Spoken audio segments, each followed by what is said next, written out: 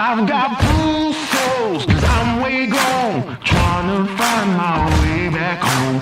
Count my bones as in desert crumbs flow. I'm gonna turn all of my stones. Rock bottom make a man and some pressure make a gemstone. Trying to put $1 to my name like Creflo. Not boy, late to the game, it's in the blood flow. And I'm from the south, it's thick skin and tough bone. Big attitude through big lips with gusto. Trust no kings, that's why they tried to crush souls.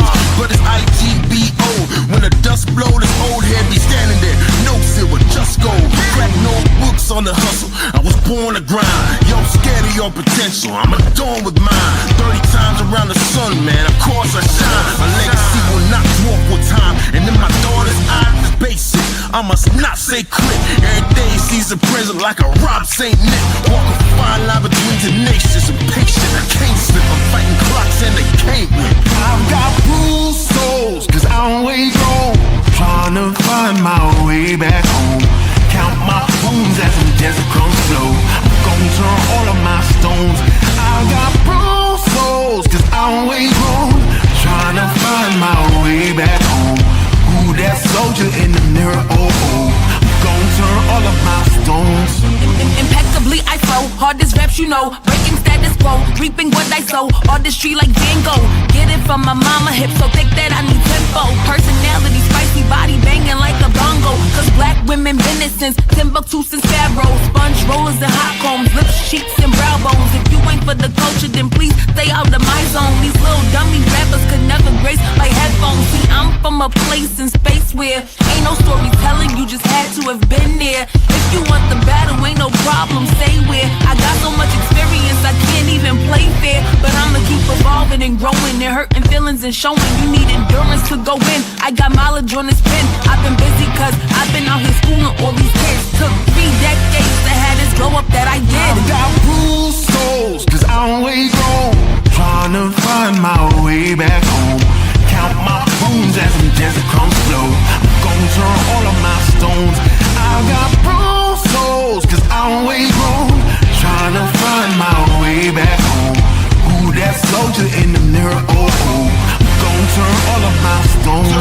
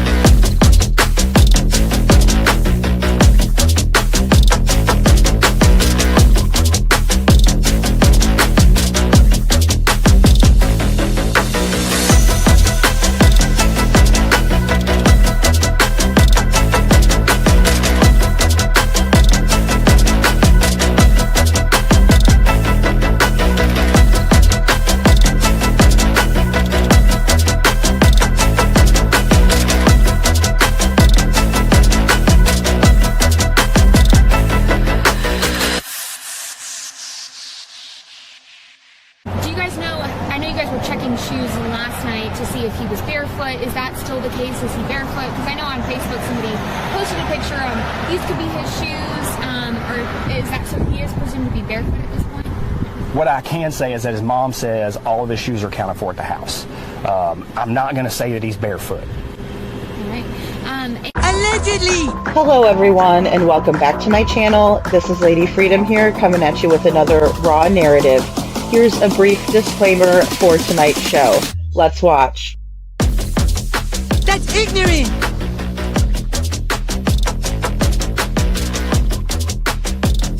Allegedly, that's ignorant! Ignorant.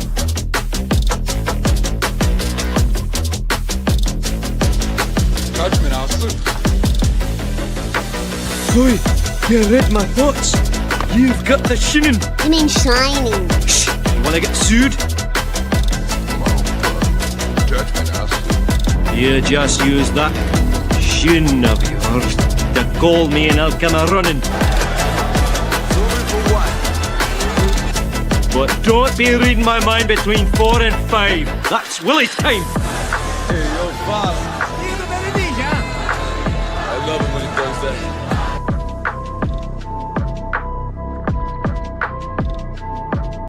Let's watch.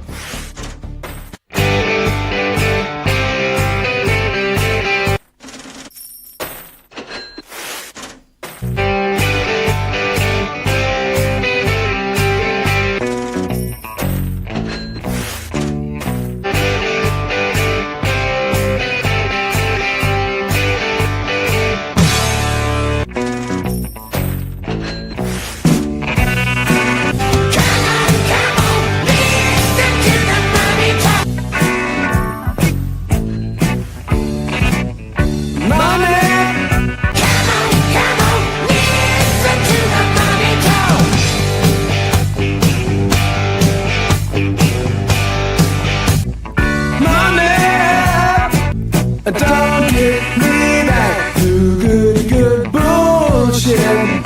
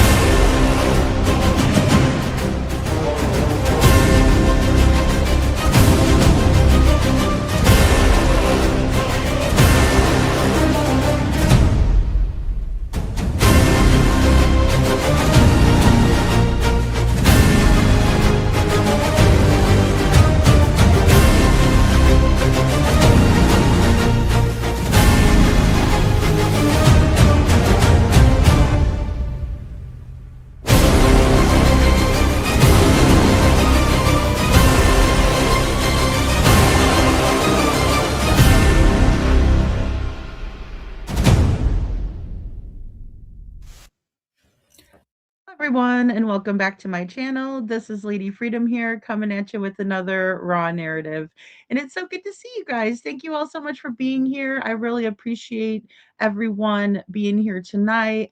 I am still working on the Devlin Tate video. Let me switch it over really quick just to do, because I know sometimes people will come in here to listen about Devlin and we're not going to spend the whole show talking about him, but because I had to take a little bit of a detour and hurry up and finish up a video I was working on with for Sebastian, because I was inspired to do so while I was hanging out in Jen's chat, kind of taking a break. I saw that she was live about Sebastian, so I wanted to stop in and mod for her for a little bit. And I ended up staying the whole time because the conversation was hopping. And I love when there's conversation and it's not just, amen, sister, let's agree. Oh, yeah, you got it. I like when there is a little bit of differences of opinion. Now, someone coming in being rude and hateful right off the bat, we had one of those people, in my opinion. They were able to stay and talk it out. But when you come in hot to somebody's chat, always know that you're going to get backlash. And typically, if you're not dealing with a reasonable, rational person, such as our friend Jen, then you're going to end up probably getting booted and, never be allowed back. But because Jen is open to healthy conversations, we were able to kind of at least find some sort of a common ground. Now, when again you go into other people's chats, it's always kind of nice to say hello first before you bash them with your opinions. But again, that's just my approach. It doesn't, go for everyone. There was some conversation in the mix where I swear this person, I've never seen them before in my life. But oh, mods, could you drop Jen's channel? Sparky Do It's Astrology for Mystics with Jen. She's amazing. Just everything she does. She has the best heart, and just the way that she looks at cases. I just really appreciate her um, being open, but also standing where her ground where she needs to. So that's why I love Jen. Well, for many reasons I love her, but that's one of the things I love about her. So thank you guys so much. Definitely go sub up to Jen. She's amazing.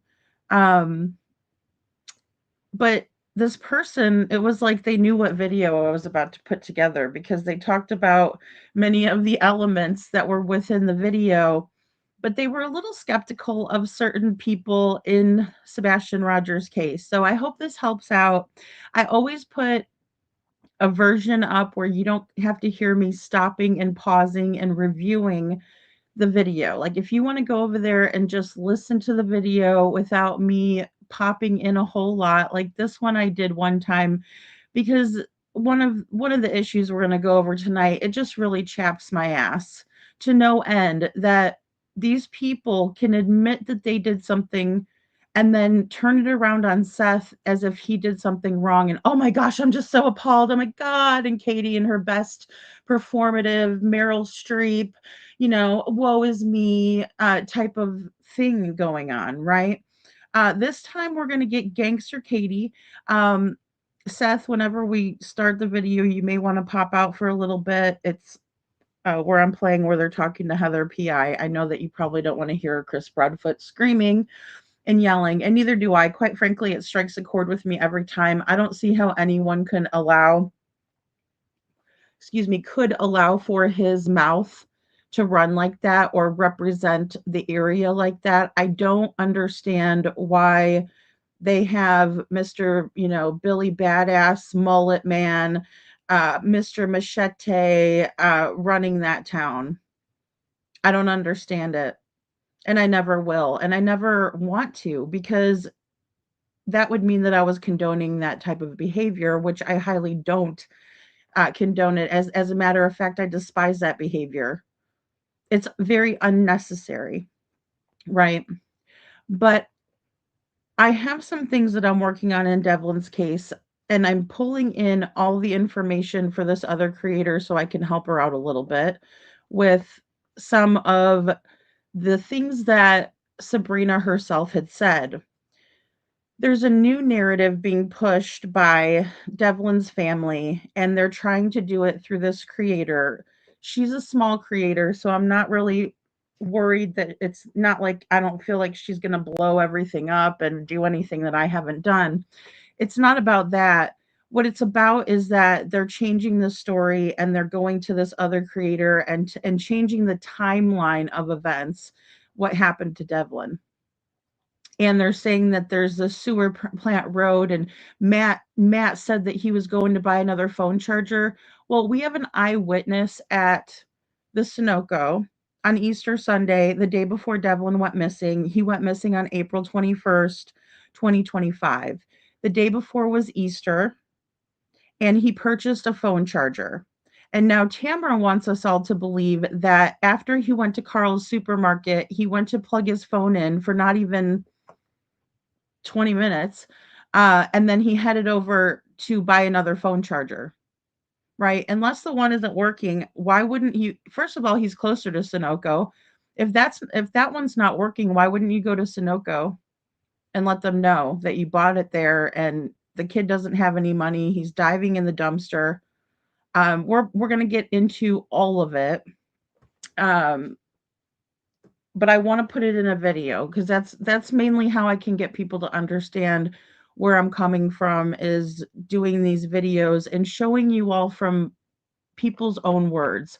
Sabrina also confirmed this to Piper several times in the interview that she just recently did with her.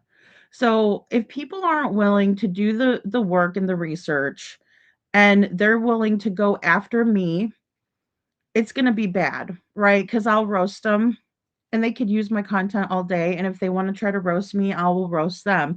But what I want to do is make sure that I'm sticking with every single fact of this case that I can, and using every bit of their interviews to support what I'm trying to say.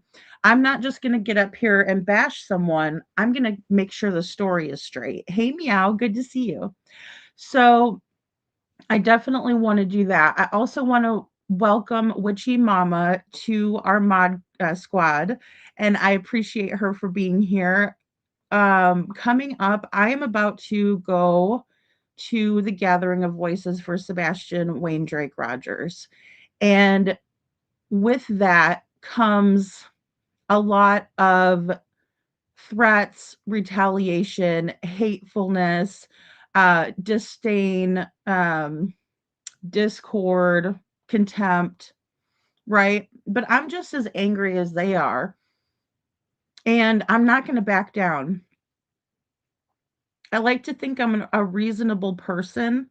And because I'm on the outside of this looking in, it's easier for me to keep my cool. I think that Seth has done an amazing job of keeping his cool. And I think that there's been a couple of times where, he's let people push his buttons, but we all kind of do that to a certain extent, especially when we're dealing with a narcissist, right? There's something called reactive abuse, and it happens when a narcissist pushes someone, which I'm a big believer in. No one can make you do anything that you don't choose to do, right?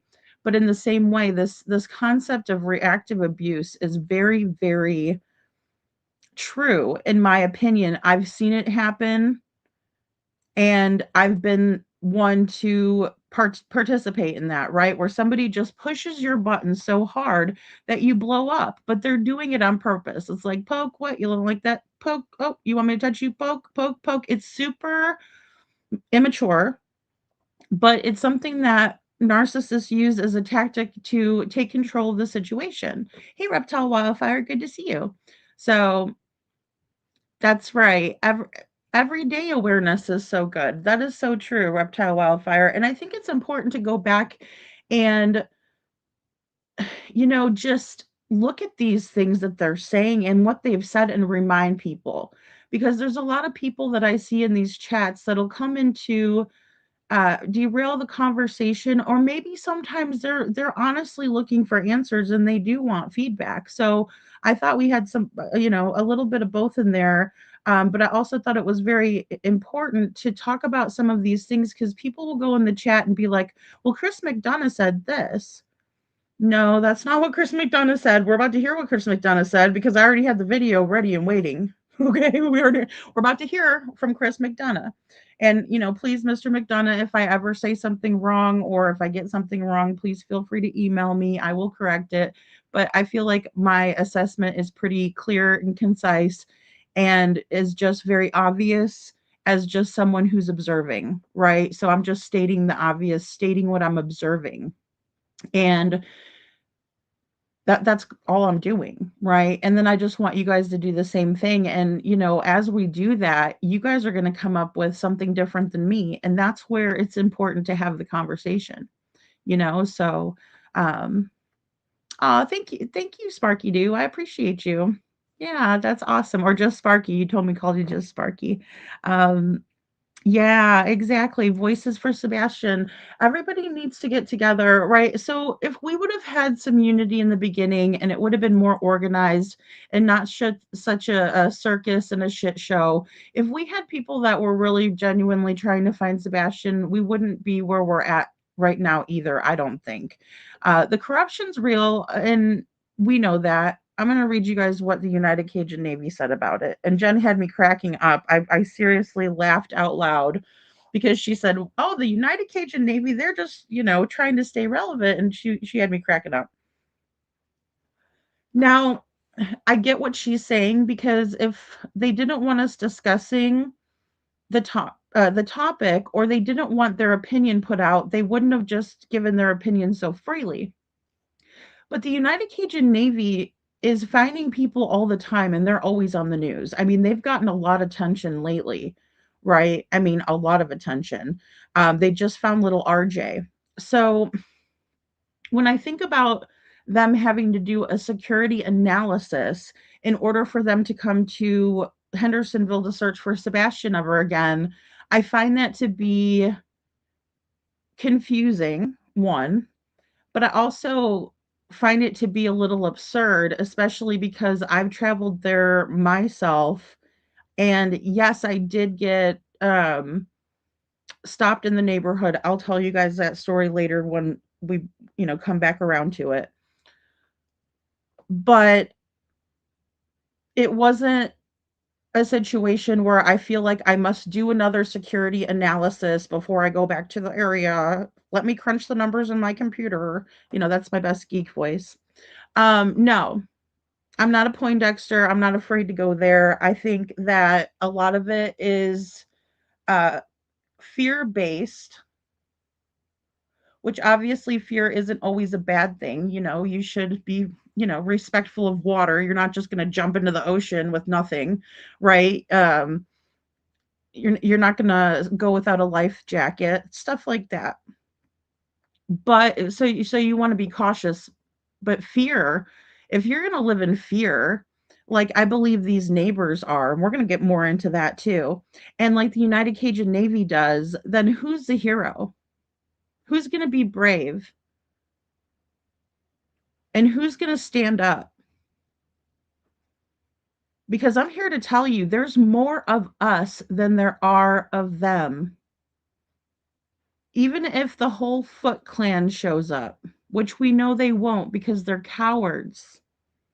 Brenda Calvert, put on the whole armor of God, that ye may be able to stand against the wiles of the devil. Right? That's what we're dealing with. Ephesians 6:11.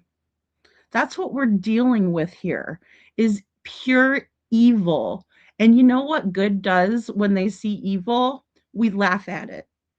We laugh at it because it's funny to us, because good always prevails. Oh, those are good cases, though, to look at, Sparky. I'm so sorry. I've been wrapped up in Madeline Soto and the Delphi case. That one is one I was very interested in as well. For way too long, just been special Wade Drake Rogers for the past year. Sorry to ask questions I don't know the answers to. Forgive me. No, Sparky, please ask the questions. I think questions are the best way for people to spark up a conversation. Questions are good. I love asking questions. Sometimes I get a little bit choked up. As we'll watch Josh say later, he says, sometimes I just don't know what to say, and I feel like that too. There's times where, believe it or not, I'm speechless and I have no idea what to say or what to do, besides give the Care Bear stare. I don't know. I don't know, but I do know that I'm not going to fear evil or the acts of evil. And then again, these cases, if we look into these cases, we find similarities. And I think people who like to deep dive into cases are really caring people who understand that we're dealing with people, right? Real people, real lives. And in that case, they deserve to have that attention.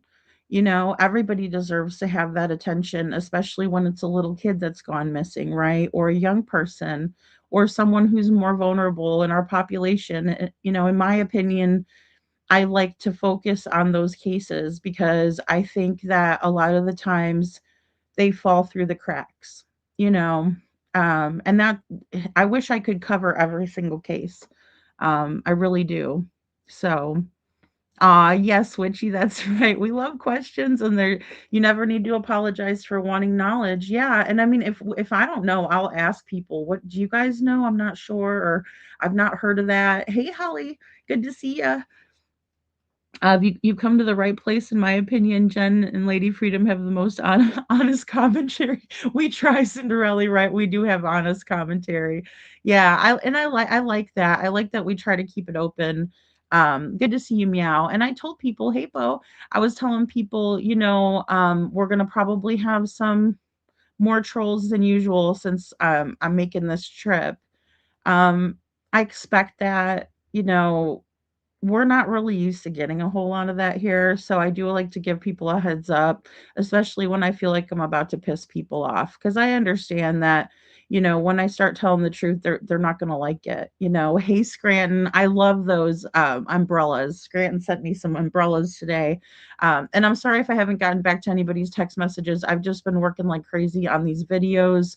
And then I took a break, like I said, but Jen's live was so good, and there were so many good questions. People were talking about like really heavy topics, but there's like much needed to talk about, right? Just to kind of get it out there, and especially if it's weighing heavy on people's hearts. Um, there are various versions of the United Cajun Navy. Yes, Trishy, I was actually talking the other night with Jen about that. And in the beginning, people were thinking, "Oh, it's not the real United Cajun Navy who is going to search for Sebastian," but it turned out it was. Um, Brian Thrasher was on Nancy Grace, and I'm going to go a little bit. I'm going to deep dive into that. But while I was on TikTok, I wanted to show some of the threats that I found that were on there. Um, there was excerpts, which makes it easier on me, right? Because I don't have to search out for, on a 7-hour conversation, I don't have to search out all of those little tidbits, right? I can just grab them up little, as they are, and download them, and not like download 7 or 8, long lives to get to what I need. And so I found some really good clips, and I wanted to play those first because Sebastian Wayne Drake Rogers went missing on the evening of February 25th, 2024, and he was reported missing the next morning around 6:30. I will say between the hours, or between the minutes, because there's some new dispatch audio that I was listening to, that puts them calling the law a little bit earlier than the other versions, right? And so I still want to verify and listen to that. But I was also working with that with Kiki, and she's the one that brought it to me. She's planning a video, so again, we're all working together, and I want her to shine where she's worked so hard, right? Like I just want to do that. So, but I'm confused a little bit about that timing. Some people might say, well, 12 minutes isn't a long time. 15 minutes, 20 minutes isn't a long time, but it is in the grand scheme of things. It means a lot. Um, Either way, he was reported missing about 6:30 a.m. on Monday morning. That's the 26th of February. It was a leap year that year, and so there were some extra days in February. It went till the 29th. We watched Seth's boss talk yesterday in a very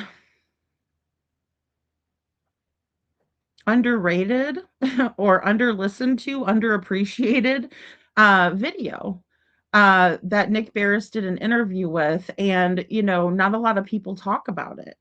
Hey, Blessed in Florida, good to see you. Hey, Mama. So, that's part of the problem.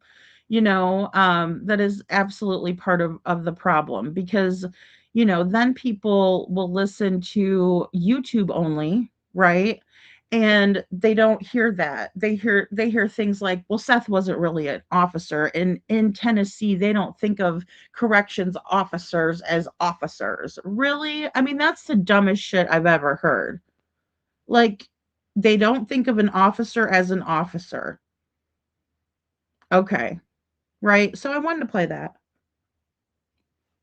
There's people out there that think that Seth shouldn't be cleared. I think he should be. Absolutely 100% unequivocally needs to be cleared. Right? That's what I think.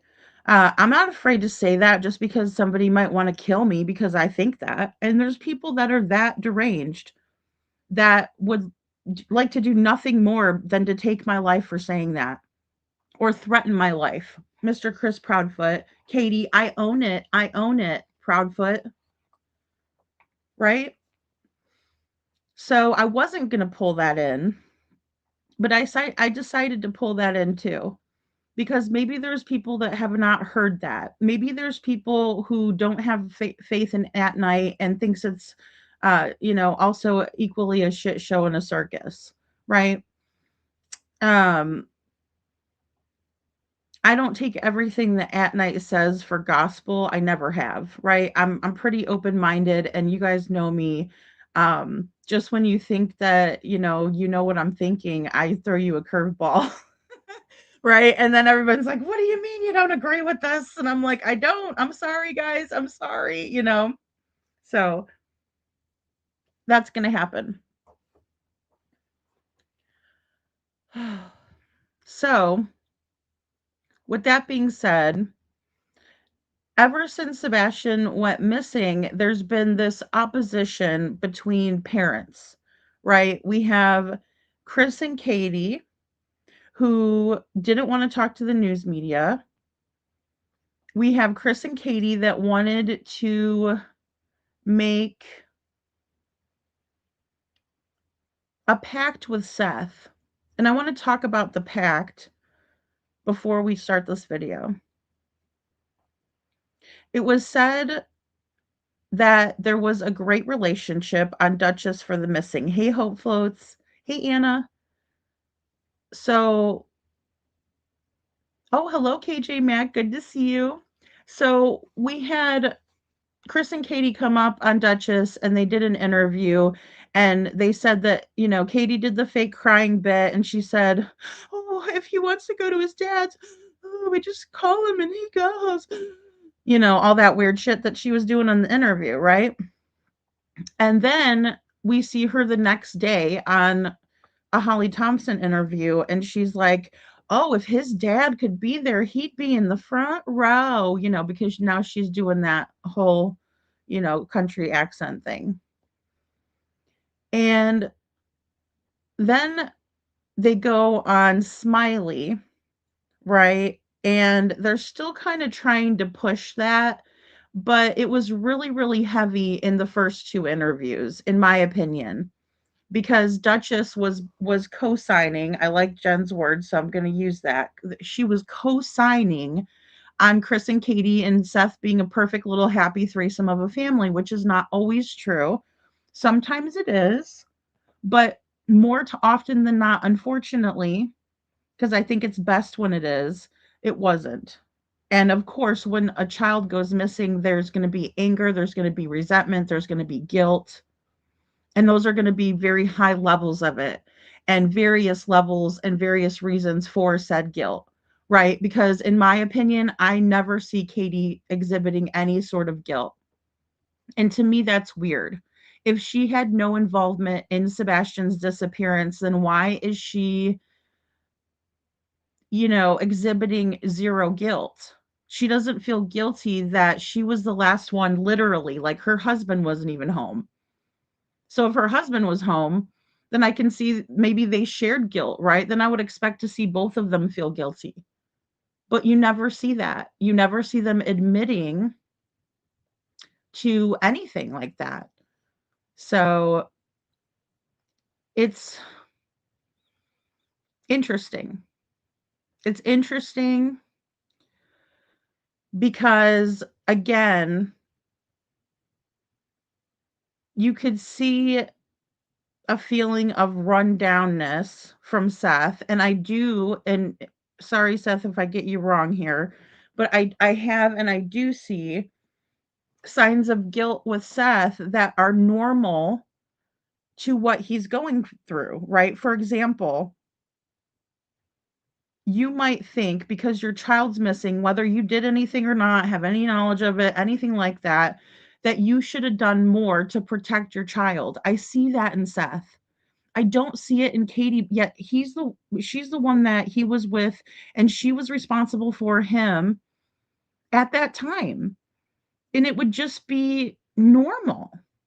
You know, Cinderella, she acts like a know-it-all, and I understand that maybe she knows more than us, and sometimes we get things wrong, and maybe it's just so annoying to her, or like nails on a chalkboard, or maybe, you know, she'll see 20 comments and they'll all be the same, so she's tired of seeing them. I can look at the flip side of the coin. You know, I can always do that. I can always look at the flip side of things. I don't know why, but I've always been like that. You know, it comes with being honest about things. You know, it really does, because, you know, you can see it from both angles, you know, if you really just try. Like, just say, I am Katie, right? I don't like it when I have to be Chris. But, you know, I've even put myself in Chris's situation. I've even thought to myself, is there something going on where Chris has no idea and Katie just did all of this on her own, and that's why he's so pissed, right? Because, like, he gets pissed. I mean, from zero to bitch, right? And it doesn't take long. I mean, it's just like, you know, all engines go. So I've always tried to think of it at every angle, you know, and we were having some interesting conversations even about, you know, Seth's side of the family, you know, and that sort of thing, you know, how his mom felt, or what her role was in it. And I think a lot of that has to do with, you know, what Nerdy Addict just put out from Chris, and then saying that Sebastian had a burner phone and the grandmother's name was on, you know, number and name, um, or sorry, the name wasn't listed. It was a number that was a grandparent, and, you know, of course there was no other information. You know, if you're gonna say something like that, then why don't you specify what grandmother? If Sebastian didn't have two, then there would be no need to do that, right? And I'm saying that nicely to Cruella, right? Because she wasn't a good grandmother to him. I went and peeped on her Facebook page before she shut it down. There was not one picture, not one, you know? Hi, Dino. So, or Dino. I don't know which one it is.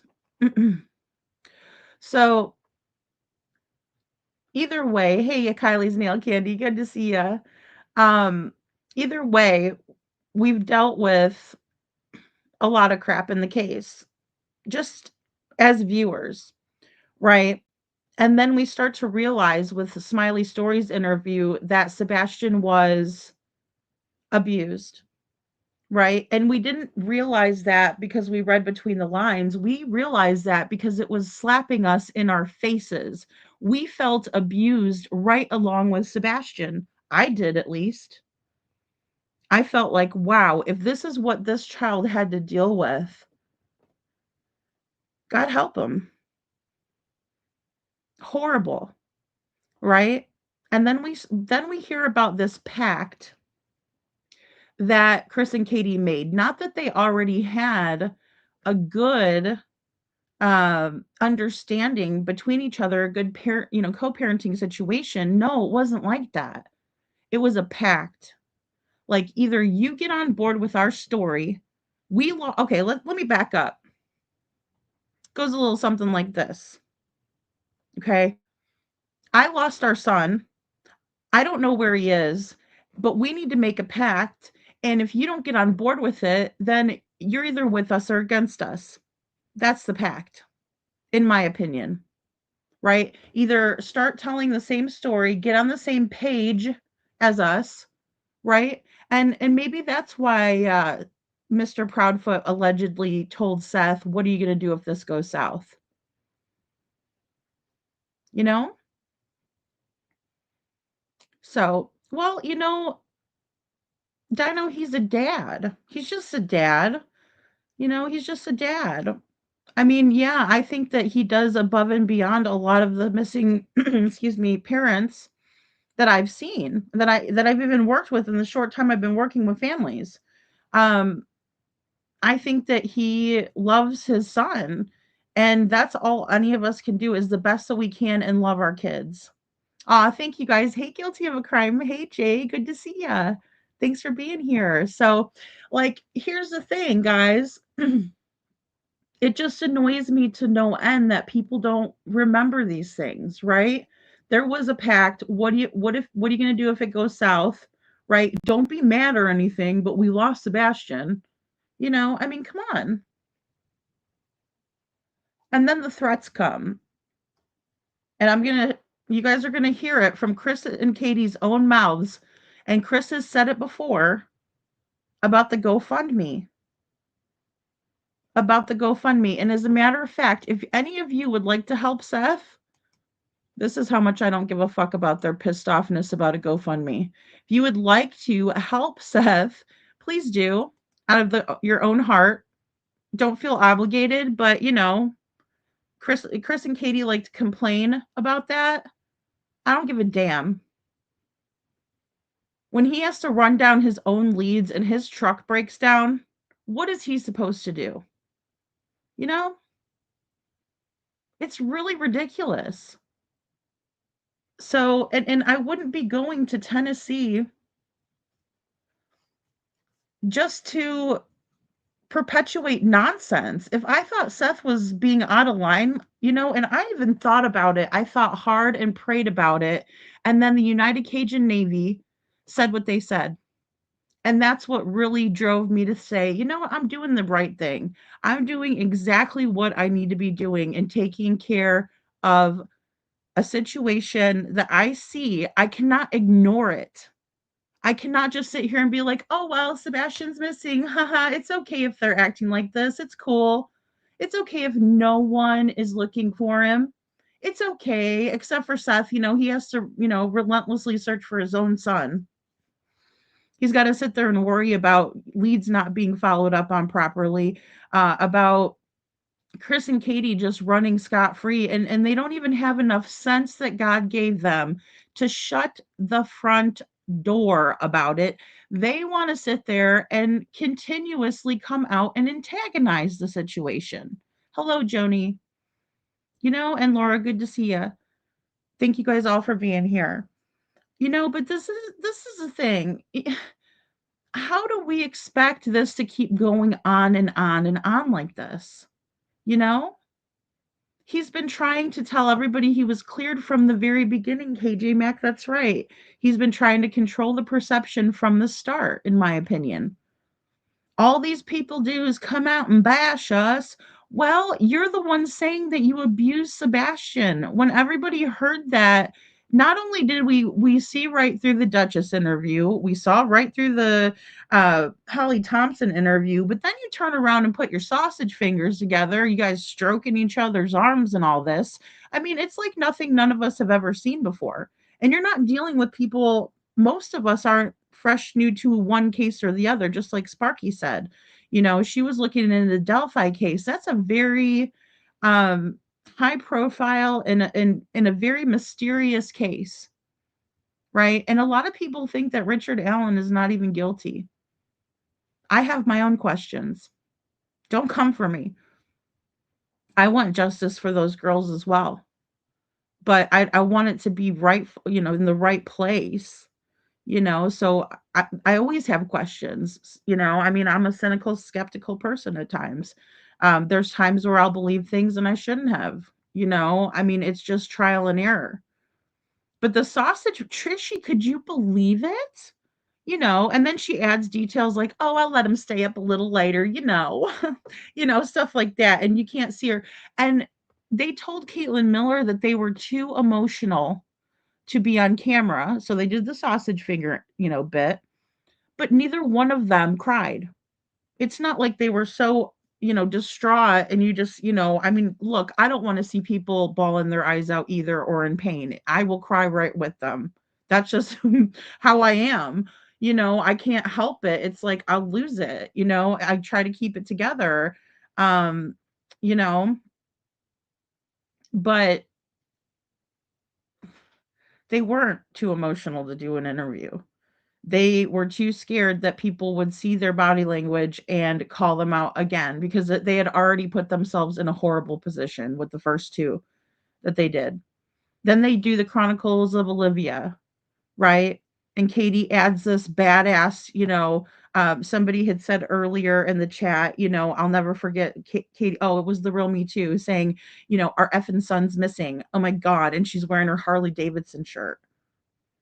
It's like, what?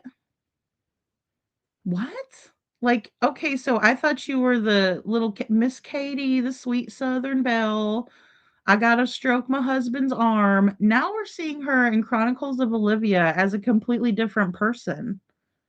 And guys, when I put my videos out in the beginning, I said this very thing. I said, Katie's demeanor changes in each interview. We get a different person, a different accent, a different personality. I was like, is this Sybil? Are we dealing with Sybil? Like, honestly, I thought she was acting crazy in case they charged her like Letitia Stout. I thought maybe she was acting insane. So that way, when she did get pinched, she would have a defense. Honest to God. I was like, what is this lady doing? And when is she going to get caught? You know? No, Sebastian wouldn't have went out barefoot, Dino, and that's a big one. OMG, I did not know they used too emotional as an excuse. Yeah, Jay, I have a screenshot. I could send it to you. It's Caitlin Miller put like a caption above their hands. They're like holding each other's hands, and she was the one who wrote they said they were too emotional to show their faces. I mean, I was like rocked when I saw that too because I was like, "Wait a minute. How are you too emotional?" But then I was thinking, "Oh my gosh, these poor people." Then I'm like, "Okay, maybe I got them wrong." Then I go watch it and I'm like, "Oh, hell to the no." So I think like she was kind of being snarky as a journalist, but didn't really want to, she put it in really good terms because at first I was taking it as like, oh, maybe they were too emotional and she witnessed their emotions, but then they just showed their hands. But then no, they didn't even cry one time during the whole entire thing, you know. Yeah, they're shady as Yep, shady AF, but each interview gets worse and yes, a different person every time. Yeah, and I mean, I've never really witnessed anything like that other than maybe, like I said, an insanity defense. Like she knew she was gonna get caught sooner. Well, she may have gotten caught sooner or later. Yes, I will, Jay. But so I'm like, what's with this lady? I don't know how to take her. Yeah, like, I mean, different personas, Trishy, and I was like, "Okay, but, even people that do that, they present like they can't help it when that's gonna happen to them." Like, and usually it's a traumatic situation that puts them, puts them into that different, person as a defense mechanism type of a thing. But it was like, whoever she was talking to, Katie seemed to have been mirror matching, which is strange. This makes me realize even more about them. And yes, Letitia Stout didn't show her face, so they didn't use it as evidence. Oh, that's right. I forgot about that. Um, the interview that she did, was it a male reporter? And he was standing where you could see him, but you could only see the back of her head. Oh my gosh, that was crazy. See, that's the vibe. That's the vibe right there, you know? Except for Sybil wasn't faking it. Poor Sybil, you know? Um, I don't know. There's a couple of different reasons why that could have been used, you know? Um, yeah, very interesting. Yeah. Yeah, her interviews are really mind-boggling for sure, Trishy. And, maybe I should go back and watch some of those. Remember during the birthday interview with the news when KK basically laughed and smiled the whole time, her acting was horrific. Well, yes, Trishy, I mean, I got a lot of screenshots of Katie, doing weird things in that interview. She's talking about the flamingo and she's got her arm up and Chris is just like, I don't know. I don't know what he must be thinking in his head, but, like, I would have my head in my hands if that was my spouse, like, "How am I gonna get you out of this one now?" What are we gonna do with you? 'Cause, but Chris just seems to kind of, like, go with it, and that's weird too. But you're right, Holly, she did the whole green tea, and all that, the whole thing. Um, the whole thing, that's how I got her in the flashlight pose, and it's not helpful. I mean, I guess it it is a situation, to be fair, where they're damned if they do, they damned if they don't, right? Because if she doesn't come out and do the interview, we're like, "Where's Katie? She's not doing the interviews. What the hell?" And then if she does, we're like, then we're really like, "What the hell?" Because she's not good. She's a horrible liar. Horrible liar. Have we ever seen KP cry? I mean, really cry, not just a Kleenex dab yeah, no, snotty. Cece, the Holly Thompson interview, Katie seemed to be visibly upset, right? Like her eyes were puffy. It looked like she had been crying. Um,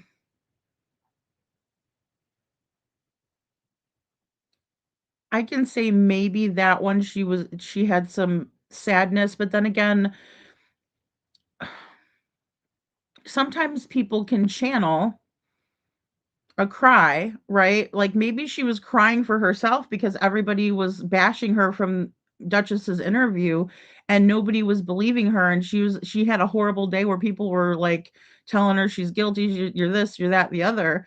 And it was mistaken for grief for Sebastian or being sad for Sebastian. You know, I, I can't really even recall any other time that it seemed to be even remotely genuine to me, you know? "Oh, I'm sorry, Dino." Well, yeah, and that's completely normal for people to cry. I mean, and some people keep their emotions in, Like, not everybody's gonna be, as emotional as the next person. Um,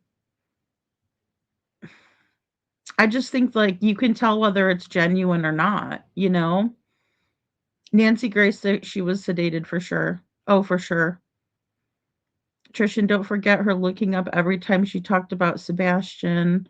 Yeah, well, and Chris was absolutely in that interview looking at Katie, looking to see if Holly was buying it. Looking at Katie, looking to see if Holly was buying it. I noticed that. Duper's delight. Yeah, Deanna. Aw, thank you, Chuchi. Duper's delight, 100%. In one interview, CP rolls his eyes when talking about Sebastian. Yeah, he does. And he was doing a lot of shrugging and like, I don't know. I don't care. And in this part where we hear him talking to Heather, the Seth's first PI, um, he says, like, I don't give a shit. I don't give a fuck. Like, I'm just gonna say it's gonna be a night where there's gonna be some swearing going on, not just from me. um, Duper's delight, yes. I knew what you meant, Deanna. I knew. Yeah, that it is upsetting, Trishy. And and that's the thing. I think a lot of parents, that have gone through this. I don't, this is one thing that Chris talks about a lot, and Katie talks about a lot. Just because like we haven't gone through it, that doesn't mean that we can't understand where someone's coming from, right? There's not a way of feeling that same pain unless you've gone through it. No, but I mean, you can put yourself in a position and think like I wouldn't want to lose my son, daughter, or granddaughter, or niece or nephew, anybody, any, especially kids. So I mean, like, I think people can relate even without having gone through the exact experience. I think that if you have, you know, compassion for someone else or empathy, then you can understand where they're coming from. So, well, that's true. That's true. KJ says puffy eyes from what? We can't trust anything. No, we can't. And well, because they have been dupers. They've duped a lot, you know? Yeah, but if she wasn't acting and came across natural, I don't think we would all be suspicious. It's her bad acting and obvious lies that made us question her and CP. Yeah, I think so too, Anna. And I think that is part, I think that's where Chris's rage comes in, not necessarily, the fact that he's upset, right, about what people are saying. It's more that we're not believing their lies, right? It's a frustrated anger, anger that comes from a place of frustration or whatever. Um, she might have had a fight with CP. Hey, I, I was married to someone like this. I know, you know, the only thing worse than being in a horrible situation is being in it with a narcissist. We'll just put it that way because they don't make things better. It's not a soft place to land. It's a very hard landing. Guilty of a crime says it's similar to how a killer or a perpetrator in a case never calls 911. They don't want it used against them. No 911 call from KP or Jennifer Soto, many more people that we ultimately find guilty. Exactly. And, you're right. I know there's like at least just off the top of my head, like 10 different instances where people have gotten caught up from their 911 calls. I mean, just there's a lot. I mean, there's way more than 10, but just off the top of my head, I could think of a bunch of them where you're right. Like they either over explain or you can tell that they're not trying to give life-saving measures, things like that. Dateline is a perfect there's like a lot of Dateline episodes that's they bring in the 911 call. Yeah, for sure, Jay. That's a great point. That is a great point. I mean, there could be some guilt going on that is not being outwardly projected. Definitely, CC. I think you're right. I mean, it could it could possibly be where again Katie's feeling it, but not really. But we're assuming that it's because her son's missing. Um, yeah, weird mode. In Holly Thompson's interview, she seems nervous, and Chris has a holy hell internal situation going on. It seems they seem in cover up scared mode. Yeah, definitely. Definitely. Well, and I mean, you can see the look on Caitlin Miller's face, and it says it all. You know, um, I wish they wouldn't have shown Chris and Katie's hands. Although we do see Chris tapping, right? So he's nervously doing things with his hand. Katie does not stop stroking his arm. That's another either nervous thing she's doing or a thing to soothe him. Um, so yeah, there's a lot in that interview, even though they didn't show us themselves. I mean, Holly's face says it all. Like she's just going, uh-huh, yeah, okay. So you know why they put music in sad scenes in movies to make up for the lack of actual emotion. It takes the place of emotional transfer you aren't getting. Never once felt real emotion from KP. Wow, KJ, that's interesting. I didn't know that. Or I mean, now that I'm reading it, it makes a lot of sense. Yeah, I can see that. Yeah. Because I mean, actors and actresses, some of them aren't the best, right? But it's the music, it's the score that gets you pulled into it. Yeah. Lady Freedom, did you make of what do you make of the scratches on CP's arm in the one interview? Um, I think that's a good question. I think that they could very well have been scratches from an altercation or maybe even bite marks. The one picture shows Sebastian's, teeth and then the bite mark patterns, and that was Mandy from Spirit Seeker Squad. And boy, she, like I said, she pays attention to detail like no other. I was like, wow, but you can definitely see them. And I don't think they were from the Morkies. So, hey, Ann Brock, thanks for being here. Good to see ya. They should be background music to her videos. I do put background music to their videos, but usually it's like sinister. So that's terrible of me, right? Because that's kind of, but it's part of the painting the picture. So it's like when they're saying stuff, I'm like, dun dun dun dun. Oh my gosh. No, but I mean, I don't know. I really think that they are capable of doing horrible things the way that they act. And I mean, I shouldn't say always, but for the longest time, I was kind of like, hey guys, maybe, Katie's being abused too. This guy is, rough and, maybe she's scared of him and stuff. And I really did try to look at it from her perspective, especially, knowing how it is to be with someone like Chris. Because Chris was always like, wow, he's, holy cow. And then with Katie, I was like, well, I know that, you know, sometimes you're afraid to cross them. And I think a lot of people in their neighborhood are, because I'm about to show you um, what's been said. And I know that we went over this interview again, but it's just kind of going over all of the threats. And then I want to bring some more about the United Cajun Navy in. Um, Chris can't control what we think, and that's why he's so mad. Brenda, that's spot on. It pisses him off because he knows that he can't, like, narcissists love to control everyone and everything. And now that Chris's world has opened up to more people, it's very, in my opinion, nerve-wracking, frustrating for him, because he cannot control everyone. And he's very upset about that because the majority of people, in my opinion, can see right through him. They don't like to be around him. They think he's guilty. They think he has at least guilty knowledge. They think he's a bad guy. They think he's abusive. They think he's a bonehead, which is true in my opinion. But he can't control all of these people. So it's so overwhelming for him that he just gets you know, like a rabid animal, in my opinion. Um, so yeah, Cece, you know what I'm saying. I mean, hey, Janet, why can't Katie speak herself? CP always, yeah, oh, yeah, Janet. And he straight up tells, I mean, he yells. I shouldn't say he straight up tells, he yells at Heather. And he's like, you're not talking to my wife, blah, blah, blah, blah, blah. We're about to hear it, like I said. I like having Seth in here, but I understand when he can't be in here. And I understand, guys, if you guys have to leave for a little bit and come back, I get it. Like, don't feel bad or anything like that. I see my numbers drop when Chris is brought to the stage, okay? It's not lost on me, and I understand. And it's triggering to a lot of people.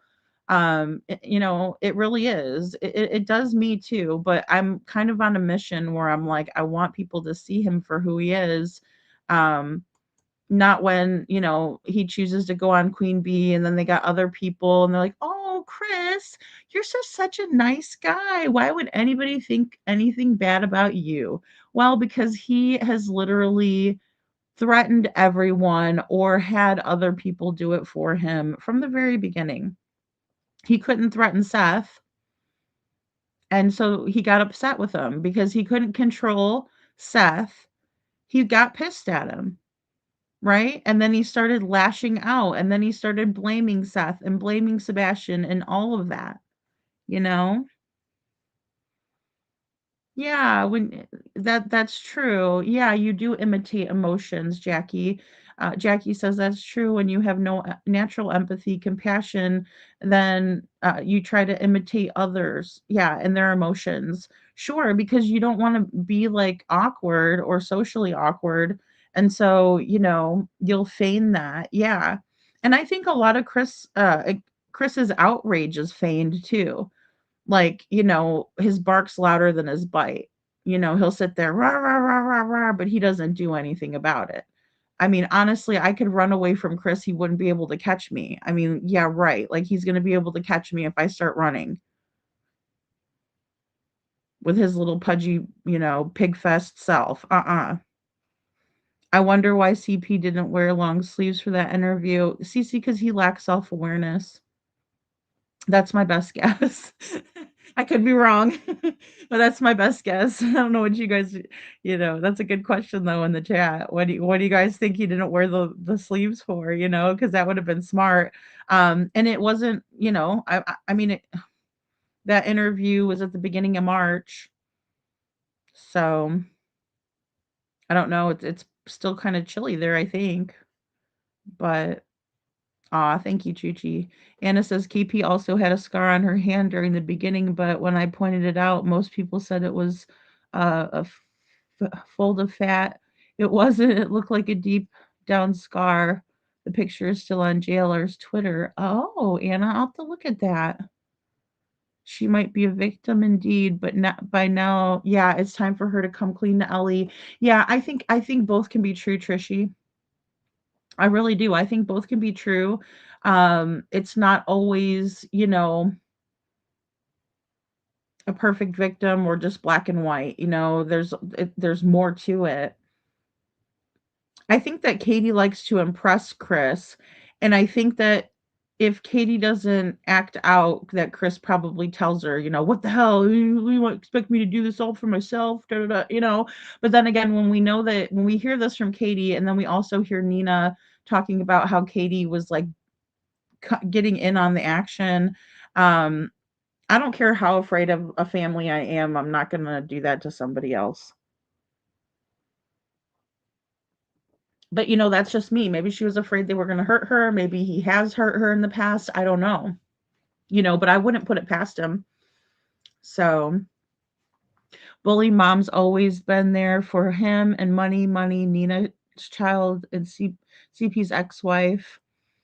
Heard bullying a narcissistic person my way. Well, and I think that when people get in on that, it's one of the oldest psychological tricks in the book. It's why all of the people who participated with Hitler in the Holocaust, I mean, some of those people probably didn't want to do that, but they also didn't want to be thrown in the gas chamber themselves. See what I'm saying? Like, there's been studies done on that. It's very interesting. And it's you're not with us, you're against us type of a thing. Hey, Kylie Ray. So I know the sad song. I know, Cece. I know. I'm gonna put another song to that background because I know it's so sad. It just like, uh, I know. I know. Yeah, Chris is a master manipulator. He is. He is. And then also, he's got a lot of pull in the area because of his mom. And again, he likes to hide behind that. Um, I'm a little teapot. And my mommy's gonna get you if you don't, do what her baby tells you. Like, it's very odd, you know. I think he's so arrogant that he figured out nobody would notice or say anything. I think so too, I think that if they do, he just starts yelling at them, they back off. You know? Not that I'm saying that you should start, yelling at him back or anything, because that's never going to help. The narcissist will always raise their voice louder. They always want the last word. The best thing that you can say to a narcissist when they're trying to argue with you is, "I'm not going to argue with you," and then shut up. Don't say another word. And they'll blab on for a second, and then and then they'll shut up. I swear to God, it works. Learned it from Rebecca Zung. If you say, "I am not," or I'm sorry, not Rebecca Zung, Dr. Ramani. If you tell them, I'm not going to argue with you, and you just shut up and you just, don't look at them, don't stare them down or anything, but just, I'm not going to argue with you, and leave it. They'll shut up really quick. It's weird. I swear when I used it the first time, I was like, what the fuck? Like, I couldn't believe it stopped the conversation. In my opinion, CP is just ignorant. Yes, Laura, he is. And the thing is that when you shut the conversation down like that and you put the ball in their court, as in they're being irrational, they hate that, right? Because the narcissist's ego is so fragile, guys. The biggest thing with a narcissist is their ego, right? So if you say something like that, it shuts them down, because if they start arguing, then it's going to make them look bad even to themselves. It's the weirdest thing. That's well, maybe that's just my interpretation of it, but either way it works. I can't say why it works, it just works. I've used it plenty. Eyes are the window to the soul, Laura. Yeah, I agree with that too. Ever notice KP doesn't look interviewees in the eye? Yeah, she never does, unless it's to prove a point, right? Or unless it's like the end of the conversation, and then she'll just look. But I mean, even Nancy Grace, she did everything to Chuchi. Sorry, I just saw the teapot. Um, but no, she was doing everything not to look into the camera even. Like, she didn't even want to look at Nancy. And it was weird. And Nancy pointed it out, and she's just like, well, I've been crying this whole time and I'm not crying anymore. It's like, okay, princess. Well, the Queen of Sheba is what I call her. Trixie says the fact that she sits by while he talks about her son in a derogatory and demeaning way is a little evidence towards his abuse and towards his abusive nature, and toward her, how she allows it, especially while Sebastian is missing. Well, and I mean, Trishy, I think that's so true. Like, at a certain point, wouldn't you tell people, like, I would be calling Queen Bee behind the scenes and Clue, and I'd be like, "Could you guys not have my husband on ever? If you love me, if you care about me at all." I mean, it would get to that point, right? Because all it's doing is making things worse and causing a circus. Even when Chris tries to come up there and act nice, he starts doing that voice like this, and it's like, "Whoa, psycho, chill out." Like, he's a creep. He is the biggest creep I've ever seen, but I know I can outrun the bear, so. All right. So I'm gonna go ahead and play this, guys. Oh, this is gonna be painful tonight, but some of it's good. So it's not all bad. We're gonna hear from both sides of the story here. So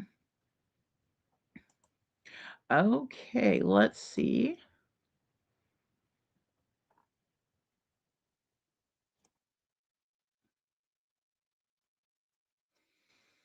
Here we go.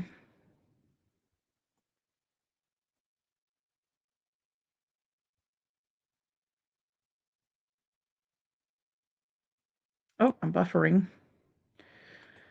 I'm a buffering. All right, here we go. Oh, hey, Star. All right, you're just in time, Star. I haven't played yet. Oh, I see Kiki's collaboration of Discords. Yay, Kiki. I know she was working on that. Hello. All right. Sorry, guys. We're just gonna have to wait till it stops buffering. And talking about how Sebastian likes to pee his pants at school on a live stream. Why would you do Trishy, I know. And if that wasn't bad enough, he goes and or Katie turns around and says that Sebastian needed deodorant. Well, I mean, we all need deodorant or a shower or both. I mean, in the summertime, there's not one single person on earth, that's already gone through, the change, right? So to speak, that doesn't have body odor after you go through that. That's why teenagers And even like, young adults and stuff like that, when your kids are like 12, 13, it's time to find some kind of, safe deodorant, because I know there's a lot of crap in deodorant and stuff. And I know why people like to go more natural and things like that. Because I'm like that as well. Um, but I mean, that way, especially when after you get out of gym class, I mean, I used to carry that in my gym bag, or have it in my locker at school because you don't get to take a shower. And especially, when you're running a mile and then you got math class afterwards. I mean, yeah, you do body spray and do the deodorant, and then you get home, you take a shower. So to me, to tease him about things that are so normal that everybody goes through, is very hateful. As a mom, I don't understand it. And I'm sorry, guys, I'm probably going to be buffering here for a second. We have really big winds a blowing. So, let's see. Chuchi said something. Hey, Poppy Love, good to see ya. Thank you for being here. Chi says, in my opinion, they have him on their channels because he brings them clicks and views because of his narcissistic drama, his dark triad vibes. Bring on the clicks and views for those people. I think so too. I think so too. And what's really sad is that I'll go over there and watch from time to time just to see if they say anything. Last time they didn't say anything about Sebastian except for, make fun of other people's efforts. MST, good to see you. Thanks for being here. So, I mean, that's just the way that's how they roll. But people seem to forget that, so especially when they come on there and they're all doing a live stream and they're chill for 7 hours. Are we discussing adolescent hygiene issues? Somewhat, Scott, somewhat, Star. We kind of are, but sort of, kind of. I mean, I'm just saying, I think it's so weird that, you know, Proudfoot or Stepfoot would go on and, talk about Sebastian having issues like that are embarrassing, just things that you wouldn't think. No one likes to have those issues, yet he was saying things like, "Oh, Sebastian likes to do this." I got proof of shit that where he's running his mouth that he didn't talk to me and all. Oh God, sorry guys.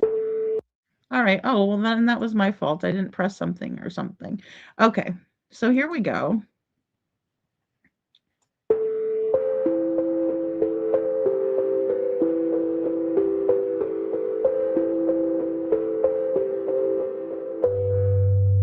Did you forget it was my heart you were playing with? You made the rules to your own game. So your heart of ice, so I brought fire to learn it all just burns the same.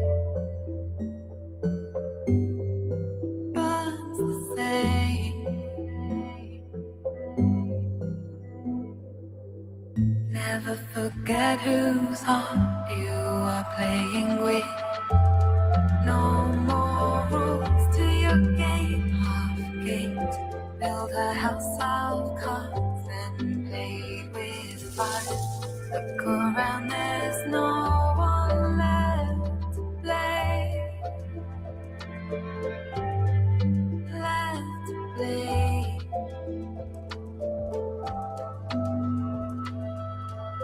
Do you think of me?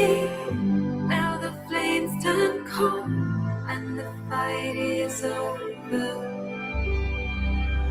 What do you think of me when these memories come as the winds turn colder? Do you think of me?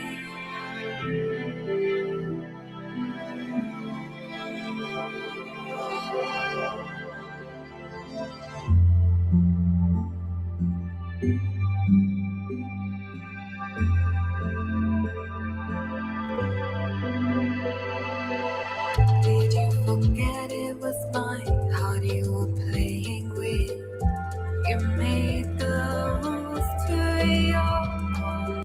All right, guys, this is the last known footage of 16-year-old Sebastian Wayne Drake Rogers with his mother, Katie Proudfoot. By morning, he was gone, and the nation's search began. So, Sebastian's case has really blown up, and they've said we never thought it was going to get this big. And that's one of the concepts we were talking about in Jen's chat about, if Sebastian made it home, um, how did that the rest of that transpire? But if he didn't make it home, how could that have affected what happened next, right? Because I've never seen the footage of Sebastian taking out the trash. To the best of my knowledge, Seth has seen the video, but it was too dark and grainy. And last night I played a video of Sebastian's supposed neighbors who saw him come home from school on Friday, saw him and Katie go out for the day, come back on Saturday, and then they were asking the police if the footage of Sebastian taking out the trash was actually Sebastian. So for his own father to say that he's not sure, and for the people who were able to capture that moment on camera to not be sure if it was Sebastian or not, it raises questions for me, whether he made it home or not. And hey, Henry Dog, thanks for being here. So I think that's important. Salute, Animal. Thanks for being here. Good to see you. And I thought I saw someone else come in. It is very heartbreaking, Janet. And the thing is that Sebastian trusted Katie. He trusted her. He saw that she was snapping pictures of him and he noticed it, but he didn't think anything of it because that's his mom, right? Really sad.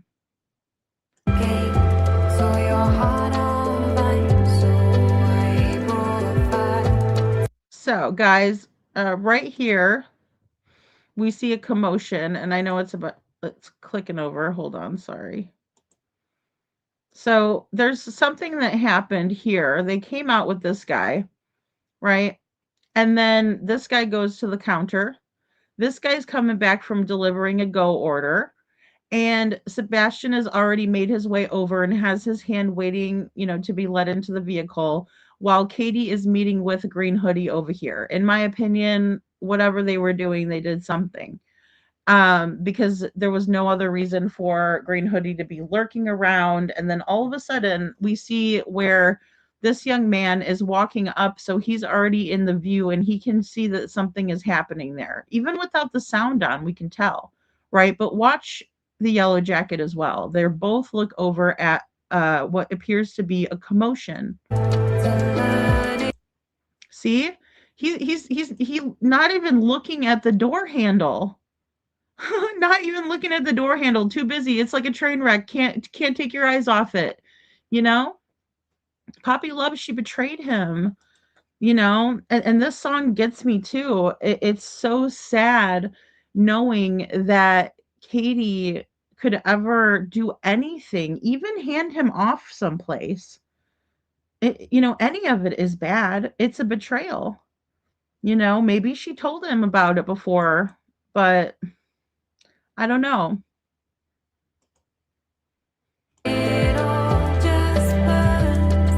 Look at him still looking. He opens the door and he's standing there staring.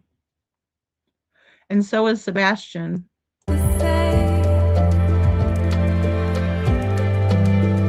All right, Green Hoodie goes off like, yeah, whatever. As if there was something that was supposed to go down but didn't, or she was upset about something. There was definitely a commotion. And then once it's over, everybody goes back to normal.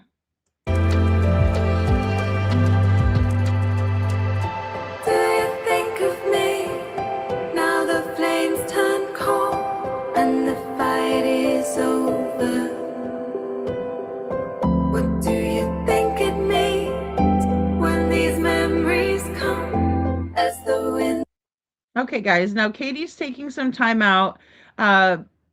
Takes them about, 45 seconds about to get situated, buckle in and buckle up. And then Katie was putting earbuds in her ears. You can see that when you zoom in, but that's what's taking them so long for her to, pull out of the pull out of the parking spot. Stand colder. Do you think of me? Now the flames turn cold and the fight is over. So when they're leaving the Texas Roadhouse, it's 6:25 p.m. Do you think of me? It's when these memories come as the winds turn cold. After leaving the Texas Roadhouse, Sebastian Rogers was never seen again. A reward of up to $500,000 is being offered by At Night. Do you think of me? All that could have been.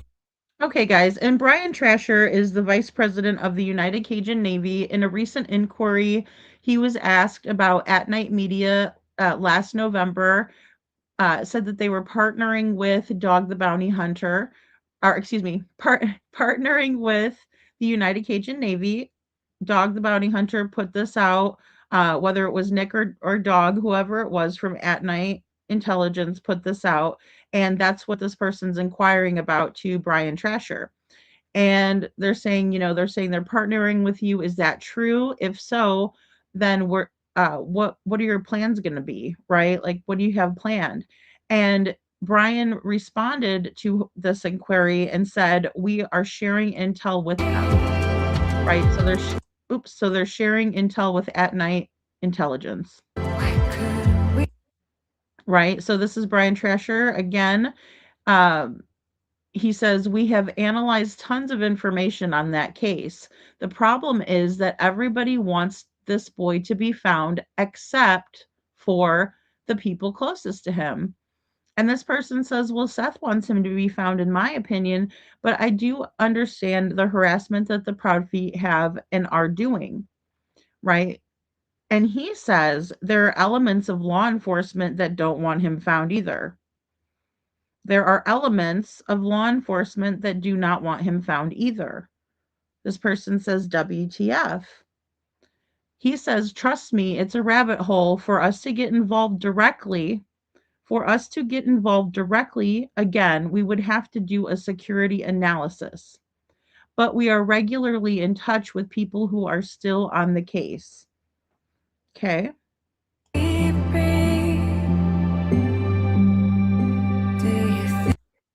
He says, or this person says, well, I'll be honest, I don't completely understand that statement. Of course, I am not privy to all information, and I do not understand that, and I don't understand that the TBI and FBI, who has a $50,000 reward, do not want him found, right? So this person is saying, it doesn't make sense to me that FBI and TBI would put up a $50,000 reward, guys. That's a huge reward for a missing child, and they wouldn't want him to truly be found.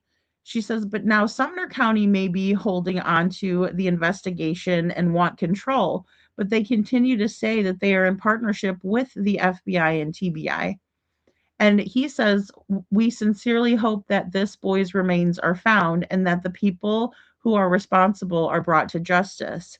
Now, again, very vague, because I don't think that we're only looking for Sebastian's remains. I think that Sebastian could be alive out there somewhere. So I do think that that is a very heavy-handed statement, and I wonder what proof he has to make that statement, or why he would think that. Not that he's wrong, I'm just saying I'm curious. And this person says, well, thank you for speaking with me and your continued efforts to find Sebastian Rogers, and they give a thumbs up.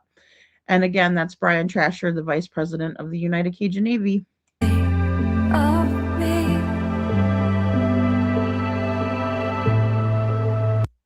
Here's Katie, proud to be an evil girl. She even has a t-shirt.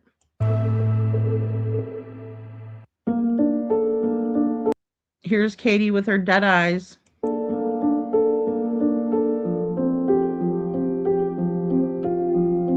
And these are all of the people that have had to deal with consequences of ignoring evil. We have justice for Rebecca. She's forever 22. Rebecca Park out of Michigan. We have little Harmony Montgomery. She is still missing. She has not been, she has somewhat been brought to justice, but is still out there somewhere.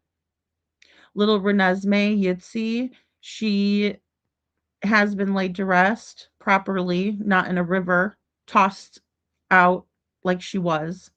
Gabby Petito, little James Hutchinson still missing, Sebastian Rogers still missing, Devlin Tate still missing.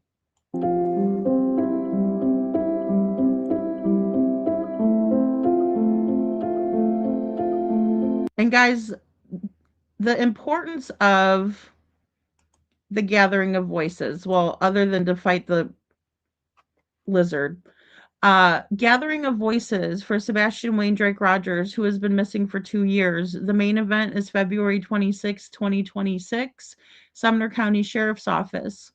On February 26, 2024, Sebastian went missing.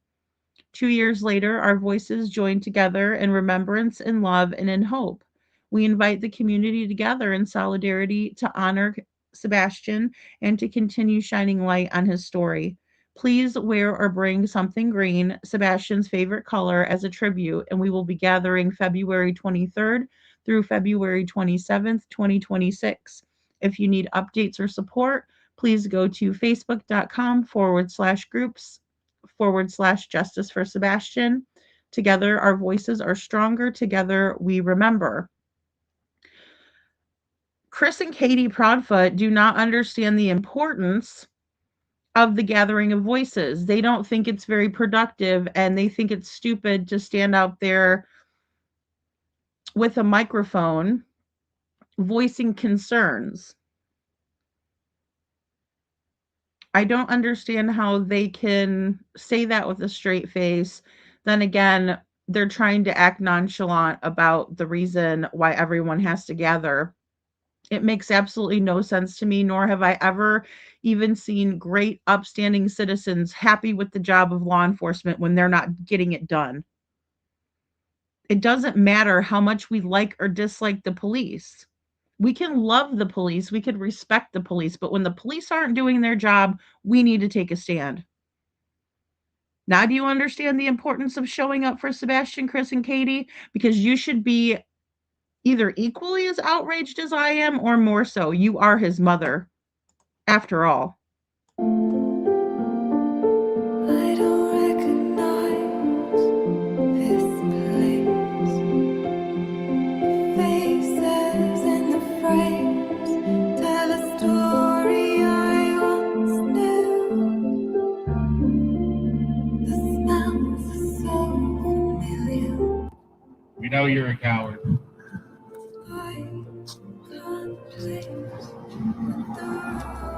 We need somebody to do something different here. And that way we can bring Sebastian home, whatever that might be.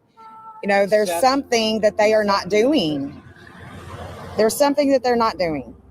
Give the case to the FBI, Craddock. Honk for Sebastian. Not for Seth, but for Sebastian. For Sebastian. We're here for Sebastian. I know where I'm at. Yep. I don't know where my son is. Right. We're here for Sebastian Wayne Drake Rogers. If you had a missing child, what would you do? You're going to sit around? Right. My son hasn't done anything to be treated like you're treating him. Where is Sebastian? That's all we want to know. Where is he? We just got to do something different, you know, to bring him home, whether that be an arrest or they need to give finding him. I mean, you know, finding him. You know. Where is Sebastian?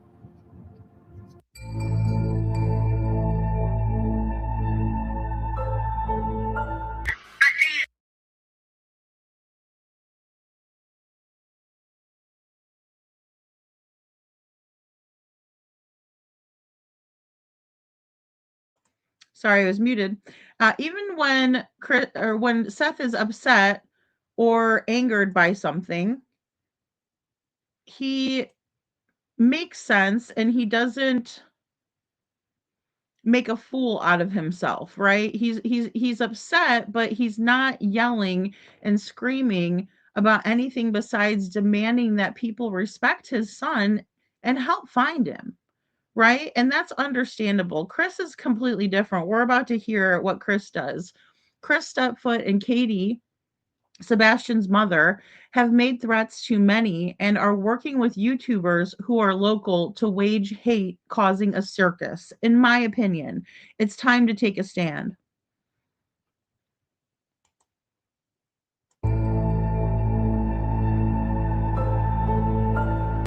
see, the thing with this is, I will tell you that Chris is nasty. He is mean, and he went off on my son and I one night and threatened his girlfriend in the Jeep. I still have it on a dash cam, which we didn't even realize it was running. Thank God it was. Where he confessed to me all kinds of crazy stuff, and afterwards it was over. My son and I looked at each other and we were like, "Wait, why did he tell us that? What is that? Why do we care?" He was telling us all kinds of stuff at the very beginning, and then threatened us with, "My mom's a realtor in Gallatin, and she knows everybody. She's got connections." And I'm like, I don't give a crap what your mom's doing. But that was a threat to me to shut my mouth and make sure I kept my mouth shut to let me know. That was intimidation. But he was like, he thought this, and I just wish I could describe to you the demeanor. I mean, the man stood in the middle of the street as we're driving slowly down the street. Now, this is my neighborhood. You're not going to tell me what road I can and can't be on. I live here too. I can go wherever I want to go and whatever terminal I want to go. As long as I'm not disturbing the peace, which we really don't even have. We're in the county, so we don't even have a, noise ordinance kind of thing. Yeah. So. Okay, guys. So this is Bobby the neighbor, of course, talking about how there is no noise ordinances or anything in the neighborhood. It's kind of off the beaten path, this little area, this Victoria Place subdivision, and then there's a new phase being built up next door. At the time of Sebastian's disappearance, we're kind of rewinding back, right? This is in the beginning when Bobby and her son's girlfriend decided to go riding around their own neighborhood in order to help figure out what happened to Sebastian. Bobby's two sons went out that very morning and were helping law enforcement. You can hear over the dispatch that they're being called in as possibly Sebastian, and then they're like, "Oh no, he's just helping," right? So Bobby says that he's in the middle of the road, and she talks about this on JLR too. And again, when somebody talks about a truthful story, not every single detail and every single thing that Bobby said to JLR is what she's saying to Crabtree and UA Crimson right now. But it's the same story, right? And that's how we can identify when someone's being honest. In my opinion, Bobby's being honest here. I just wish she had enough guts, and I hope that she got it over to law enforcement and reported the threat. Hey, YouTuber is here. Good to see ya.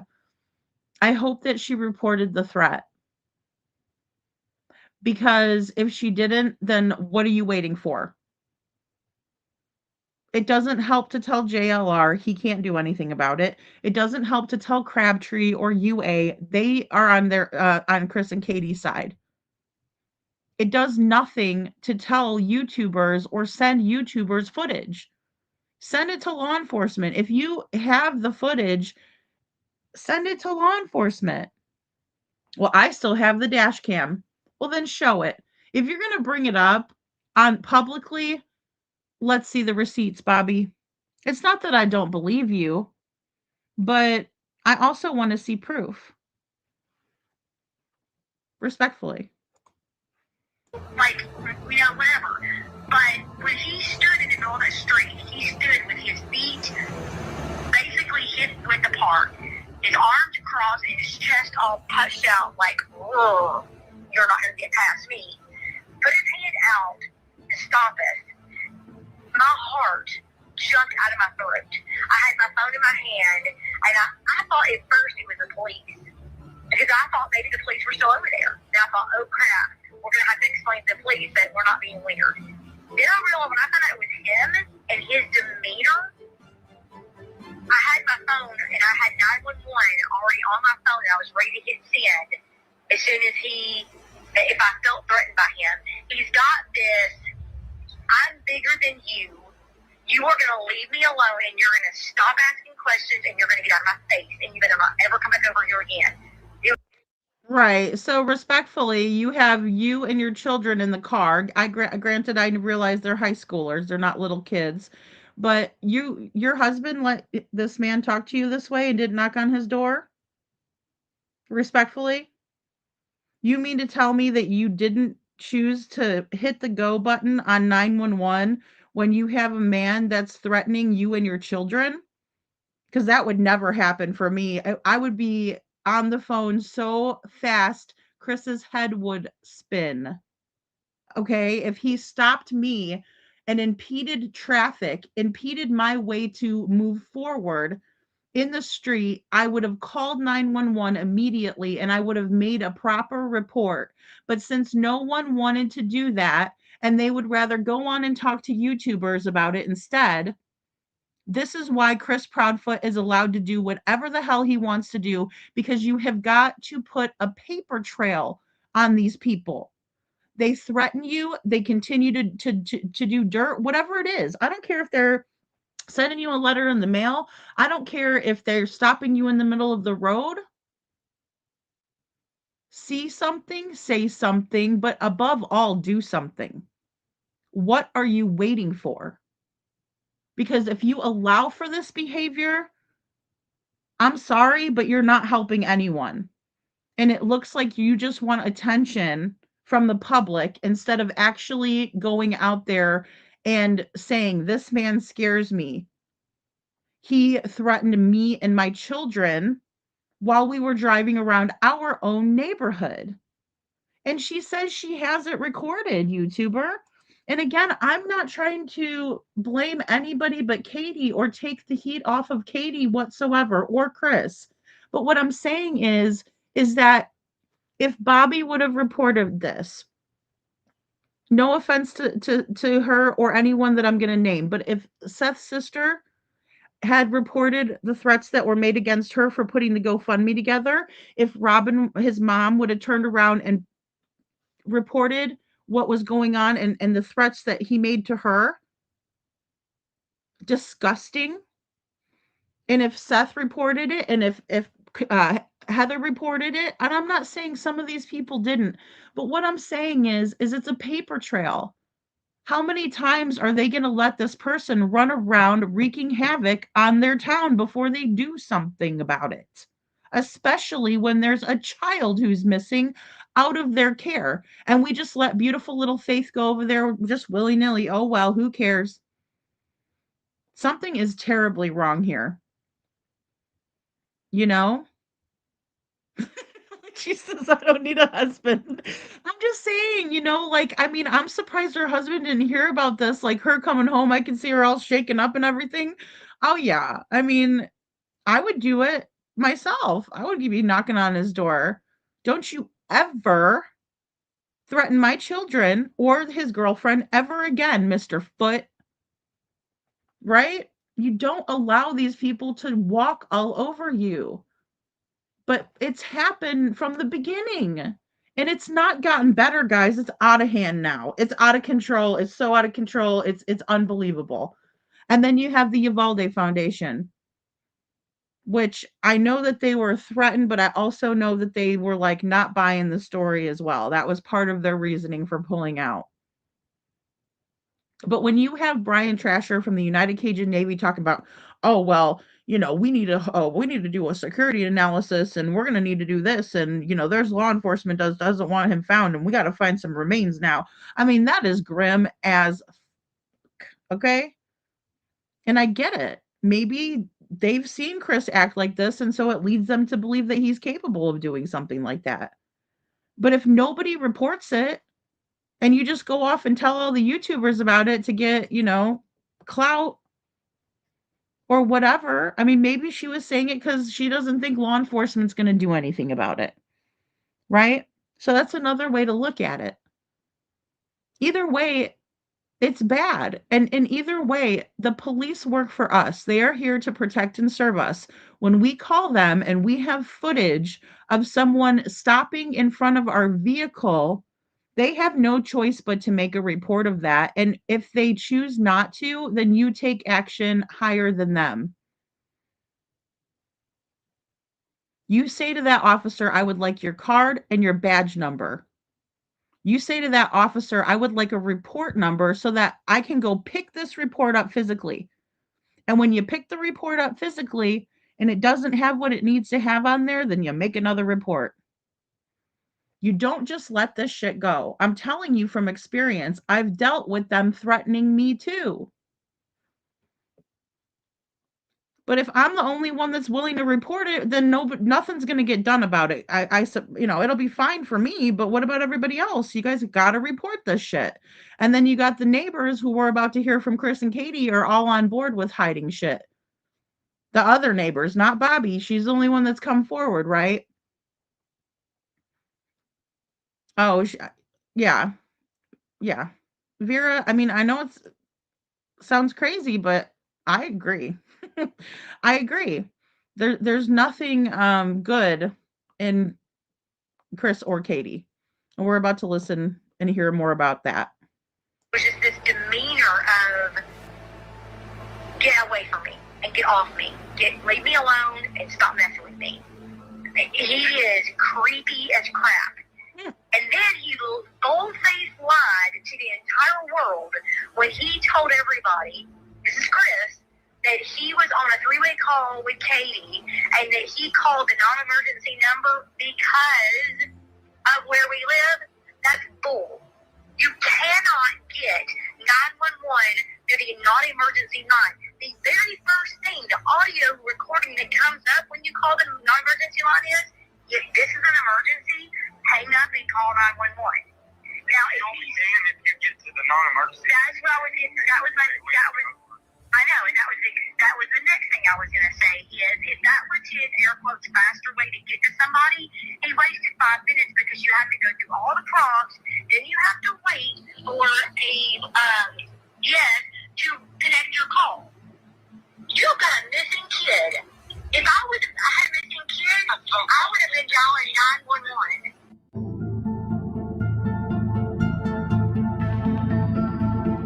All right, guys. And Bobby needs to learn to read the room because honestly, when she was telling them all of this stuff, there was no shock or disbelief or any type of care in any of their voices. I mean, she is talking to 2 drug addicts, but I'm just saying, I mean, it's not like they're like, wow, really? He did that? Oh my gosh, I didn't know that or anything. They're just like sitting there like, yeah, she's just talking. We're recording her without her knowledge, but we're just let her talk.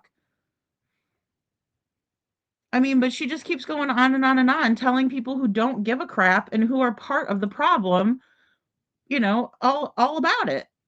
Why not tell people who are actually going to do something or that can do something about it, Let me go ahead and read this part really quick for Katie. So Chris isn't the only one who Chris is not the only one who threatened people who wanted to help or who were trying to help or who were hired to help or who were there to help.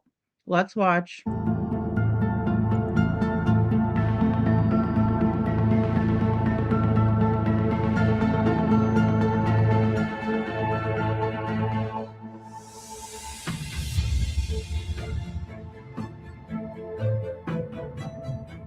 Yeah, my name's Heather. I came by yesterday. Hi, Katie. What can I do for you? Are you the woman that trespassed my property yesterday? I actually didn't. I walked down your neighbor's property and then down the easement and then up the other side. That's not an easement. I own that. That's my property. Well, the fence says no trespassing. I didn't come on the property. That is my property. The easement, that's a public easement. I own it. I own it. I am here to try to clear you. I don't need you to clear me. So I don't know why you're being defensive with me. Okay, so can I ask you a question? Absolutely. First, can you identify yourself? I did already. My name's Heather, private investigator. But you're coming to my house. I am. I'm investigating the disappearance of your stepson. So do you want him found or no? Because if you do, then why would you have a problem with me coming to talk to you guys? Well, real simple, because we're asking you questions and you're telling us that you can't answer those questions. So why should we answer any? I absolutely did not trespass. there's no such thing. There's as a nothing. public There is a such thing as a public easement. It's not posted. I own it. I have signs on. Okay, your fence has a sign. I didn't talk 3 about. foot inside of the Okay, property. take it up with. If you want to report it to law enforcement, do it. Take it up with them. I am trying to help. Okay, so if you want somebody to help you, that's what I'm doing. Okay. Right. So she says, take it up with the law then, which was the best thing she could have said. But then Chris, oh, blah, blah, blah, blah, blah, blah, you can hear him in the background. Blah, blah, blah, blah, blah. You know, it's like, just because you're louder than everybody doesn't make you right. You know, it just makes you louder than everyone. So, you know, there's no conversation when you're just screaming at the top of your lungs like a big baby who doesn't know how to control his emotions. Chris. And Holly, I believe that law enforcement was threatened, and we're about to hear Chris say something to that effect. But more or less, he says that they're, you know, in his back pocket. Oh, me and Bobby and Carter and all these people, we're all together. We hang out or whatever. I highly doubt that. And if that's the truth, then that's exactly where the corruption lies. So calm down. Talk to me like civil human beings. I'm trying to help find him. I've been talking to sex offenders in the area. Law enforcement has done that. Okay, and I'm going to do it too because I'm working it too. And I have that right, and the person that hired me has that right. Anybody has that right. He's also blatantly accusing me of murder when I didn't. I haven't accused you of shit. I didn't say you did. I said he did. Okay, well, I'm trying to decide who is on my radar and who is not. I've talked to sex offenders. That is my focus right now. In my mind, you're not a person of interest, but I'm coming here trying to talk to you. It's not a good look to trespass either. Like, that's my point. Looks like, ma'am. Not a good look to not look, Katie. It's, you tell people you're arrogant, and I agree with you guys in the chat. CC, arrogance. She's arrogant enough to say that to Heather. Well, it's not a good look. No, Katie, it's not a good look for you either, Miss, here's another accent, Miss Valley Girl. Now this is California Katie. I'm going to come up with Barbie dolls for Katie. We got Country Belle Katie, we got Chicago Katie, we got California Katie, we got Georgia Katie. You know, I mean, it's unbelievable. Multiple personalities. You know, but this time we got, you know, arrogant Valley Girl. I own it. I own it. Okay, great. So you put no trespassing signs and stakes in your yard. That doesn't mean that someone cannot come up to your door and knock on your door. If that was the case, then Mama Socks would be out of business. Posted So all let me tell 4 you something. days. I just came from the TBI headquarters in Jackson, Miss. Honey, I'm going to tell you, as a PI, All right, this is Chris. He just yelled in the background. I just came from the Jackson TBI headquarters, Jacksonville TBI headquarters. Right? What did you do there, Chris? I thought you were working. 50 guys, and again, I want to reiterate, this is 50 days after Sebastian went missing. 50 days. I want to remind everyone that Seth said that he knew that there was corruption after day 55. So this is around the time, right? Because he heard this before any of us did.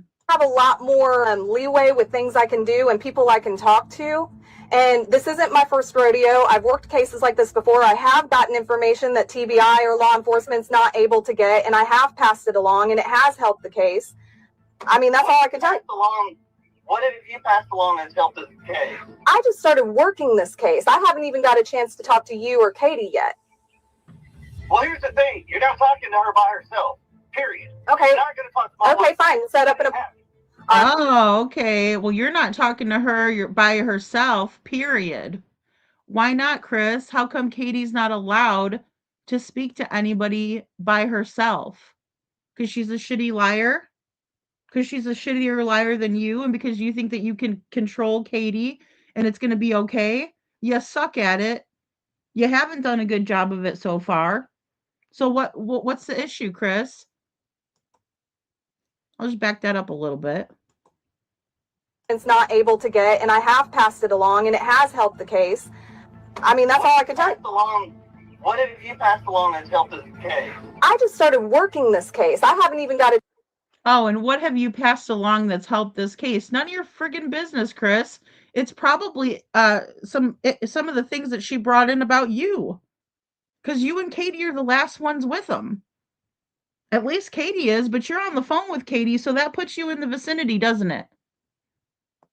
Right? I mean, come on. Let's be honest. Let's be real. Chance to talk to you or Katie yet. Well, here's the thing. You're not talking to her by herself. Period. Okay. You're not going to talk to my wife. Fine. Set up an No one's going to talk to my wife. All right, set up an appointment with me. Do you want to do that? I can come back. I mean, I can respect your time. I'm not trying to be this. Whatever. I mean, I really think everybody just needs to calm down. Emotions are high. People are flinging mud, and it's just getting drama and stupid. And that is a terrible disadvantage to Sebastian. Right, but let me inform you on something. You're not the one being threatened here. I think everybody's being threatened. Did you know there was a drive-by? Wait a minute. Now all of a sudden he's being threatened? But Bobby the neighbor described being threatened as she was driving down the road. Interesting. It's funny how the victimizer plays victim when it's convenient for them. You know, Jackie, and there's huge red flags. And I thought the same thing you did, Kylie Ray, just what you just said. He reminded me of a damn caveman. Wait until he calls Heather, woman? Listen here, woman. What a joke. Shooting last being threatened. Bullshit. Okay. All right. I mean, I don't understand why you guys are coming at me. I didn't do anything to you. Okay, well, first off, you came to my house the other day. Yes. Yesterday. You walked around my fucking property with a camera, you videotaped and took pictures. Privately owned property back They there. didn't fucking post it all sides of that property. I mean, the easement between houses is not usually. I own it. In that fucking subdivision. I own half, my neighbors own half, period. That's not public. There are no... I mean, there's no property lines. There's no way to tell what is. Smart. I have stakes. I mean, can you show me? Because I didn't show you all 4 no trespassing signs. They're all... Yeah, show them, Katie. Show them. Why not? Why don't you take that woman somewhere else so she doesn't have to endure that abuse from your husband? Because I'm going to tell you right now, if you were half as smart as everybody thinks you are, you would have said, whoops, I just lost the call, babe. Sorry. And then you would have talked to Heather if you were really interested in finding your son, Katie. But you're not. You're hiding behind your caveman. And Miss Ann, it's so good to see you, honey. Thanks for being here. I hope you're staying warm. It's cold here, too. It's 51. Oh my, I feel like a jerk saying that. But yeah, it's cold here for us. Good night, Witchy. Oh my goodness. Thank you for being here, honey. Oh my gosh. So it's like, yeah, unfriggin' believable. Unbelievable, right? And Chris is just going on and on. Like, I don't understand if you put on airs about yourself and you own it. I own it. Why don't you own the situation, Katie, and stop the bullshit where it's, right, nip it in the bud. If you own it, own it. You can go on the city and you can look at the property line and you can... I mean, they're on the fence. I wouldn't jump your fence. I own it. Half of that is mine, half of that is theirs. That's why they turned it in and they turned it into the police. I'm sorry, what? Oh, so the neighbors turned in the PI coming in the neighborhood to the police. The neighbors know, but they won't tell. That's on you guys. That's on you guys. What? You're notifying 2 people who lost their son, who talk like they do about their son? Really? You're okay with that, Katie? You're okay with that, neighbors? You're okay with that, anyone? I don't see how anyone is okay with any of that. Sebastian's father paid this woman, right, to help, to find information, to go over and speak to these idiots because he tried to work with them. He also came out and said, if people don't like it, too bad. And then they turn around and act like he did something wrong. And this is what they did. The same night that Seth said, I would be happy to work with all together with you. And I don't care what the public thinks about it. We need to work together. And then Katie and Chris decided to skip out of the vigil. Sorry, my big head's going to be in the way for a second. And there she is, looking for motorcycles. How convenient. But that's okay, right, Katie? Your big lug, your big caveman went down and put Seth in his place, I suppose, right? Let me get myself off of here.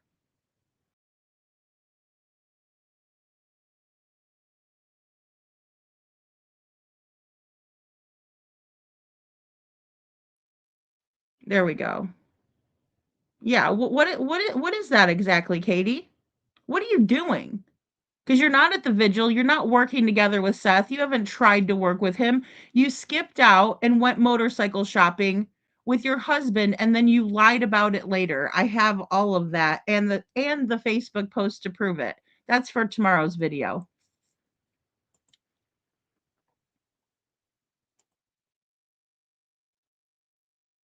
The neighbors know, but they will not tell. The neighbors don't want to be the subject of ridicule, so the neighbors go along with Hitler, in my opinion. It's the same mentality, it's the same psychology, it's the same psychopathy. I think that when there's a no trespassing sign on the fence, that means they would rather bear the brunt of they would rather not bear the brunt of this type of rage, even if it means Sebastian remains missing. They'll run to Chris and Katie and say, someone's trespassing, someone's in the neighborhood, they're not supposed to be in there. Instead of being part of the solution, they're part of the problem because they're cowards themselves, or they just don't give a crap. I don't know which one it is, but I'm tired of it. You don't go into the fence. I'm not going to go into the fence. Negative. Actually, that's wrong. Okay, well, I'm not sure how I would know that. All right, well, I'm not really...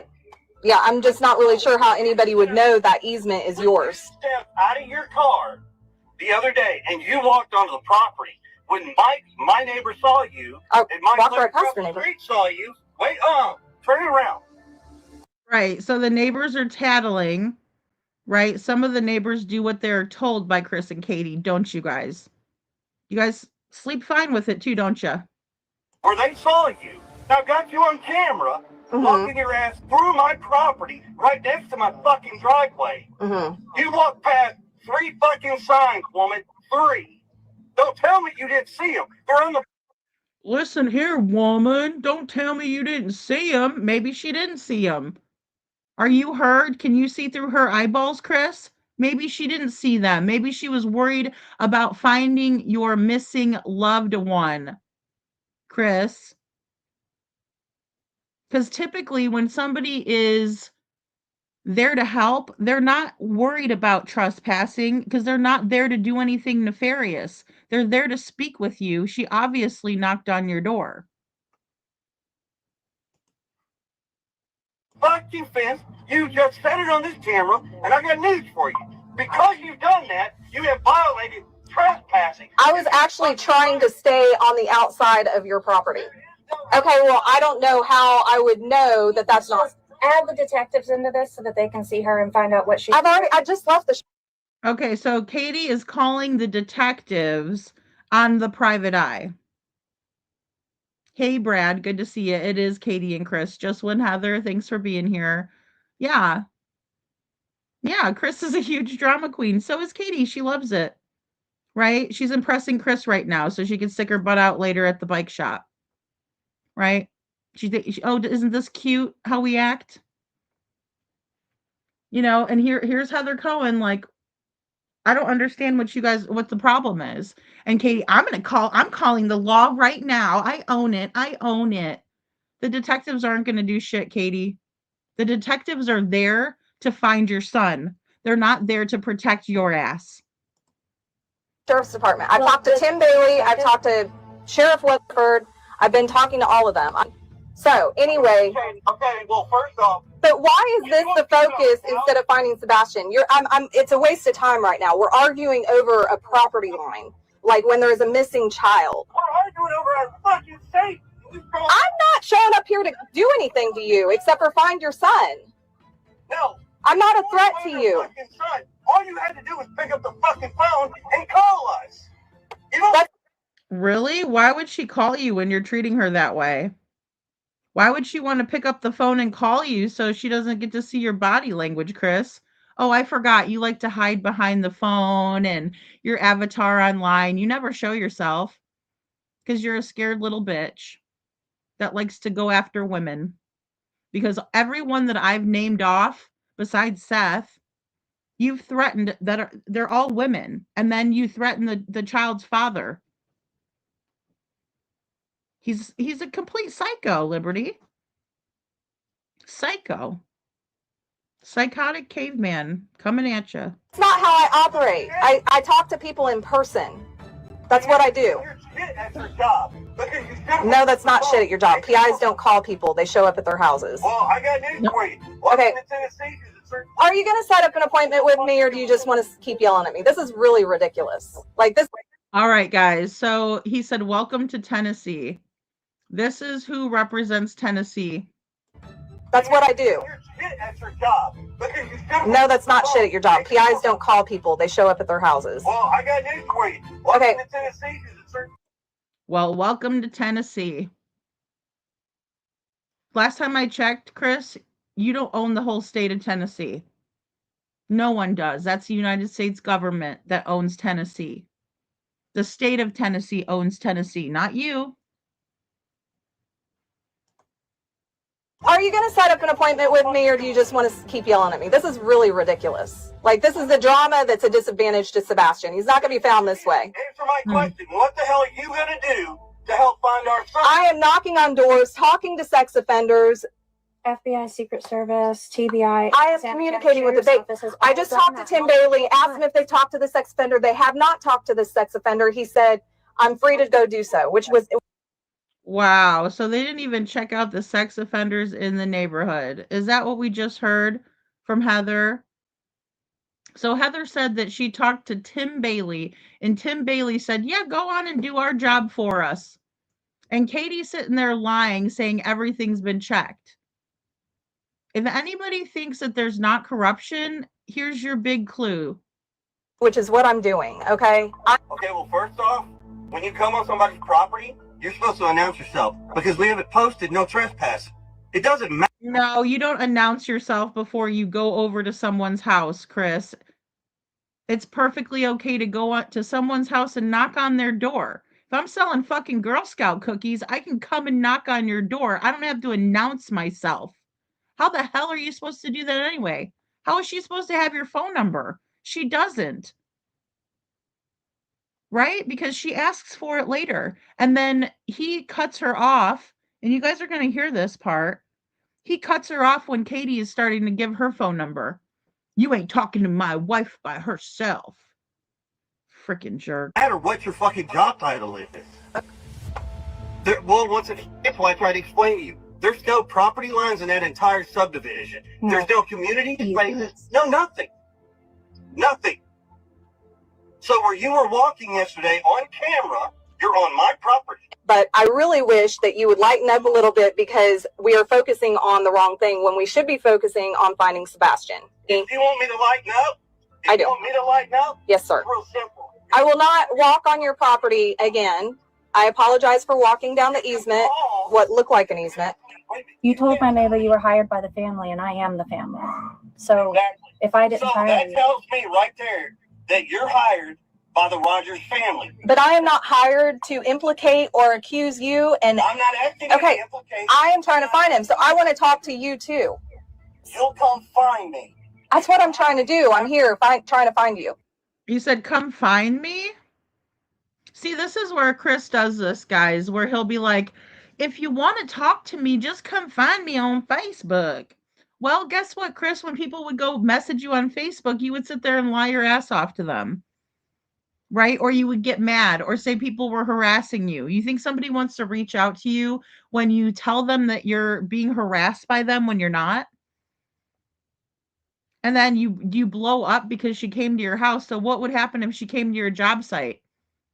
It's the same thing. You have a major issue because you don't want anyone digging into this case because you know what happened to Sebastian. So tell us what happened to him already. Tell us where you put him. Tell us where to look. Give us some kind of an inkling on what to do. But no, instead, you like to yell at people. You like to start shit instead of just coming clean with it. I know it's a heavy burden. It must suck really bad for you. But again, I don't give a crap about how you feel. Where's Sebastian? I'm not hard to find. Okay, when do you want it? Let's set this up. When do you want to meet? Whenever. We're at Memphis. I'll be in Jackson tomorrow, so I can meet you. I can come all the way to Memphis if that's what you require, or you can meet me somewhere in between. Well, I would prefer you come see me because I work nights. So 9 to 1, when you guys are up, I'm actually sleeping. Okay, so, but it's not going to be you and Katie, it's just going to be you? It would be just me because unless Katie's coming down to see me, well, she can. Oh, yeah, unless Katie's coming down to see me, which she can, Katie, just so you know, I'm giving you permission. What a piece of shit. Honestly? Like, honestly. And then she's like, wait a minute. Katie's not going to be there, but that's Sebastian's mother. For one. For two, Katie was the last one with Sebastian, and you were supposedly in Memphis. Why do I need to talk to you, Chris? You weren't there. That's exactly what I would tell him. Why would I need to talk to you, though? Because you weren't there. I need to actually talk to Katie and sit down with her because this is Sebastian's mother, and I'm here to try to find him. But she's getting yelled at, so I'm sure, a million things are running through her head. We have other things that have to happen at the house. It wouldn't be together. The only time we're going to... Oh, Katie's got other things that need to happen at the house. Like what? Like what, Chris? Katie has more important things that have to happen at the house that are more important than finding Sebastian? What could possibly be more important than finding Sebastian for Katie? Katie wasn't working. She took work off at that time. I can come all the way to Memphis if that's what you require, or you can meet me somewhere in between. Well, I would prefer you come see me because I work nights. So 9 to 1, when you guys are up, I'm actually sleeping. Okay, so, but it's not going to be you and Katie, it's just going to be you? It would be just me because unless Katie's coming down to see me, well, she can. We have other things that have to happen at the house. It wouldn't be together. The only time we're going to be together might be Sunday, Monday. That's when we might actually be back together again. Okay, well, I mean, I'd rather do it both at the same time. I mean, you already said you don't want me talking to your wife without you present. So right, yeah, and she's saying, I don't want to talk to you, Chris. I have no reason to talk to you. If I need to know what Katie said over the phone, maybe I'll talk to you. But other than that, she should be able to articulate. She's a big girl, right? She shouldn't need someone telling her what happened or what happened when she was by herself. He says that he does the crane stuff at night. I've heard him, with beeping in the background, Bo. I don't know. It's weird. So right. That would mean... And you can ask the cops that. They don't show up and talk to her without somebody telling us both. That's just the way this works. That's safety in numbers. I don't trust. Don't take this the wrong way. Yeah, well, don't take this the wrong way, Chris, but I agree with you on the safety and numbers thing, and there's going to be way more of us than there are of them. Please, if you're local, don't be afraid. Don't be afraid. Think of how scared Sebastian must be right now. Put your feelings and thoughts aside and how you don't want Chris to come after you. He's not going to do anything, and if he even tries it, call the law. I don't know. Well, and I mean, we wouldn't know each other. I mean, we have no reason to know each other prior to this. But it's not hard to make a phone call and talk to somebody first. Blah, blah, blah. Yeah. That's fine. However, my history with cases like this is that, especially with you guys are already defensive. Right, I understand that. Not everybody in this world is like that. Not everybody is like that. I'm not. I'll be honest, I'm level-headed, I'm very brash, I'm blunt to the point. You're level-headed, but you've been screaming at the top of your lungs this whole time? Delusional, delusions, delusion of grandeur. Well, I've already told the cops this. I don't give a flying fuck what happens to him or what happens to that fucking family. I've already told the cops. He's already told the cops he doesn't give a fuck, right? Doesn't give a fuck what happens to Seth. He told the police this. You guys believe that? Because I find it hard to believe, but then again, I wouldn't be driving all the way from Florida to fight corruption if I didn't think it was true. Yeah. They did what they did. Yeah. I would like, what would be really great in a perfect world would be if I could calm that down a little bit, because right now, but it's not this isn't helping Sebastian. You know, It didn't help Sebastian when he aired his trauma. It didn't help Sebastian when he accused his mother of murder. It didn't help Sebastian when he made almost $50,000 on my son going missing. Oh, yeah, Katie, I'm sure he made $50,000. Well, guess what? If anybody would like to donate any more and get Seth to another $50,000, here's his Cash App. Oh, and by the way, if you would like to be a walking billboard, since Katie and Chris like to take the magnets off of their car, here's a link for 4Wall where you can actually get t-shirts and merch so you can walk around and help them out, right? Since they're too ignorant to know why it's important to do that, because they don't think that's being productive. And here's the flyer that you can print out as well. Here comes the jealousy about the GoFundMe. Who did? Seth. Don't know. I didn't know about that. I don't know anything about that. Every single day he goes out. Two little tattletales, like telling mommy, oh, guess what Seth did? You know, oh, who did it? Seth. Yeah. Why don't you tell on yourselves? Come clean. Let me lay this out for you, okay? They to the investigation. I tried to work with him. We were all in my house. Me, Katie, Seth, and two other witnesses and law enforcement were in the house. Yeah. I brought up, what guys can we do to help with this situation? Right. Okay. And when I said, hey, do we need to raise money? Do we need to get some investigators? What do we need? Horses, whatever. We'll do whatever. Yeah. They said, don't do anything with money because it makes the family look bad and it could turn ugly. Okay, cool. All of us standing in that living room in my house made an agreement that said we were not. Hey guys, there's that young lady who is missing out of Indiana. Her family has a GoFundMe. I believe I posted it on my channel. Michael Monkey's Vaughn's parents had a GoFundMe. When things like this happen, it's very unexpected and it's very stressful. And it's not like you could just go to work and focus on other things.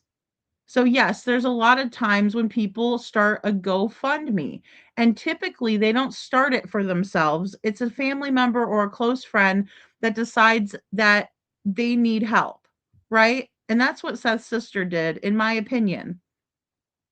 Started that GoFundMe in order to buy flyers, in order to get gas money to drive all the way over and check out leads like Grandfather Mountain, for example, right? To drive around neighborhoods trying to find your son. You can't do two things at once, so you can't be at work and also looking for your missing child. It doesn't work that way, right? So Chris says we had these witnesses and that the cops told us not to do it. He's the one that asked to do it. He's the one, and I'm going to rewind that for anybody who wasn't listening or anybody in the bushes who thinks that Seth is guilty or that Seth did this for money or Seth did this, that, the other. This is Chris in his own words stating that he asked law enforcement about a GoFundMe before Seth did. This situation. Right. Okay. And when I said, hey, do we need to raise money? Do we need to get some investigators? What do we need? Horses, whatever. We'll do whatever. Yeah. They said don't do anything with money because it makes the family look bad and it could turn ugly. Okay, cool. All of us standing in that living room in my house made an agreement that said we were not going to do that. Okay. Well, so I said, hold on. Before we go, stop. Turn your phone around. Not you. Hers. I want to see the face of her phone. Oh, that she's. You want to see the face of my phone? Yes. Let me unlock it. This conversation. Do you guys hear that? How fast Katie did exactly what she was told? I'll rewind it. And that's why I have to agree with that, Brad. Sometimes I try not to, stir the pot a whole lot, but you know what? I agree. Because the way that he talks to people is atrocious. Just standing in that living room in my house, made an agreement that said we were not going to do that. Okay. Well, and that goes back to the pact, right? They made an agreement. We're not going to do that. Who made an agreement? Obviously, nobody agreed with it, Chris, because they went off and did the opposite of what you told them to do, unlike Katie here, who's about to do exactly what she's told. So, hold on. Wait, stop. Turn your phone around. Not you. Hers. I want to see the face of her phone. Oh, that she's. You want to see the face of my phone? Yes. Let me unlock it. This conversation.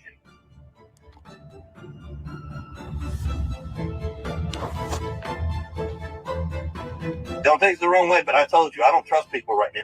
And people are trying to use shit and however they can. But that conversation in that living room was an agreed upon deal not to do anything with a GoFundMe page and collect money and benefit off of this. And sure as shit, what happened?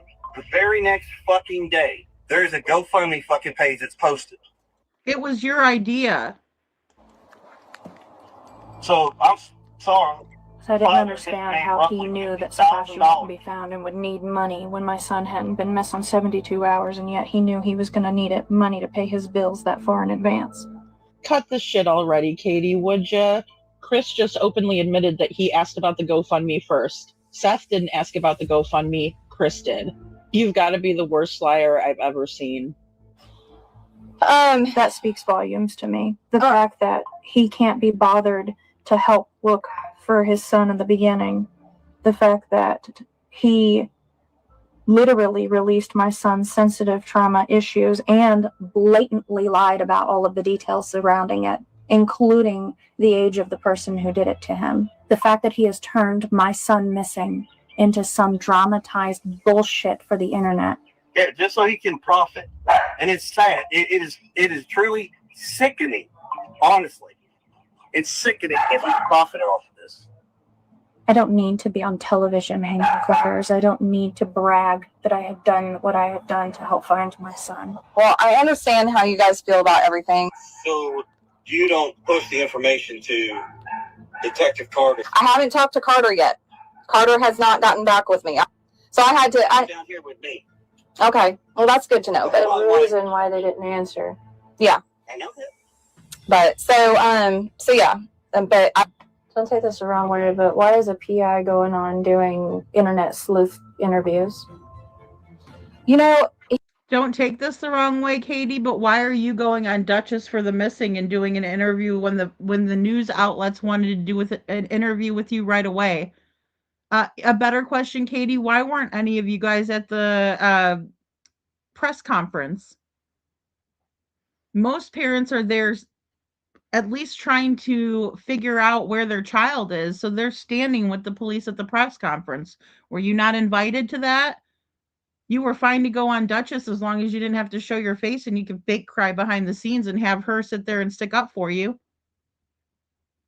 Hello? He contacted me before I was even hired to work the case. But yeah, no offense, I'm just asking. But no, I mean, I'm not a sleuth. I'm actually a PI. I didn't call you a sleuth. Yeah. The Sleuth podcast. Yeah. I mean, they asked me for my thoughts on... I think she's talking about the Web Sleuths podcast, guys. That they were on... gosh, I know the one lady's name is Trisha, and then there's the other one called like Chosen One or something. Why is the mother doing internet interviews before speaking with the news, Shady Katie? Inquiring minds. They asked me for my thoughts on the Sebastian Rogers case, and so who is it? Aware of all of that, and Seth is not doing anything that he hasn't already done to me in the past. Like, I'm not interested in the drama. I'm not interested in Right. Not interested in the drama, Katie. No one's interested in the drama. We just want to find Sebastian. So what exactly could Seth have done so bad to you? Because this is what makes me think that Katie wants to hurt Seth. She's trying to get back at him for something, right? So whatever he did to you, Katie, that doesn't mean you take it out on Sebastian, whether it's putting him in a school for readjustment therapies or whatever the hell you're doing, or something more nefarious. There's no reason for it. So you're taking it out on Sebastian because you're mad at Seth. It's just right there, guys. She said it, not me. And the rumors, I'm going to base my who I think needs to be on the radar based on my interviews, my investigation, not what anybody else says. So I have a question. You conduct your portion, do your thing.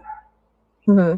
And we all know the Rogers family has hired you. Okay. It is very evident. Okay. Because we didn't hire. They announced it publicly. It's not a secret. I know, but we already know. There is another PI too, by the way. I know. There's at least like 3 or 4 of them. Oh yeah, I will tell you this. You can tell all the PIs because I know you won't talk. Yeah, we do. Because we're sick and tired of being stalked and people coming on our properties. Because that's not just my property. It's theirs. We've worked We're cool about that. Like, probably 24 different, I'm the best one, I'm going to crack the case people already. And every last one of them that have talked to us, we have said, you are welcome to come and start from square one. You're not going to find anything that, well, 250 professionals didn't, but you're welcome to try because at this point. I haven't been here since day one when all this went down. Yeah. And people don't understand. People can say, well, I understand how you feel when nobody knows how we feel. Yeah. Because unless you've lost a child and you've gone through this crap, Mm-hmm. you don't know. Like, I don't tell people, you don't know shit. Okay. You know? Well, I will tell you. In general. I will tell you that I have only been hired on this case for 2 days. I will forewarn you. So anything that you get, that you share back to the family. So I'll share what? Share back to the family. Is that what you said? Anything. Yeah. Now he's warning her, right? But when you warn someone, isn't that kind of like a threat? I mean, maybe not directly. You might be warning someone and saying, hey, be careful of this person or something like that. That's not a threat. But I'm saying, if you're saying, I'm warning you, if you do A, B, and C, then, I mean, that is an absolute threat, in my opinion. And he's threatening her again and again and again, even when the conversation has been diffused and that, you're over one hump, here comes more. Right? You just think that you found a little bit of common ground. Everyone's calmed down. Voice levels are lowered. People are thinking more rationally. No, not Chris. He just keeps going. He just keeps it on going, doesn't he? If anything that you find or you get, share. It's going to depend if it comes from law enforcement, which is what I told Weatherford. If it's something they share with me that they tell me, because I understand that there are some things that don't need to be in the public, and if it's And guess what, Chris? That's not for you to decide. You don't get to dictate or control the situation. Seth paid this person. Seth paid this PI with all the money that you guys are saying he got rich off of. He used that money to hire a PI who is Heather Cohen, who is in this conversation right now. You don't get to control Seth's money or where he spends it or who he's paying to do a job for him. How dare you? How dare you? And how narcissistic and delusional. Answer that question. Are you going to give them information back? Yes or no? I mean, it's real simple. Depending on what it is. If it's something I can share with them, yes, I will share it with them. I will say this, I wish you the best of luck. I hope you find some. I hope you get some. True. Yeah, and see, just that snide comment, I wish you the best of luck. Hey, Heather Marie, just that snide comment right there. I wish you the best of luck. That's what he's been telling everyone. He's been saying to every single person, you're not going to find Sebastian. And you know who that reminds me of is Adam Montgomery, taunting the Manchester police. You're never going to find him. You're looking in the wrong, or you're never going to find her. Excuse me. You're working in the wrong spot. So if they're working the wrong spot, if they're looking in the wrong spot, why don't you tell? You're the one that knows.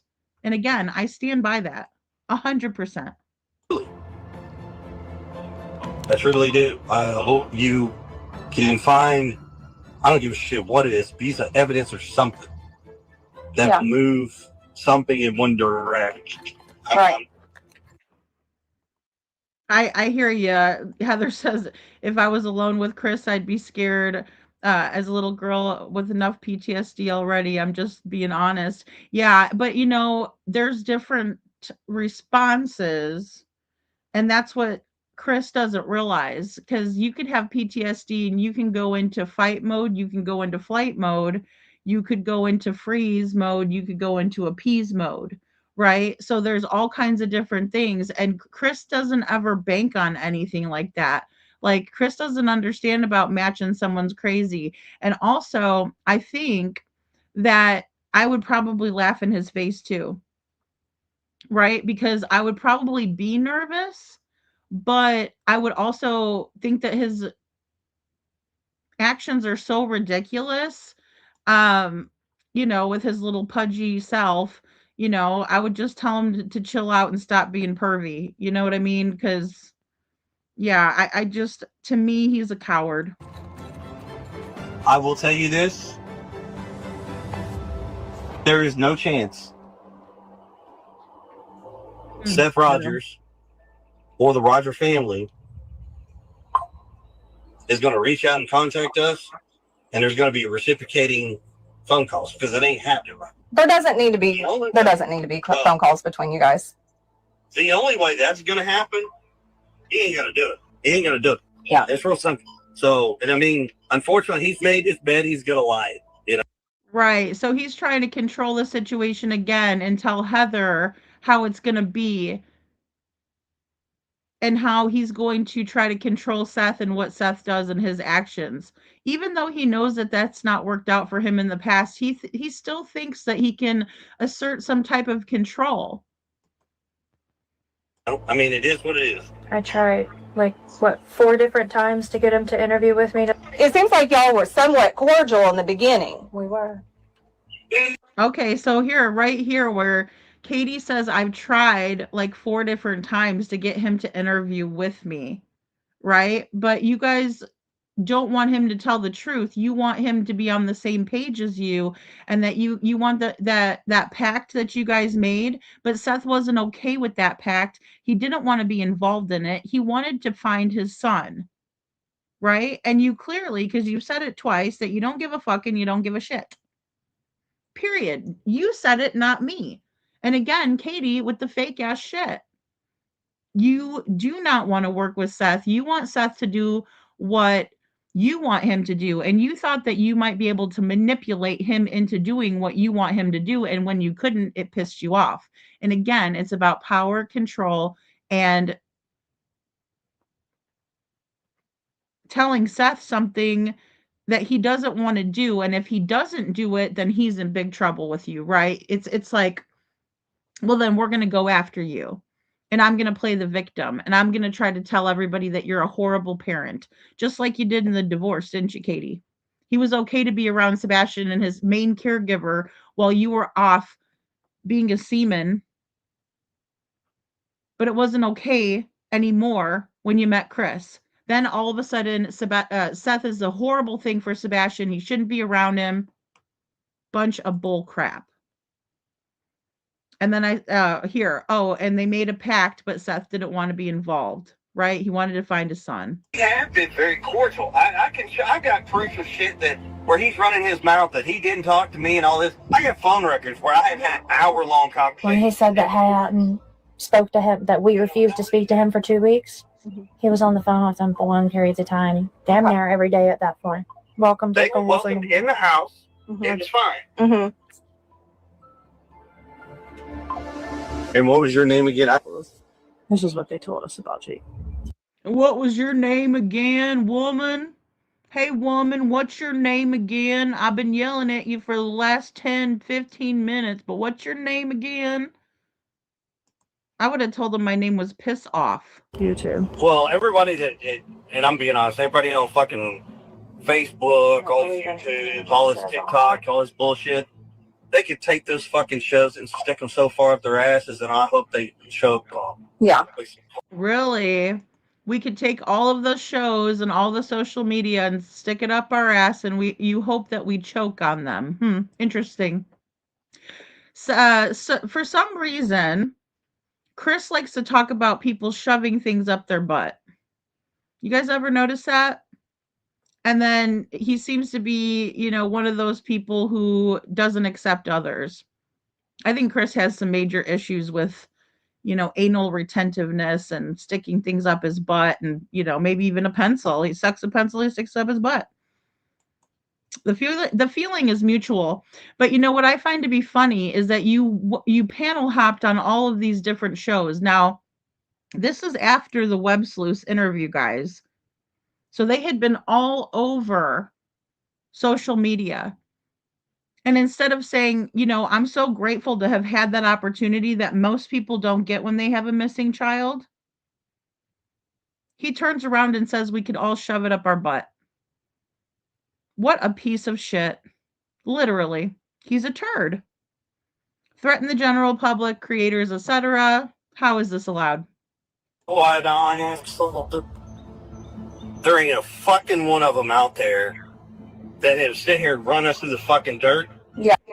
Yeah. Again, the feeling's mutual. And what's Marion, what's really bad about Mr. Stepfoot over here is that he obviously lacks any bit of consideration or intelligence or any type of decency, right? He is a deviant, right?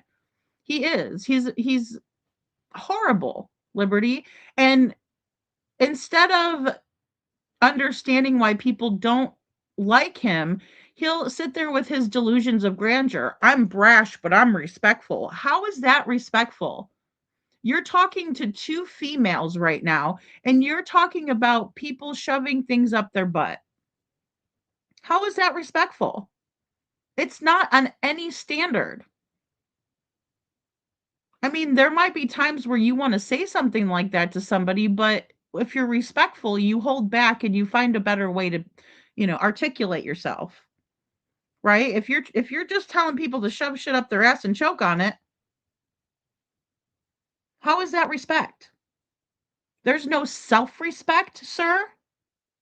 And there's no respect at all. So you don't have any respect for yourself or anybody else. Yet you have delusions of grandeur that you're respectful. And how is this that this audio came out, 2 or 3 months ago? I mean, honestly, do the police not know about this interaction?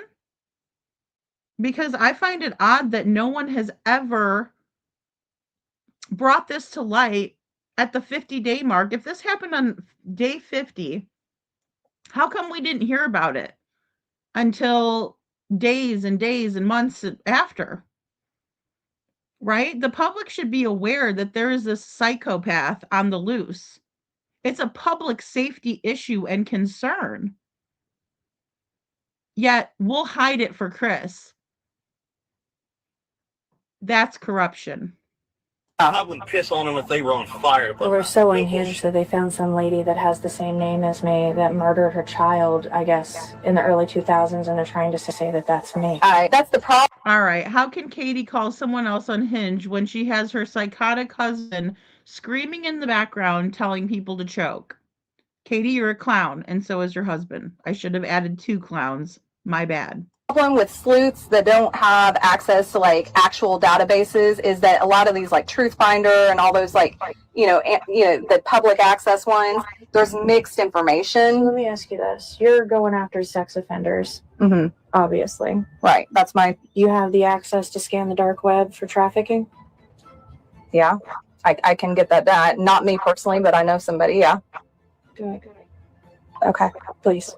I mean, you're not more for me, but... Yeah, no, but that's, Oh my god, good, because like, oh my god, all this stupid trafficking stuff, and like, oh my god, please, just help me out, Heather. Now she turns into I don't even know what the hell that was. I can't even with Katie. I can't even pinpoint what goes through that crazy little skull of hers, other than one of these days she's probably gonna, try to use it as an insanity defense. That's it. Oh my god, so, like, can you really get into the dark web? Because, like, if she really wanted people to get into the dark web, why didn't she ask the FBI, the Secret Service, the US Marshals, the TBI? She's sitting there asking Heather Cohen like she's gonna get into something that they can't? Even with a private, investigator license. Has your boy SF looked into the dark web, Katie? Oh my god, because, like, I just really wanna find my son. Bullshit, you don't. And it shows. It doesn't matter what kind of performance you try to choose, Katie. It doesn't ring true. It's not authentic. It's not genuine. Who are you? Is that how you feel? That's what you think is going on? Everybody keeps talking about trafficking and trafficking and trafficking, and they just found 11 missing kids, and everybody's going after this whole sex offender bullshit. So if there's anything to it and someone took him and it's trafficking, where would they go? Right. Where would they go? Oh my god, because like all of this bullshit, and like, if there's like human trafficking, oh my god, it's bullshit, but please, I mean, God, Heather, please. No, Katie. It's crazy. And I agree, Heather Marie. You know what? Daniel is the quiet version of CP, but he's just like him. I agree. He's not outward, but behind closed doors, I'm sure he's a doozy, and it definitely shows. Bo, I don't know how to take Katie. I mean, this Valley Girl thing, she's like, oh my God, I need you. Now all of a sudden doesn't apologize and say, you know what, Heather, after we spoke with you, I understand where you're coming from. I'm sorry. We understand you weren't trying to trespass. You're really trying to help find Sebastian. Can I ask you a question to help, find him? Do you have access to this? Because when people are bringing this up, it scares me. And I'm thinking maybe my son could have been trafficked. She's not genuine. She's not genuine at all. It's an act. It's an act from someone who has, in my opinion, a personality disorder, I guess. That's the only thing I can think of. Or she's just acting so she can, you know, like I said, plead insanity. Because if he were within 5 miles of this house, there's no chance that he wouldn't have been found. None. Because I know every single group, agency, technology. Okay, so she knows all the tech that was brought in. Smells like corruption if they're giving, the person who was last with Sebastian every dirty detail of their investigation, right? Giving a suspect those details is impeding the investigation, in my opinion. Miss Ann, we played it here. All of the channels have played this already. I played it the first day it came out, hun. What I'm saying is that it didn't come out. This was 50 days into Sebastian's disappearance, day 50. And we just now got to hear it. I believe I was in Tennessee when this came out, or it was shortly after I got back. They should never have waited to tell us or show us what we were actually dealing with Chris and Katie. Instead, they hid all of this from the public. Seth heard this when it first came out because he was paying Heather and them, right? Hey, Angela, So, yeah, I mean, my point is that they hid all of this. They've been hiding shit for Chris and Katie since the very beginning, guys. Right? They've been out there like, oh, the parents, oh my gosh, even Deputy Eric Craddock, before he was the sheriff. Well, I can't imagine what the parents must be going through. I'm a father myself. So you're a cop and you're a father, but you don't relate to Seth Rogers, who's also a cop. Sorry, Seth, an officer, and a father, a biological father. That's his child. So you can only relate to a stepfoot? Snuggle struggles, chomping away on your gum like a horse? Yeah, everything that was brought in, there's no chance he was within 5 miles of this house. Okay. It was done over and over and over, and they used heat sinking, they used FLIR, they used vision, they used night. I mean, they did. They did. If you can name it, they did it, and they did it in multiple ways. I don't think he's that close to home, unless he's in a basement. I was begging them to search farther. All right, guys, there you hear it. I don't think he's close to home unless he's in a basement. And she says it with contempt, right? I was asking them to search further.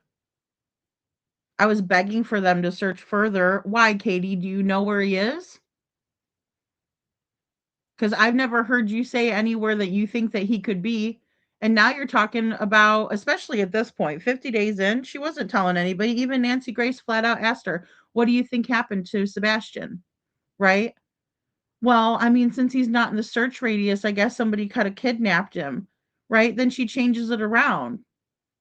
But she's not ever going to tell the truth. She's the one that knows, in my opinion. All the doors were locked, all the windows were locked, nothing was tampered with on the exterior or interior of the building, of her home. No camera footage of Sebastian whatsoever on Sunday evening, in my opinion.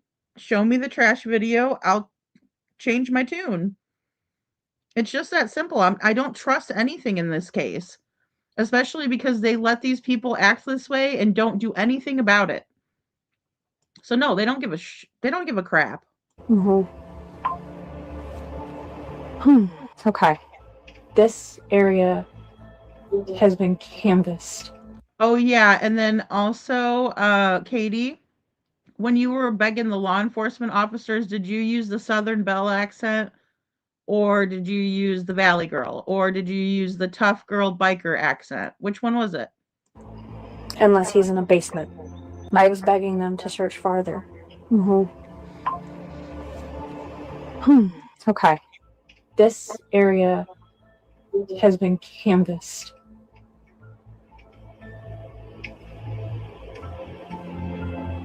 Okay. Yeah. I'm a mom too, baby. I get it. I do. I have a 15-year-old son as well. You're doing a good job of keeping yourself together, which some people interpret badly. Well, I'll be honest with you. Every one of them spineless cowards ain't got the fucking balls to come over, call, ain't got nothing. All they got is a keyboard to put out. Wow, guys. So again, the situation was defused. The situation, and Heather, I agree. I can't believe they let little Faith go there, and especially with her father acting the way that he is, because Katie's not the one that's acting completely irate. I mean, she was in the beginning, yes, but again, I think it was more or less to impress Chris, right? Because, she's got to feign outrage because he's outraged.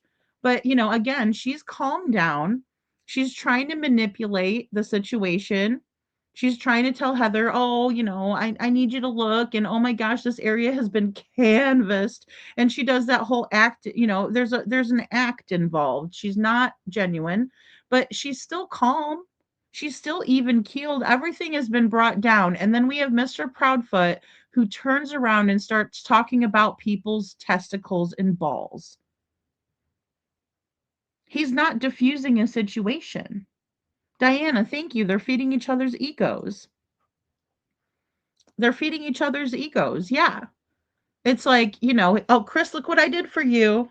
I'm a good little, wifey. Be proud of me. I'm not taking this from anybody. Right. And then it was just a comment that, hey, you're holding up good. And Heather's like telling Katie, like, hey, you're doing a good job just because you're keeping it together. People are taking that the wrong way, but she's trying to calm everything down and talk with these people in order to help Sebastian.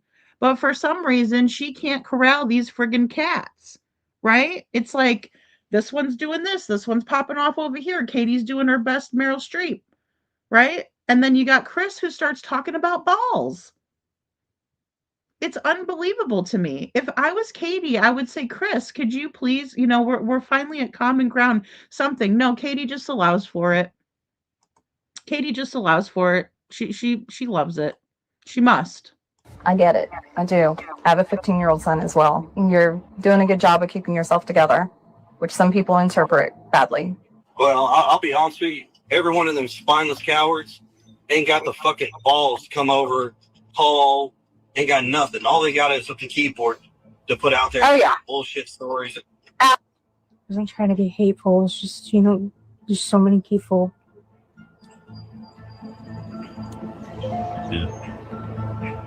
So it's a keyboard All right, guys. to put out there. Oh, yeah. Bullshit story. All right. So I was in your hood, Stepfoot, and your little friends ran me out. Say they didn't care about finding Sebastian. And that's exactly what that lady said to me. And I wish I would have recorded it. But I was too trying to diffuse the situation, keep it calm. And this lady was going, "You're not going to find him here. You need to get out of my neighborhood." Right? That's my best Eastern European accent, but that's how she was talking at me. And, then her sons followed me out of the neighborhood as if I wasn't going to leave anyway. I was there to film the friggin' ditch because I think that quite possibly that's why you can't see the flashlights at a certain point. Right. And I also was trying to gauge if the water was flowing in there, there's a big spot, like a big hole where somebody could fall into it or crawl into it or whatever. It doesn't always have to be coming back to Chris and Katie, but the fact that they were like, "Oh, we don't care about finding him." They're as bad as the Proud Feet. So that's why this case has never been solved. Eric Craddock came out and I played the audio of it. It was him and Ken Widener, and he told both of the news ladies that were interviewing him and Mr. Widener that security camera footage is going to be what cracks this case. Well, it's got to be turned in first. And if the neighbors aren't worried about finding Sebastian, but they're too scared of the Proud Feet, then that'll never happen. And giving it to YouTubers isn't good enough. It's not.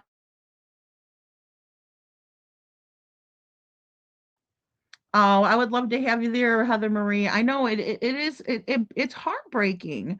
And guys, I'm gonna get green, neon green poster boards, and I'm gonna put Sebastian's flyer on there and kind of decorate it a little bit, and then I'm gonna write everybody's thoughts on the poster board, right? So whatever you guys send me, and then I'll put your screen name next to it.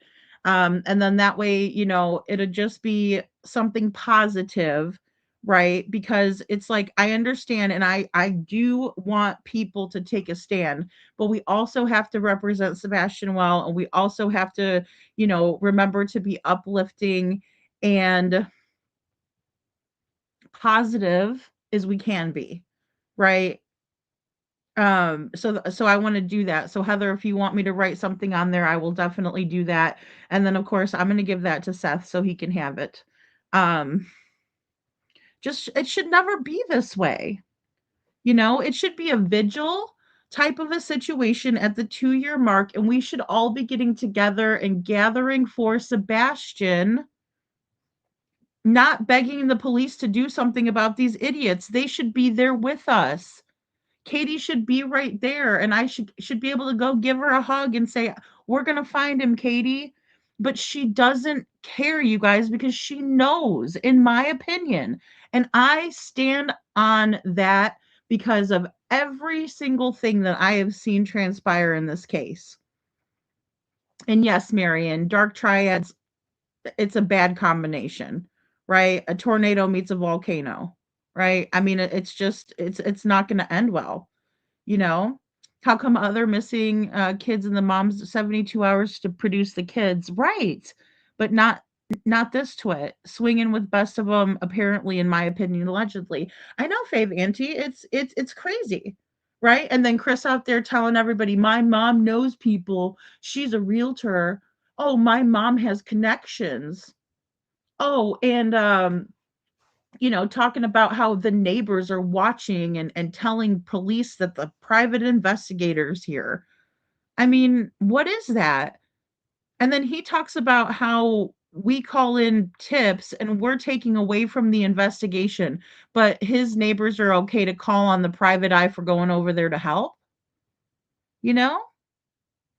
Spineless cowards, Denise. Spineless cowards from the adult male who couldn't deal with a 15-year-old kid. Uh-huh. Right. A very well-behaved 15-year-old Denise. I mean, I get it. There's times that we didn't get to see Sebastian on camera, right? But this child, when he didn't know anybody was watching, he did the right thing, right? Nobody knew that. He didn't know that we were going to analyze the Texas Roadhouse video. He was there to eat with his mom. But he acted so well, and he didn't have any trouble using the bathroom on his own. He didn't have any trouble with his food, cutting it up, eating it. No trouble whatsoever. He didn't make a mess of himself. It wasn't something, where Katie had to constantly cater to him or anything like that.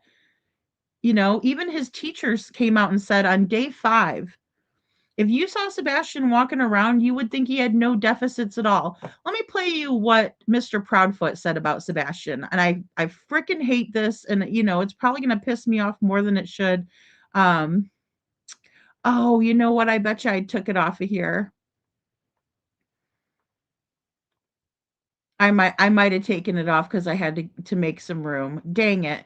Well, either way, he was on Granny's watching and he said, you couldn't tell that Sebastian was autistic. You could tell something was wrong with him, is what he said. No, I don't think so. Because when I look at Sebastian, I can't tell that there's anything wrong with him. But the second that I hear you open your mouth, I can tell without even looking at you, I can know that there's something wrong with you, sir. And that's a fact, Jack. I wasn't trying to be hateful. It's just, there's so many people. Right. You're not trying to be hateful, Katie. There's just so many people, right? So many people want to help find Sebastian. So many people are trying to figure out what happened. You're damn Skippy, and you can't control us all. Yeah. So do you plan on releasing any of that footage and pictures that you took of the house? No. That's for me. That's for my file. There's not an inch of my house inside or out that hasn't been publicly posted. So you can find it. It's easy. Yeah. I mean, the pictures, regardless, you can find the pictures of every angle on Zillow. I'm sure. Well, I will say this much. All right, guys. So if all the pictures were on Zillow, and that was okay, what's the problem? Because Heather should be able to release whatever pictures she has of the house currently. And I think the reason why they didn't want that is because they ended up putting light bulbs, the flood light bulbs, back up, right? Their house is very well lit these days, not so much when Sebastian went missing. It was pitch black, right? And then they also put their cameras back up. They put cameras in.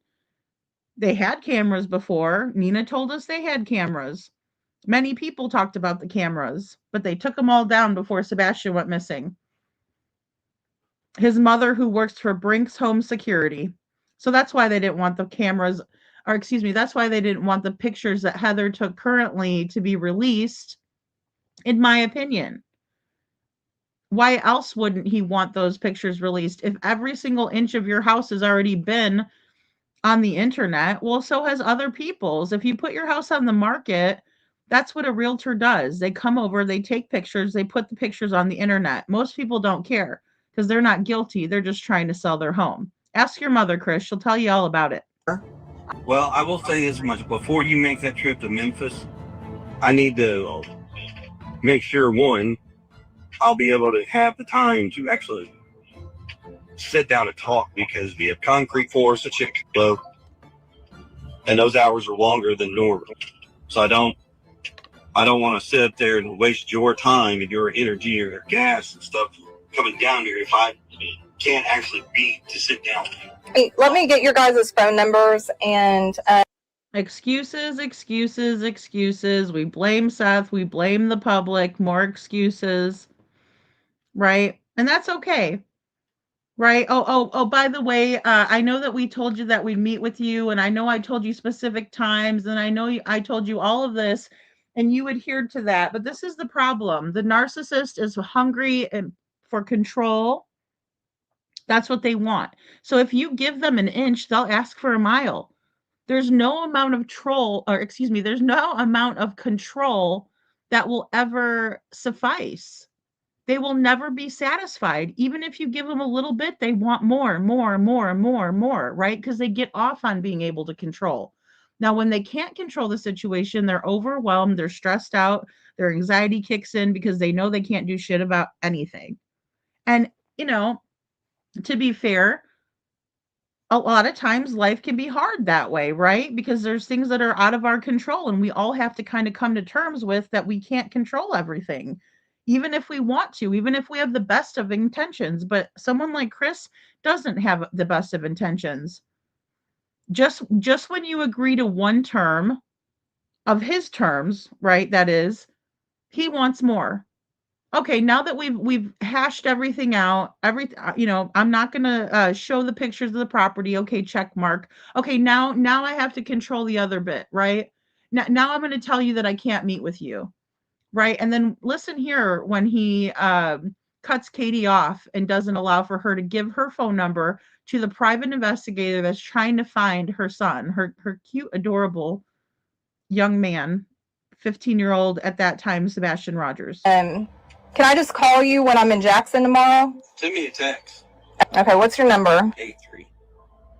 Okay, and Katie, what's your number? Just send me a text right now with your name so I know. If not, I'll be like, Yeah, okay, I will. Yeah. Ironically, they don't bark much. I just gave them a bone. I give them each a bone, and then one of them puts it down and barks at the other for the bone that the other one has. All right, you both have my phone number now.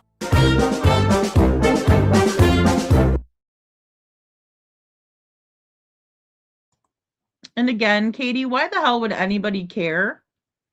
Why would anybody care what your dogs do on the regular? Right? Except for there was a lot of talk about why the dogs didn't bark if someone came in and took Sebastian or if he left it by himself. Right? Because that's a bullshit story. I watched a true crime story the other night about a lady who was, while the guy came in and tried to put himself on her, right? And she fought back. And so he ended up bludgeoning her to death, right? Well, the reason why her dogs, who she had 2 dogs, the only security system that she had was her 2 dogs. And the reason the police knew that it was someone that this woman knew is because the dogs were not alerting her. The dogs never let her know that there was a stranger in the house because there wasn't a stranger in the house. The dogs knew this person, right? Because he was a handyman at her ranch in California. So the littlest details, guys, can mean a lot. And that's why Katie's backtracking here. That's why she's backtracking. Oh, by the way, my dogs, the reason why they're acting like this, da-da-da-da-da, right? Oh, sorry, guys.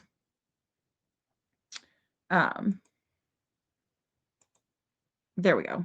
We still have a little bit more. And this next piece is going to be way better than the other that we were watching. Hey, Sammy, good to see you. This is going to be a little bit of reason in the mess. 931, you're on the air. Go ahead.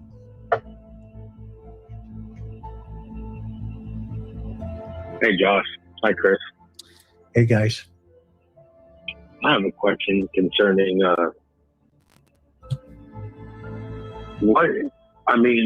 everything that I've seen with missing children and then being involved in one. What is the odds and why is there so many death threats and stuff going out?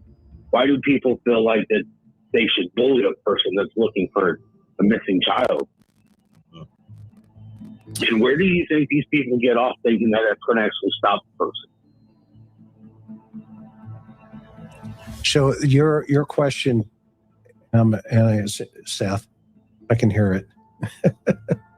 Am I wrong? You're not. No, you're right. Okay. So your question is no, you're not. I'm not.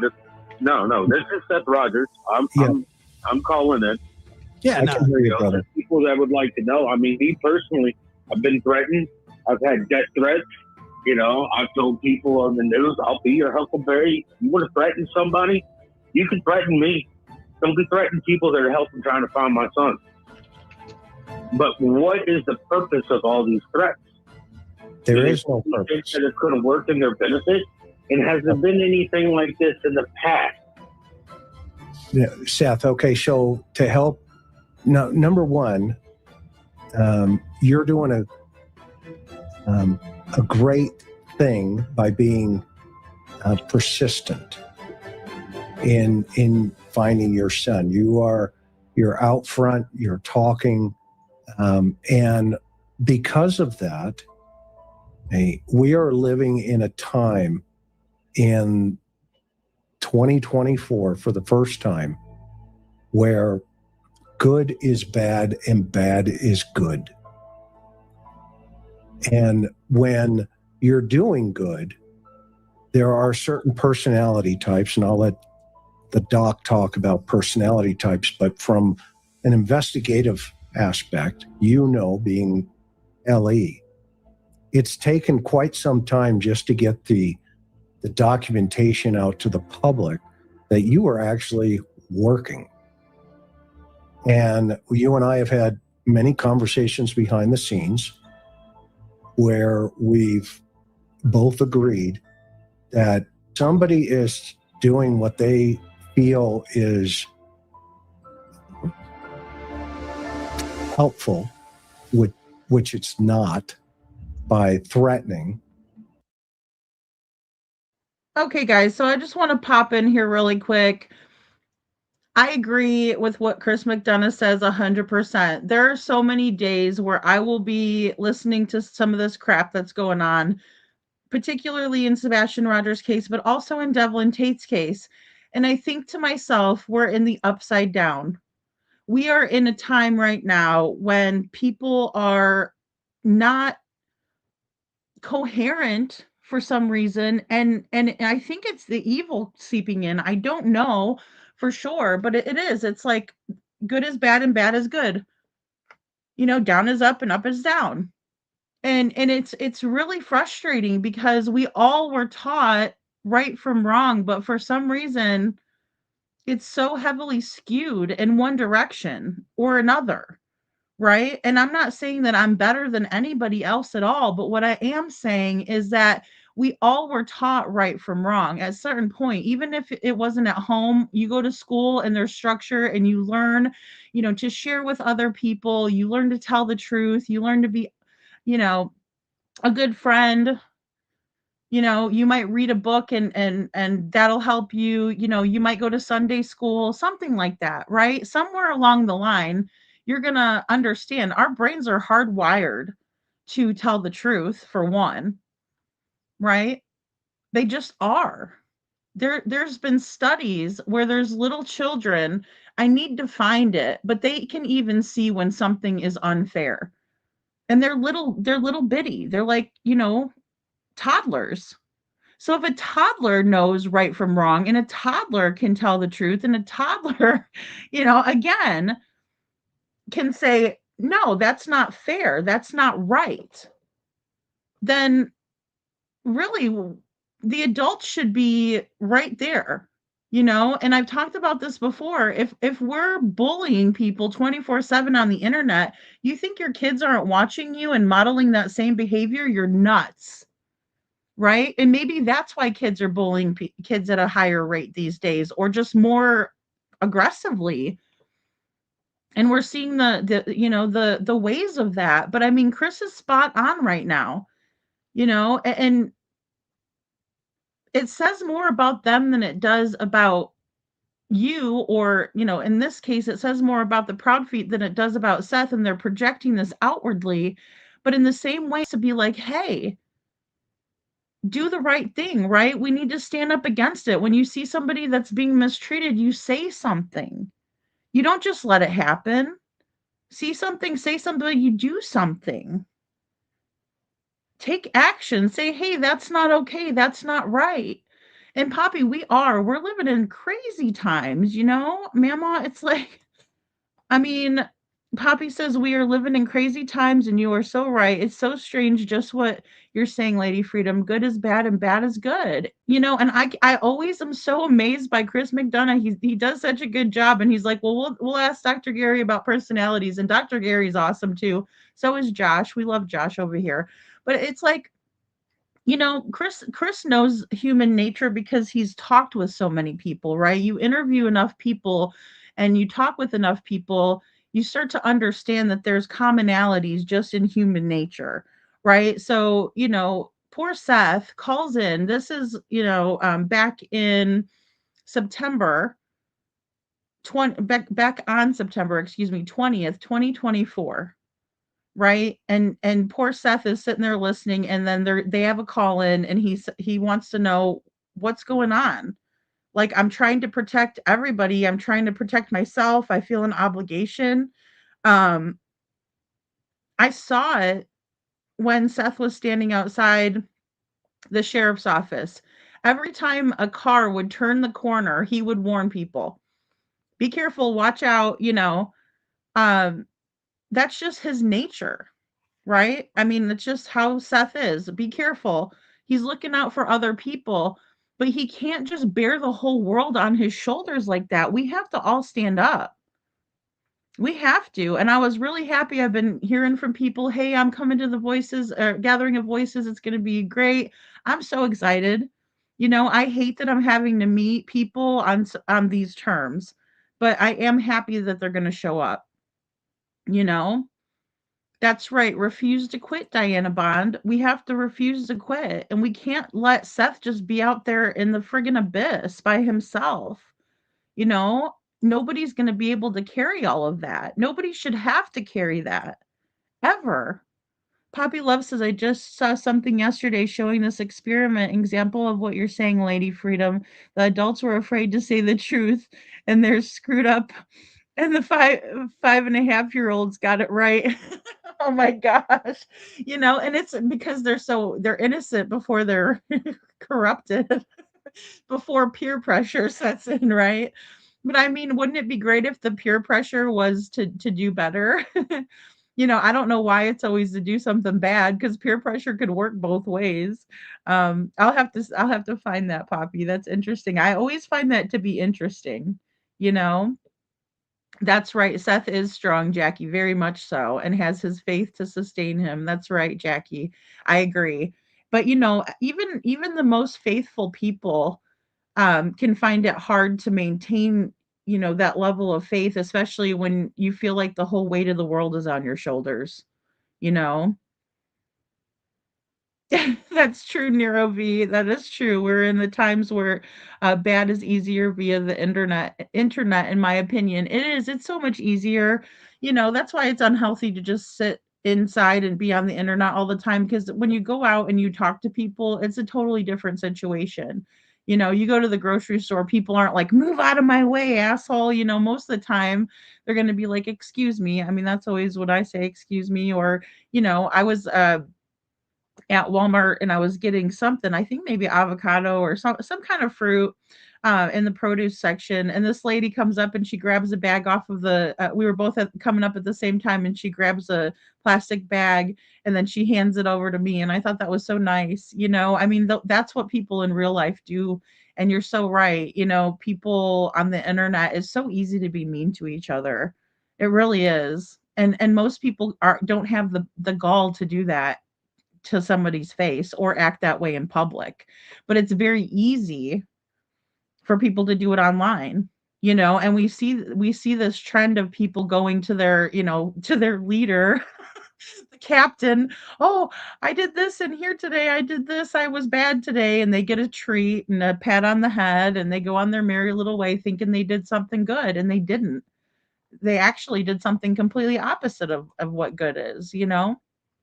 So I mean, just always spot on, Chris McDonough. Love Chris McDonough. Okay, but that is a safety mechanism for them. Okay, they're throwing that out because it's what we call projection. Okay, and when people do that, okay, they are hiding something. That's what that means. And so you have to take, unfortunately, you've been placed into a position where you've got to wear that jacket for your son, for Sebastian. And you have to take those rounds coming down range. And that means at some point, okay, when this is resolved, everybody's going to look back and they're going to say, who was firing those rounds downrange?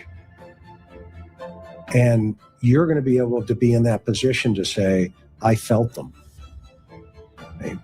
And that is not a club anybody wants to be in, ever. But when children go missing or vanish out of houses like this, there is a lot of anger that's thrown out. And unfortunately, if you respond to that anger, it gets worse. And that's my counsel to you as a friend is you've got to maintain, the course, continue to maintain the course, stay strong, keep the faith. And I know you have. I know. No, I think a lot of people misunderstand you, and you've heard me on Even Court TV tell the public, look, the sheriff's department's got to step up and clear this, get him out of the circle so he can move on, so the public can move on. And the fact that you... Okay, guys, so I'll rewind just a little bit because I don't want to break in, but this is exactly it. And what was funny is, like I said, I had been preparing the video, and when I was in Jen's chat today, there was a guy that was saying that Chris McDonough was looking at Seth, right? Well, he was in the beginning, but at this point, we're in September 20th, 2024. Chris McDonough has talked to Seth multiple times. He knows his voice. As soon as he, was there, he goes, am I right? Is this Seth? And Seth's like, yes, I'm calling in, right? But at this point, Chris McDonough is saying, clear Seth. Why haven't they cleared him? That means way more than if I said it a million times. Listen to the expert. I'm not the expert. Chris McDonough is, and so is Dr. Gary. Move on. And the fact that your time cards now are out there in the public, I mean, that should have never happened. That was a law enforcement responsibility to resolve it. Okay. And, I don't have the answer to why that wasn't sooner, but did we not talk about this 3 or 4 months ago?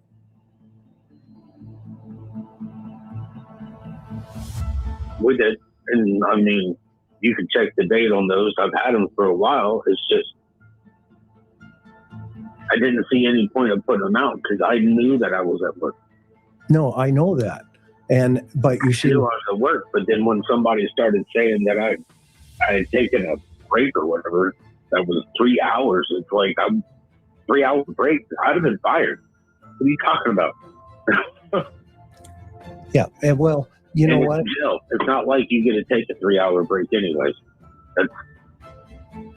Just stay the course, my friend. It's progressing. I'm sure of it. And I think the frustrating part of it is you are doing what you're supposed to do, and the public sees it. Am I off base here, Josh, by saying, and Gary? I mean, they're watching you, and they're watching the other folks too. And probably everybody in that neighborhood is watching everybody. I think we're really quick. I don't want to, take away again, because I think Josh is going to make a really, really great point here. But again, the level of corruption and the fact that Chris has gone from person to person to person and has threatened them. The neighbors are not. I have to just disagree. I hate to disagree with Chris, because I really would love to just be like, yes, exactly. It's progressing. Have faith, keep the faith, even when I say keep the faith. But in the same way, I do want to look at it, for what it is. And the fact of the matter is we had one neighbor that came out and told her side of things, right? Who was kind of like the neighborhood OG spokesperson, Bobby the neighbor. But other than that, we've had neighbors who have given their camera footage straight to the perpetrators, in my opinion, the main suspects. They've given that to them. They have not given it to Seth. So, and then with the public perception, I think many people would look at this situation, just even by me telling Sebastian's story, and not all of it. It's so much to tell, right? But if I was just to say, what do you think about a 15-year-old boy with autism who's very high functioning, who you couldn't, tell that he had any deficits at all? If you saw him walking down the street, all of a sudden he's locked in his mother's house. It's just him, his mother, and their 2 dogs. And then when she goes to wake him up for school in the morning, he's not there. There's no scent of Sebastian. There's no camera footage of Sebastian. People are going to automatically look at Katie. And then they might say, well, what about Sebastian's father? Where was he? Well, he was at work. He was at work at Davidson County Prison, jail, whatever. I always get those two. But either way, you guys know what I'm saying. He was a corrections officer, and he was on the clock all night long. Right? He had to badge into every place that he was. Right? So he's got a rock solid alibi. They're going to all say the same thing. I don't have to say that Chris told people to shove things up their butt and choke. They're still going to think that Katie had something to do with it. Just by knowing that little bit of information, because nothing else makes sense. They're going to ask the obvious questions that we're all asking. Did Sebastian even make it home? Well, I'm glad you asked that. Well, there's a neighbor across the street that saw Sebastian on Friday, Saturday, and then on Sunday, she had to ask the police if that was really Sebastian taking out the trash. When Seth was showed the video, he said it was too dark and grainy and he couldn't tell if that was Sebastian or not. People are going to say, okay, so maybe he didn't even make it home. We don't know that for sure. Or some people might say something had to have happened in the morning while Katie was driving around with her windows rolled up and having her husband, who wasn't even in town or home that weekend, allegedly, on the phone telling law enforcement. Clear Seth Rogers already. There's no reason to keep on with it and on with it and on with it. And how do the neighbors, how do they live with themselves? Because I'll tell you what, all of my fear is gone when I think about how Sebastian feels. I'm not afraid. A lot of the disconnect comes is that people base their feelings on whether they like somebody or not whether they're a grieving parent with hurt in their voice. I can hear it. I can hear it in your voice. This has taken the biggest toll that it can on anybody. Sometimes I just feel stupid because I don't know what to say sometimes. I've told you this before, and because it's when people just go low just for content. My son's gone. He's missing. He's lost. And then everybody wants to put him on the back burners to throw crap at people. And it's like, I'm getting hit with it. You know, Tony's getting hit with it. Everybody that's, you know, and it's like, it's my duty to protect my children. But at the same point in time, it's my duty to protect the people that are helping me find my son. Well, Seth, we're here for you, and you know we're here to protect you too. We got you. We got your back too. Detroit. Hey, Detroit. Detroit says, wouldn't the neighbors view their camera footage before handing it over? It would be strange not to, in my opinion. Yeah, I believe they did. So I want to go over that audio that Kiki just put out too, because we've kind of been sending clips back and forth with each other. But I got really busy with another video last night. But there are some differences, and you know some of the people that put the audio out were only putting out what they wanted to put out, right? Or maybe they didn't think it was pertaining to Sebastian's case, but it was. So Kiki's been working on that video. So it in the dispatch audio that I've played, though, they were going house to house to house. They were checking people's crawl spaces that weren't locked up, right? Is if their crawl space was unlocked or accessible, they were checking in there for Sebastian. They were checking barns. They were checking anywhere they could, right, in order to find Sebastian. And they were also door knocking, and they were going and asking everybody door to door to check their camera footage.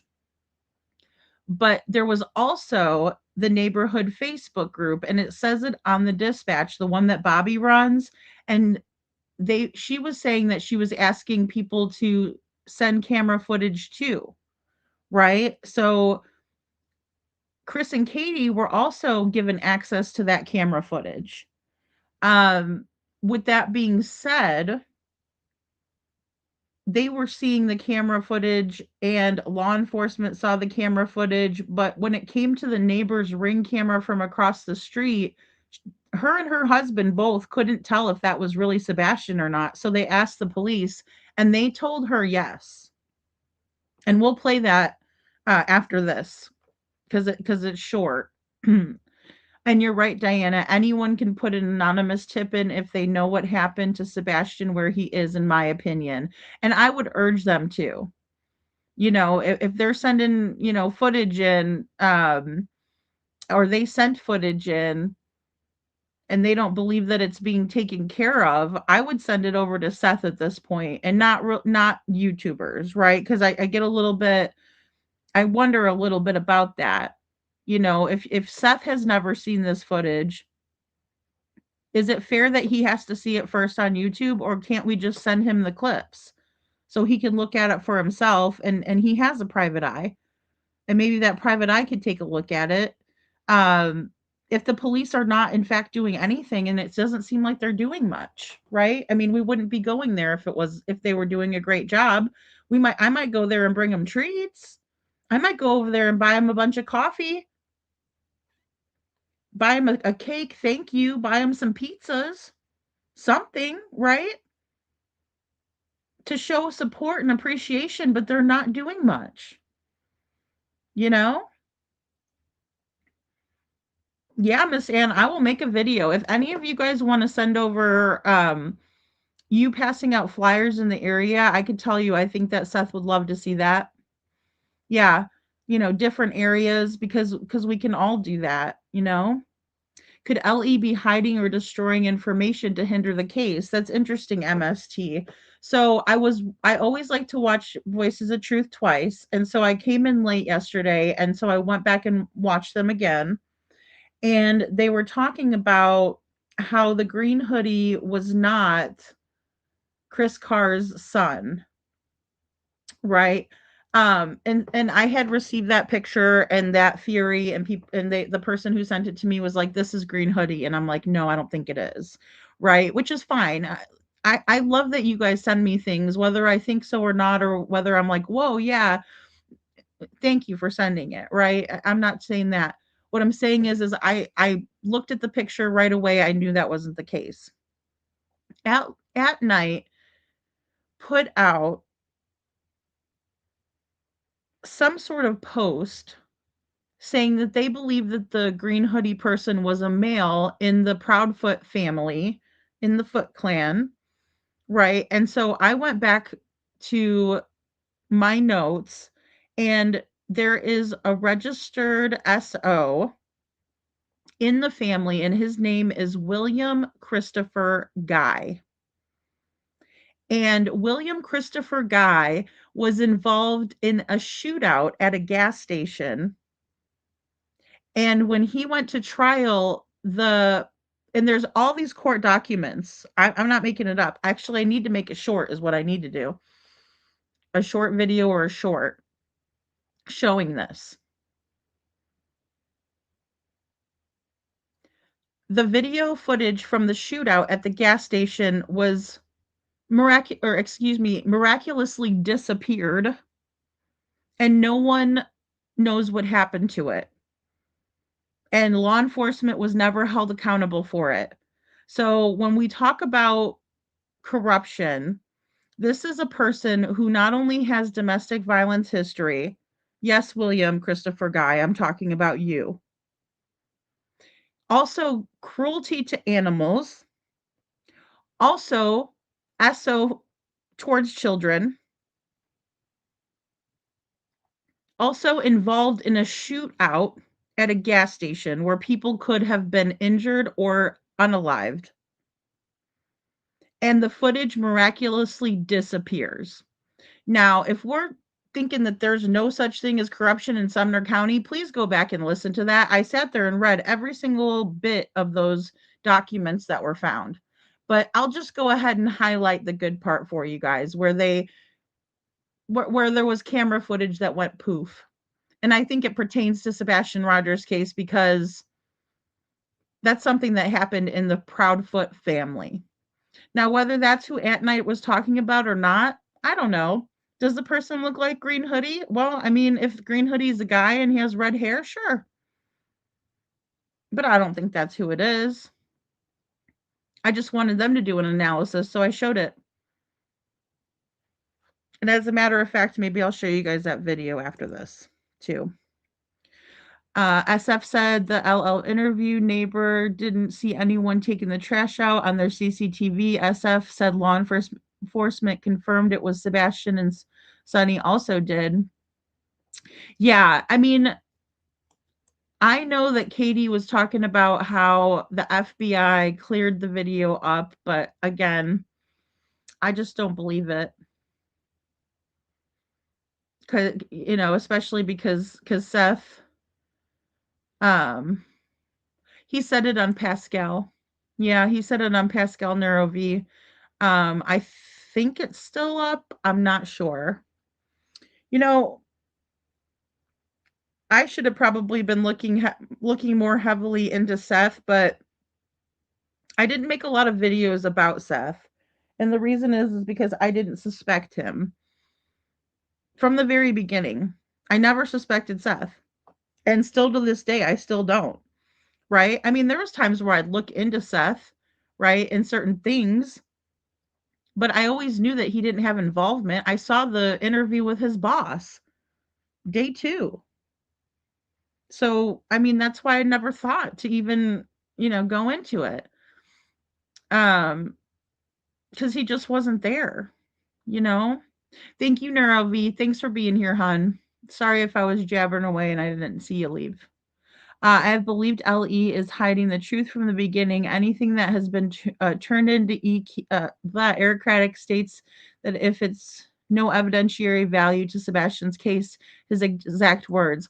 I believe that, Diana, and I've also been told that they have refused to take evidence in because they said that's not what they're looking for. Now, whether that's true or not, I don't know. I've never seen that statement from law enforcement, but I wouldn't put it past them either. I just wouldn't. So, Jackie, good night. Your NeuroV. Yeah, same BS, YouTuber. It's absolutely crazy,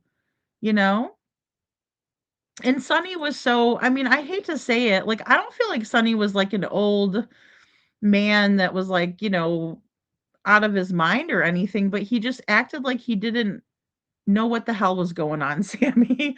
And I don't mean that disrespectfully. I'm just like, you know, even when he was talking with the PIs, he's like, well, you're going to have to ask Carter that, you know, I don't know. I'm just the sheriff, you know, kind of like that. You know, the fearless leader. Because he's my son. And it's just like it kind of never stops. Yeah. You know, you and I haven't ever spoken before. It sounds like you've spoken to these guys before. I'm certainly very familiar with your story and some of the outrageous things that I've heard and some opinions people have and all that. And it does feel like it would be nice if people would let you be private with whatever process you're going through. I do want to ask, just to kind of humanize you for a moment here. I was hoping maybe you'll take a couple of minutes and just tell us a little bit about your son. What was he like? What is he like? To fill in the gaps a little bit for the public who know nothing about him except to call him a boy of such and such age who happened to have a diagnosis of autism, and fill him in. You know, what was he like? What is he like? I love how Dr. Gary says that this is a young man who just happens to have autism, right? It's not what defines Sebastian. He just happens to have autism. He happens to have a rare chromosome deletion, but that's not who Sebastian is. Who's Sebastian, right? Well, he's a cute little baby, right? Growing up, he was an adorable kid, caring, loving kid. And then he didn't get a chance to continue on with his way of living because something has happened to him now, right? And I don't know what it is, but he deserves better. I know that's for sure. I know he's a human being.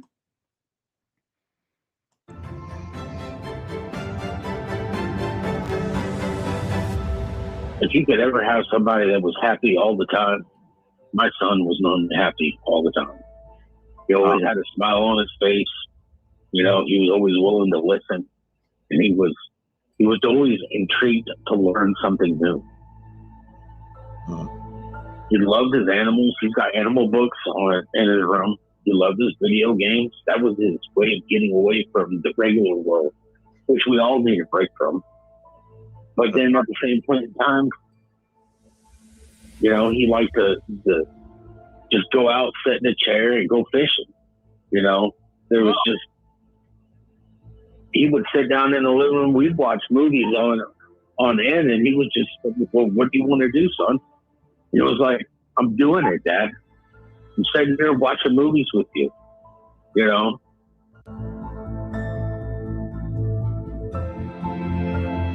Sebastian and I have a very special relationship.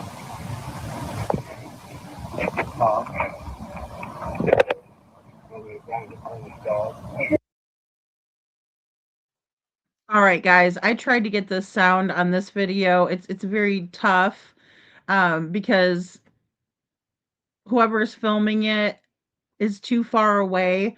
I think that there was a mic given to Sebastian's grandma and grandpa here, because you can kind of hear them cutting in and out, like where it's real clear, and then, you know, because she's moving around, you know, maybe you can't hear as well. But this is Sebastian's grandparents on Seth's side, his parents. And I wanted to share this video. I wanted you guys to see another. I wanted to put a face to another woman that Chris Proudfoot thought it was okay to threaten, and also want law enforcement to see who Chris is threatening, because it makes me absolutely sick. He loved our bosses. That's why we have him with us today. This is our second trip up to San Antonio. Get ready.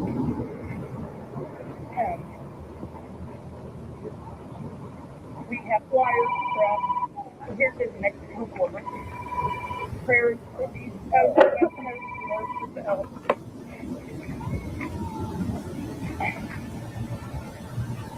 he loved to talk about plants with with me. He loves to talk about animals with me. He loves to go fishing. And he would say, you know, Mima, that's our favorite sport, right? Yep, we took him out to golf fishing in Texas.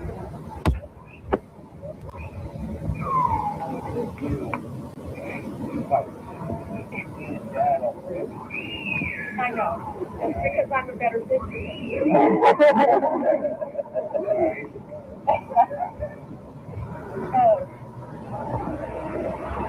He's a special boy. He is a special boy. And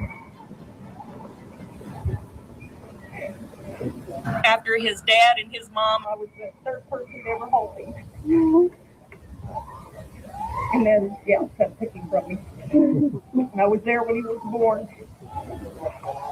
And I was there the whole time Katie was in labor. 7 days late. Yeah, he was just waiting on my birthday. Yeah, he was born on his Pat's birthday and his Uncle David's birthday.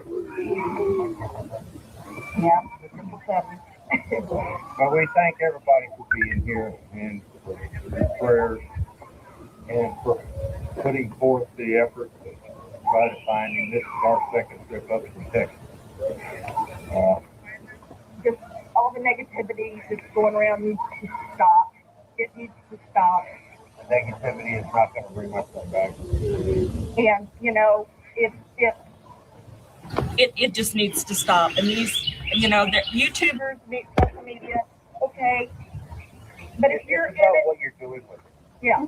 All right. If you're going to be positive, be positive. If you're going to be negative, you're not welcome. If you're going to get out here and pound the ground and look for him without your GoPro or whatever, you're going to be out here doing what needs to be done to bring our grandson home. We appreciate it. But if you're out there just making money, stay away. Stay away. Yeah, my grandson's not pretty. Thank you all.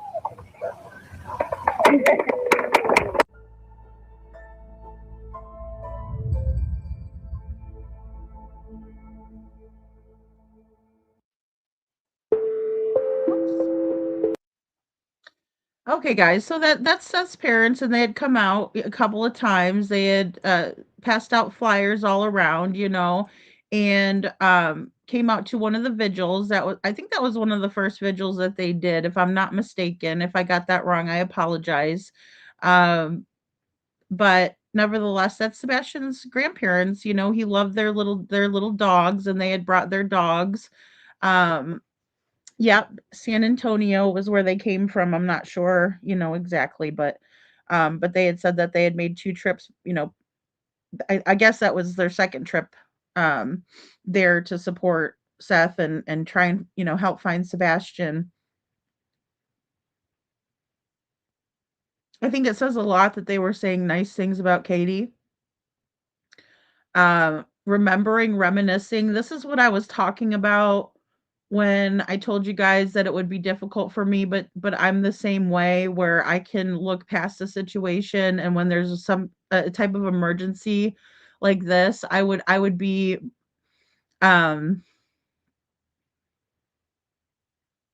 I would try to remember the good times. I would try to stay positive, and I believe that that's what they were doing here, right? And then, you know, his mom's like, "Hey, let's stop the hatred, right? Let's do the right thing. If you're going to help, thank you, but if not, you know, then just stay away from things because it's not helping, right?" This is so early on, you guys. And then you fast forward to Seth saying, "What's with all the threats? What's going on?"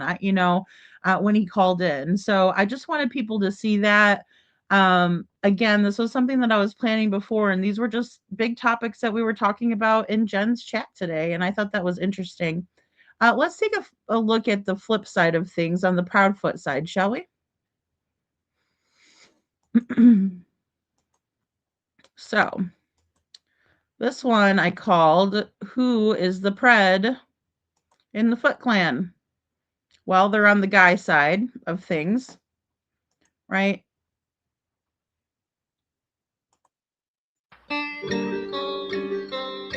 All right, getting to know possible green hoodie shim, right? And again, guys, I don't think this is the green hoodie, but it could be, right? People change, and you'll see when this picture or when this photo was taken. And by the way, that's a mugshot.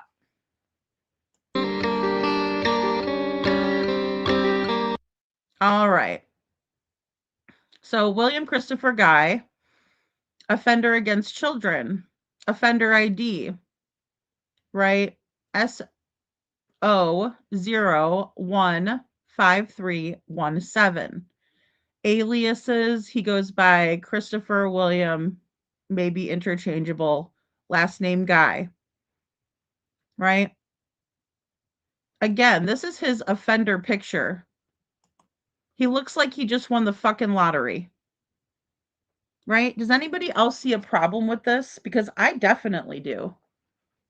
I think it's absolutely disgusting. His face right there. No guilt, no remorse whatsoever. But right next to him in red says that he offends children.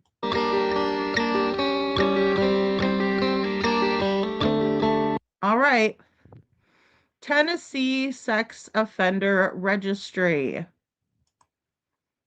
Again, William Christopher Guy. Active. And it's going to show his whereabouts and where he has lived and worked. All right. So the date of this offense was on 5/24 of 2018. So fast forward to 2024, he's not going to look exactly like himself, right? In trouble for pornography involving a minor, right? Involving a minor. Smug is a great word, YouTuber. Smug is a great word. He looks like he's happy to be there, like he's proud of himself. Like, oh, bring it on. They're going to lose footage. So smug. This is a disgrace, and this is who they want representing Tennessee, which I know is false because the people there are not that way. He lives Portland, Tennessee, Westmoreland, Tennessee, right? And then he's employed in Portland, but also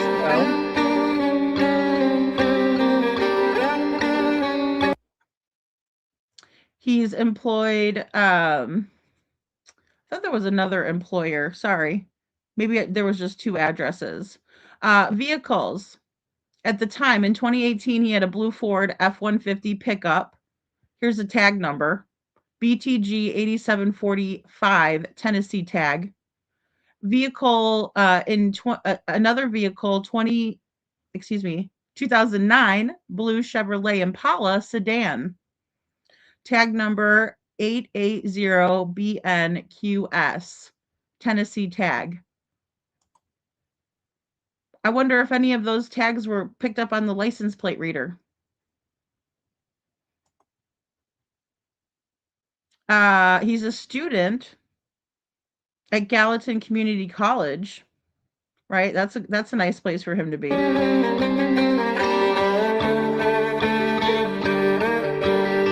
All right, here's his charges. So we have 723.25, or let's start at the bottom. Sorry, 623.23 violent SDR. We have 723.25. He's got cruelty to animals, and that's 1, 2, 3, 4, 5, 6 charges, right? And what happened is that he was charged, but some of them were dismissed, and they lumped it all into one guilty plea as charged for cruelty to animal. He got one count when really it was 1, 2, 3, 4, 5, 6 animals. Sex offender in 2019. Registration, guilty plea. Right? And let's not forget, that's Chris's side of the family. Katie's mother is also an RSO. Also had access multiple times to Sebastian. And law enforcement does nothing. Law enforcement does nothing.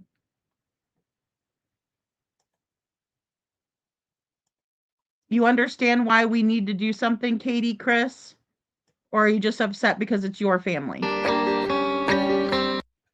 Sexual offender registry form violation, right? 228, 2019. Guilty plea to a lesser charge, right? So he had a lawyer. The lawyer, from what I could see in the court records that I read off, was very good. He was citing case precedents and getting charges taken off because he was citing other cases. Well, gee whiz, we got a whole bunch of corruption. Let's cite another case for it. Red hair, hazel eyes, white male. He's 5'8", 180 pounds. Date of birth is 6/30/1995. Right? Driver's license number 126430973, Tennessee. Driver's license. He has tattoos. Left arm. And I mean, be on the lookout, guys, because this could be one of the people that helped Katie, in my opinion. Right? He doesn't have trouble hurting animals or children, does he? He's not worried about getting involved in a shootout because the video footage will be poof, disappear. It just vanished, right, Chris? It just vanished. Funny how shit vanishes in your family.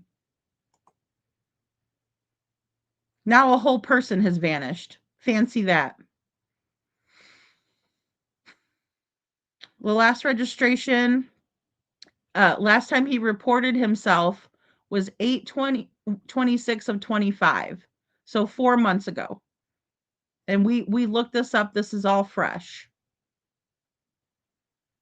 Right? So 4 months ago, now this would be 5, 6, maybe, Chuchi, right? Either way, he's registered in the area, not far from Sebastian.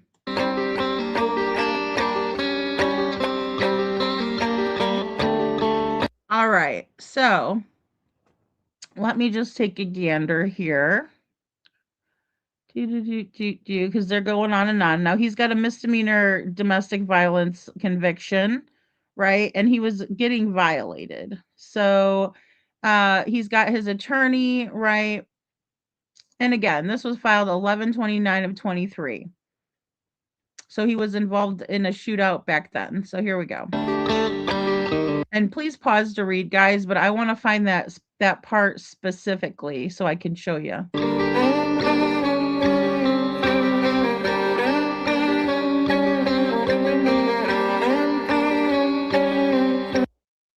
All right.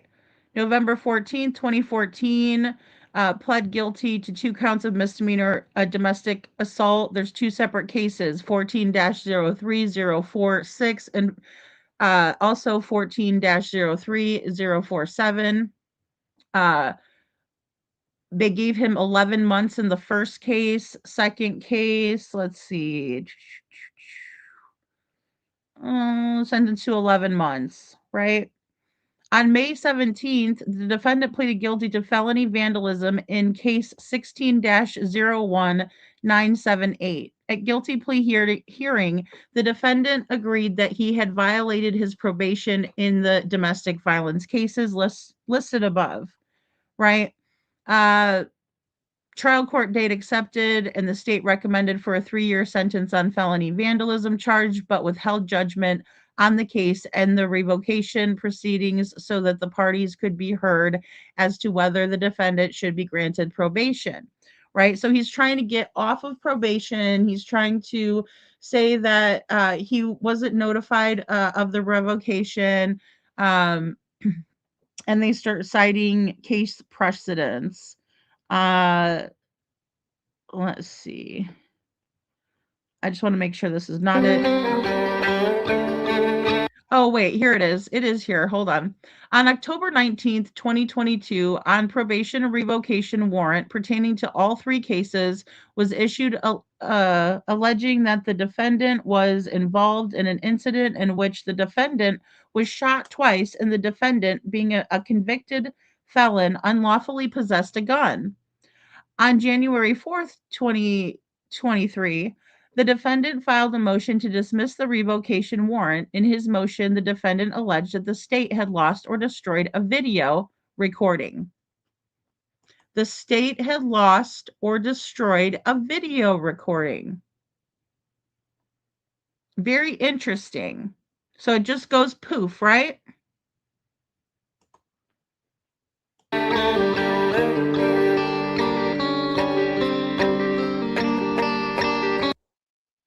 An incident that the incident that had previously been collected by officers.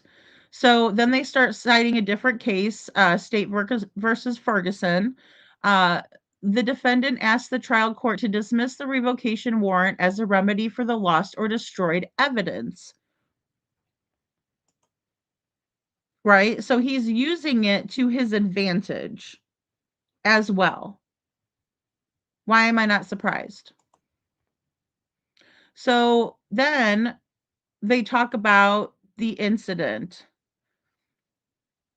The trial court initially heard the defendant's Ferguson's motion on January 4th, 2023, and the state conceded at the hearing that the video had in fact been lost and agreed that there was negligence involved in the video being lost. Regarding negligence, the state argued that the trial court would have to make a determination as to the degree after the court heard from the officers. So they wanted the officers to come in and testify regarding the contents of the lost video. The state explained that the officers obtained the video and allegedly watched it, and then they say it was consistent that the defendant had a gun on the video. The trial court reserved ruling on the Ferguson issue, informing the parties that it would need to be heard proof before, or they would need to hear proof, before it could make it into the appropriate ruling. So the judge couldn't make an appropriate ruling on the matter until they heard from all parties involved, right? I mean, inside job corruption at its best, poof, gone, just gone. Thank you guys for hitting that 100 mark. You guys are the best. Thank you guys. But I mean, and this is the thing. Some people can argue, well, that was wrong, for them to lose it. Well, yeah, but if they know people, it's real easy. It's real simple, isn't it? Just like Chris would say, it's real simple, right? And then use it to their advantage. Okay, here we go. Prior to the revocation hearing on January 19th, 2023, counsel for the defendant stated his understanding that the state had agreed that the witness would not be allowed to talk about the video or what they had seen on the video. The state agreed that it would not elicit such proof at the hearing.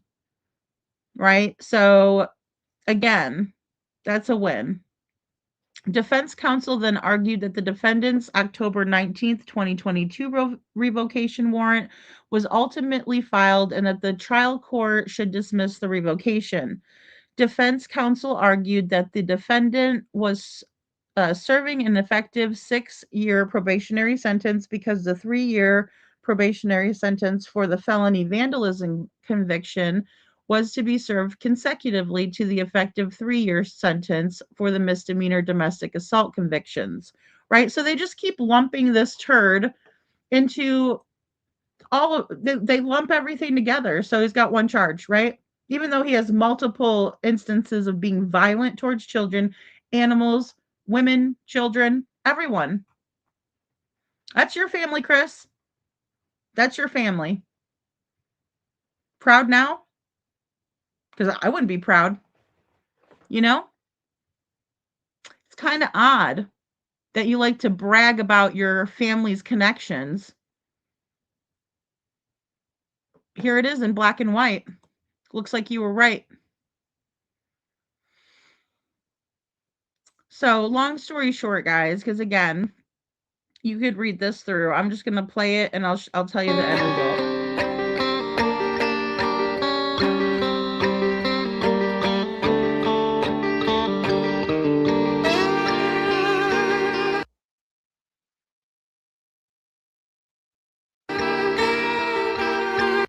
Oh, and one more thing.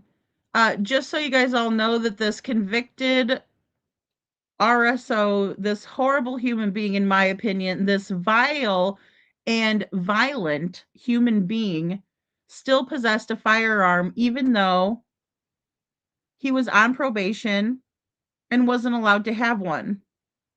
So, in my opinion, it's more than likely that he could have done something to hurt Sebastian and he wouldn't bat an eyelash. As a matter of fact, the footage would go missing, just like it did in Sebastian's disappearance. In my opinion.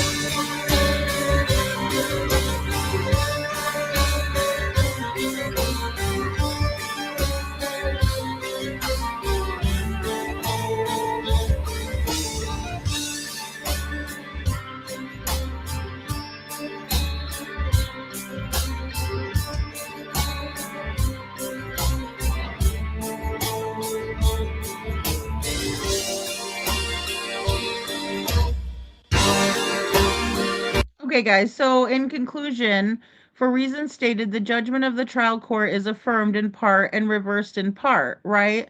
So we vacate the probation revocation order and remand the trial court for entry of amended order that does not list cases, domestic violence, right? Both of those on reprimand, and the trial court shall also enter corrected judgment in the case, right, with the vandalism charge that accurately sets forth the sentence orally pronounced by the trial court on July 12th, 2017, as set forth in this opinion. So basically, he was able to get off on a lot of what he was doing at that time, which involved, the little baby weenus.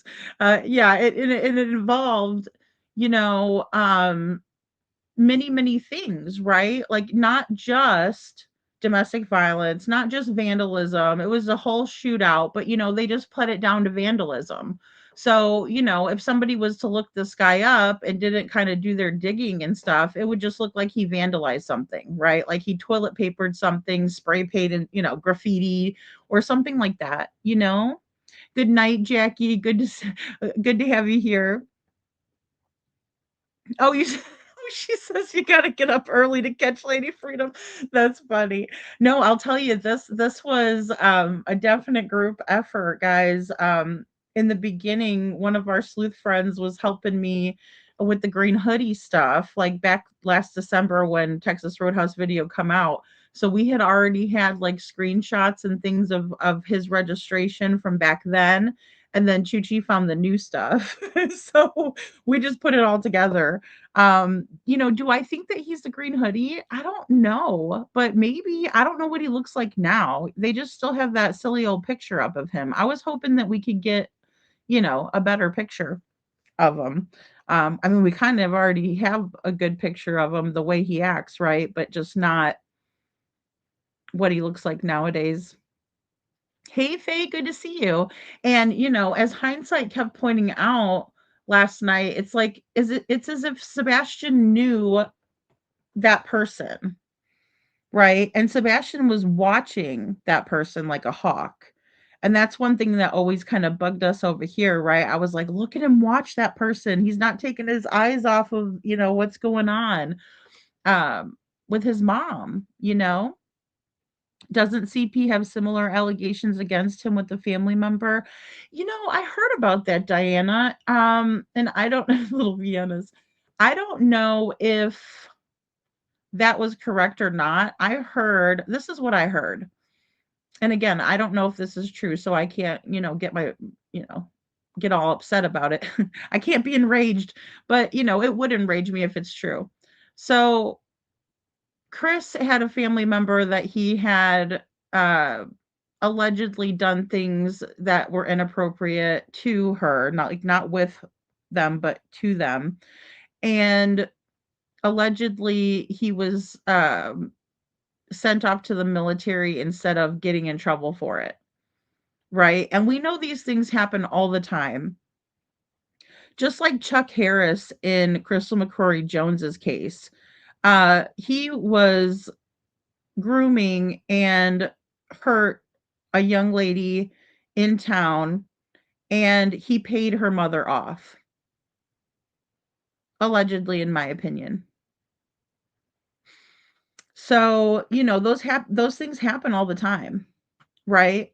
Because unfortunately money talks and BS walks. Now, flip side of every coin, I think her mom did whatever she thought was right. In my opinion, I would never do that. I would have prosecuted that sick fuck as far as I could have.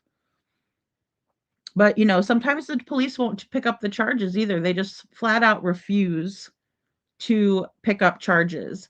And so that person is left to deal with that for the rest of their life. Favanti, I lump him, I just like I lump him, into the turd pile, they're lumping all of his stuff into the turd pile too. So Janet says, I don't know, Janet. I would love to see a more recent picture, but the thing is too is like, okay, so this person, hindsight and Coop, they did like a comparison on the shoes, and the green hoodie was wearing women's shoes, which anybody could wear shoes that are men's, women's. And then they did go into the female bathroom, but again, they could do that too. So I don't know that I'm 100% either way. I just thought this person looked very similar, to the green hoodie. It's weird. Duck Dynasty doing nothing to find Sebastian. The party's over, gentlemen.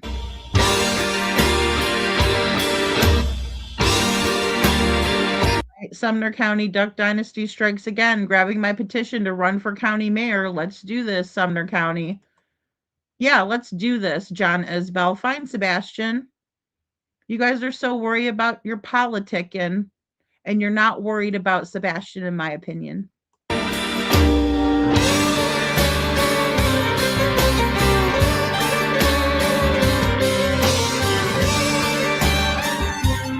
The truth doesn't cost you anything, but a lie could cost you everything, Katie, Chris.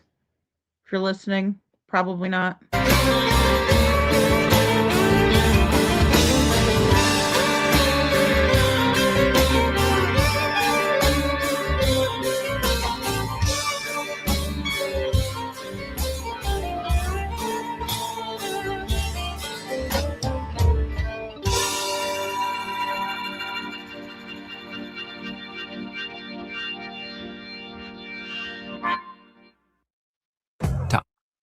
Alrighty, guys, and this guy's eating a cheeseburger. So I don't know. I don't know who this green hoodie person is. I will say that you guys should go over and listen to Hindsight too, because they were talking about the different things. There we go. The different things that were said in terms of um sorry, I just want to fix this really quick. There we go.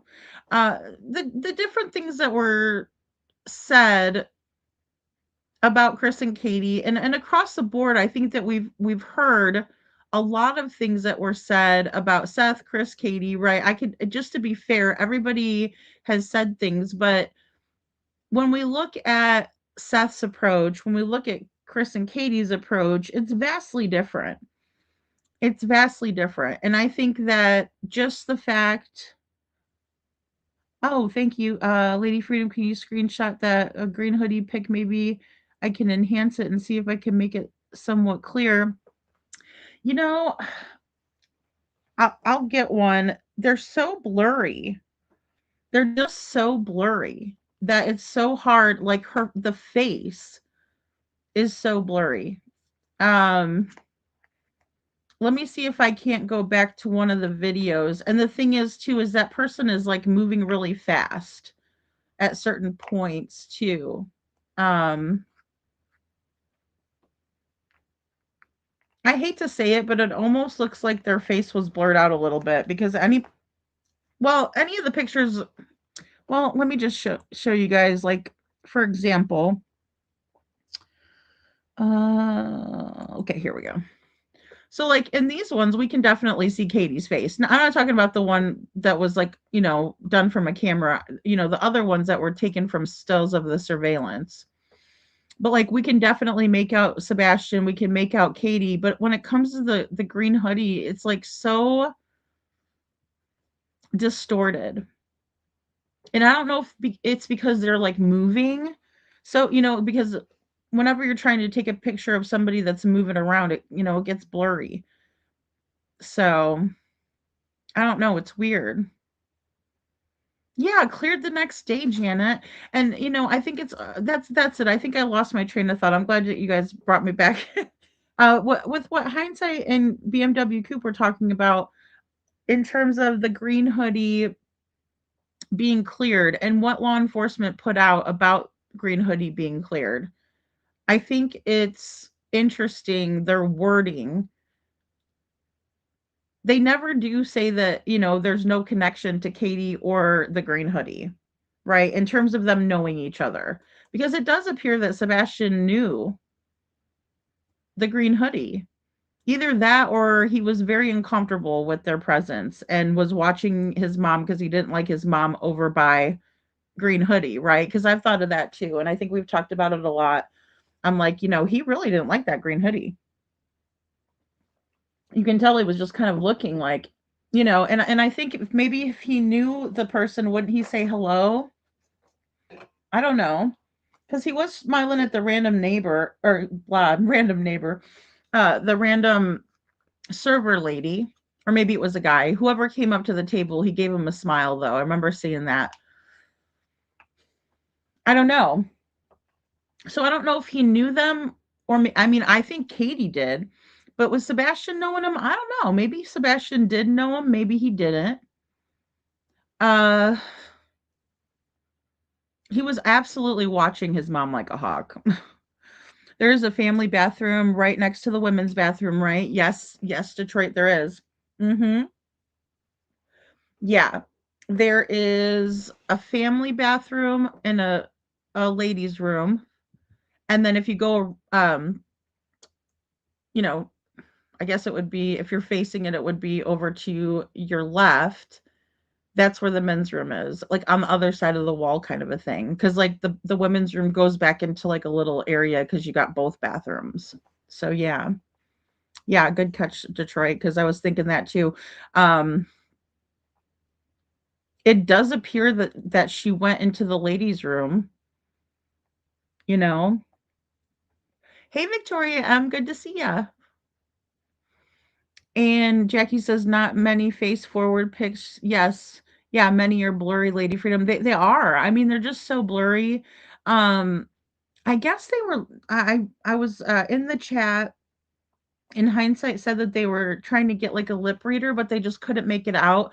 If we had a different angle, I think that maybe they could, like, if we had an expert weigh in, I think maybe they could make out some of what was being said. A lot of Sebastian's responses seem to be more of, like a shrug. He definitely said no and, shook his head no. Um, so, he wasn't sa saying a whole lot.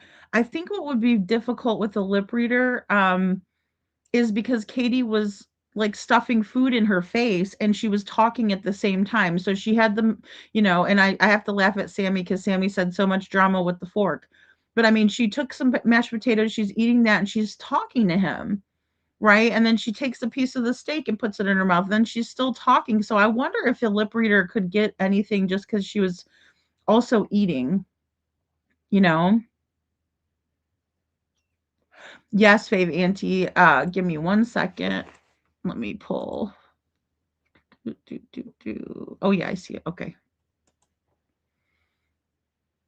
So, yeah, and you kind of see her charges back in the background, and it's essay by a parent or guardian. So, and I think that's, and Katie's mom is 5'7", so she's an inch taller than me, 140 pounds. I don't believe that at all. That's not how much she weighs. There's no way that woman weighs 140 pounds, okay? I'm not trying to blame or shame. I'm just saying there's no way that lady weighs no 140.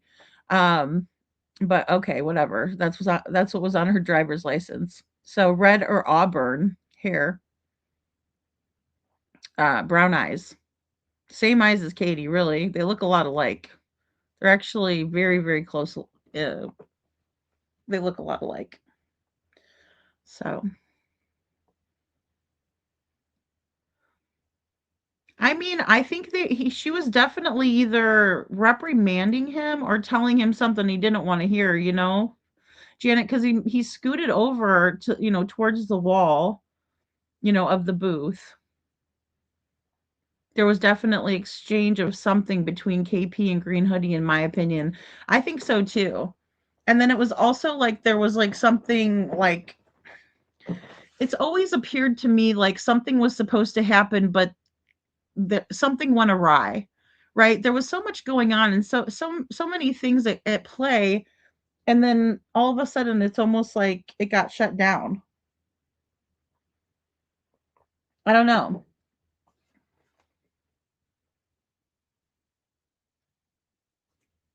How old would her mom be in 24? Let's see, does it give her mom's date of birth? I don't see her date of birth on here, so I don't know. Or the time of the offense, we could have like kind of done the math there. Let me see if I can't figure that out. Because that must be like a updated photo of her. You know what I mean?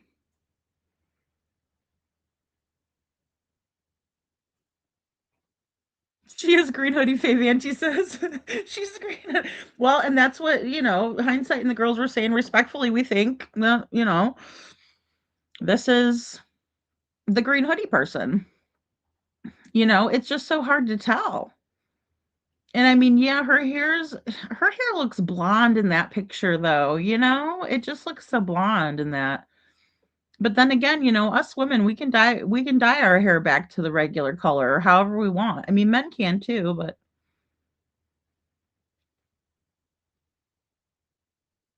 I know so much went on there, Victoria. That's the whole thing. There's just so much. There's just so much.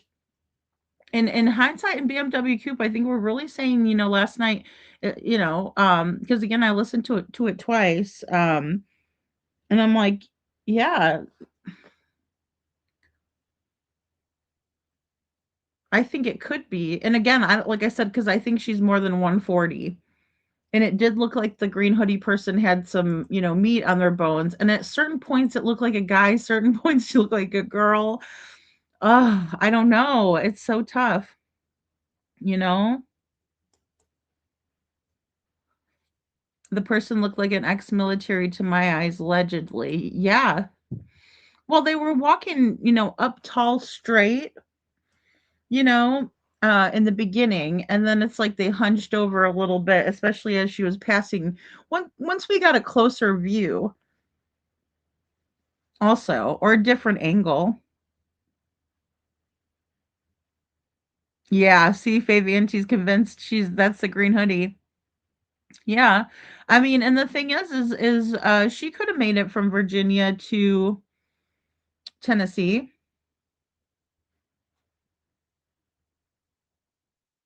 I know. I wish that we had a video like that. Miss Ann says that she could probably make it out if we had a video of her, straight up, straight on. I know. I think it was premeditated. Yeah, Victoria, I do. She wasn't being nice to him, and if the last day she would see Sebastian. Well, and I mean, I know that, of course, their plans were a little bit detoured, and that could have caused some issues. Most definitely, Strawberry blonde hair, Jackie. That's a good one. That's a good color for her mom's hair. I agree. Yeah. And I mean, as we get older, our hair lightens up a little bit. We go gray a little bit. So yeah. I mean, that's why I dye my hair now because I get gray ones in the front of all places. Do you have a picture of KP's half sister? She looks like KP and her mom, and she's also an RSO. I saw her mugshot way back when. I don't think I ever saw that in Detroit. Oh my goodness. Oh geez. And every time I turn around, it's worse. You know? How are the police on the side of these people? See, that's what's nuts. That is absolutely nuts, and I just cannot I can't be okay with it, you know?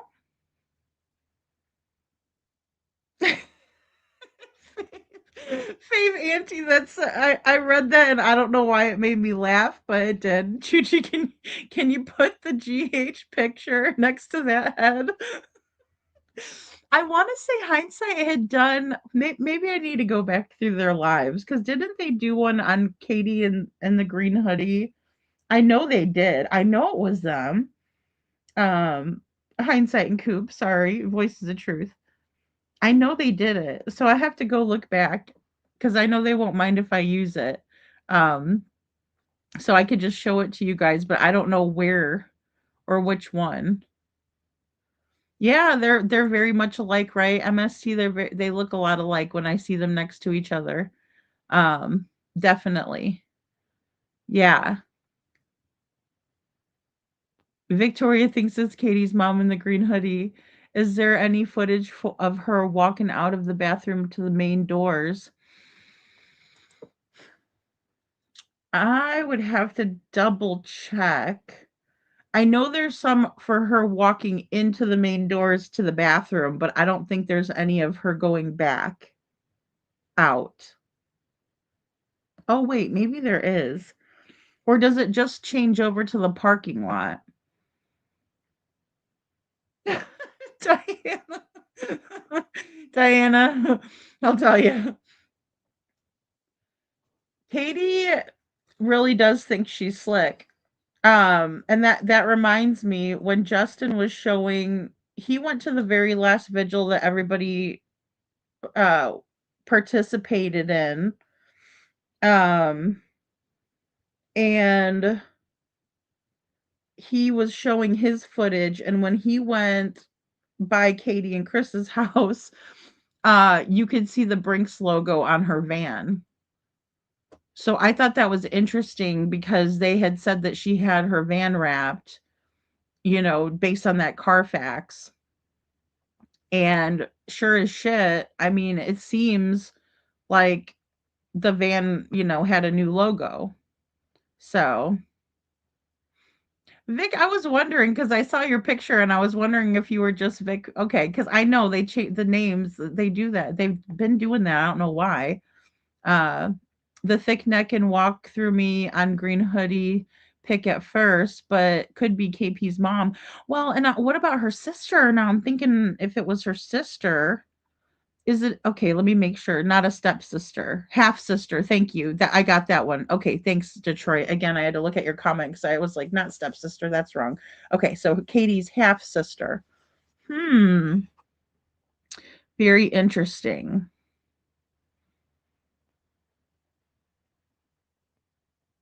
Yeah. Oh, okay. Justin's has okay, so I have to go back and look. I'm gonna have to go back and look. I mean, everybody just works so hard, you know. Um, well, and see that I remember I got screenshots and I couldn't find them. I think they're in my other phone, but I was trying to get the video out. But Dolly Shadow had went over by their house in the beginning, and then he came back like a couple months later, and I was laughing because that's back when I used to watch him, but he was like, the bulbs are out, and I was laughing so hard because he kept saying, the bulbs, Katie, the bulbs, and I was like, oh my gosh, but he was right. The floodlights were taken off of the house when he was there the first time, and then they put the floodlights on, or, the bulbs, the bulbs in the floodlights again. And it's like, what in the world? And he showed a side by side, bulbs, no bulbs. And it's like, what the fudge is happening? So, oh, look at my text.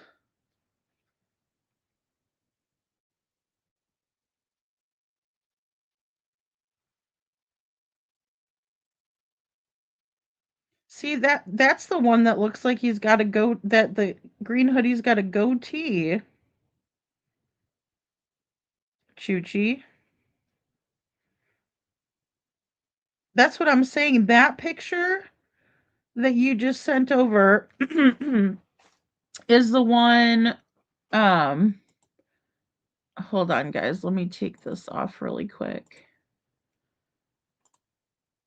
Not Oliver eating a friggin' chicken sandwich or whatever, hot ham sandwich. All right, hold on. Stadium hot dogs. Hopefully T-Rev doesn't pop in. Oh gosh, this is a long ad. Come on now. All right. Oh, I don't know who that is. Oh, Elizabeth Smart. All right, hold on. Let me go back to, no, just the videos. Just the videos. No, I don't want to customize my channel, Lord. All right, videos. All right. Yeah. Corn boy. All right. Caution when lifting heavy objects. Here's the one here. So you can see that he's got like here, I'll make it bigger. Sorry. You can see right here, it almost looks like a goatee, and the build looks like a man. It looks like a man. And they look thinner here. But then let me see if I can't find one of the green hoodie from back. Let me see.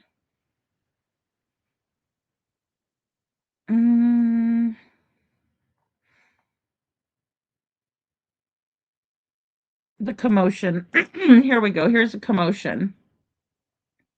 I'm going to share this one with you guys.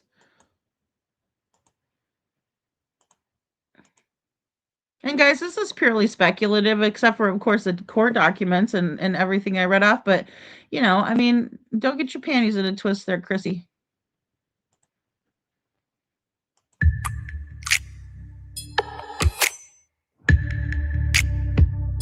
All right. And actually, I might just have to I'm going to take the sound off because I don't know how loud that is. And sometimes it's louder for you guys than me.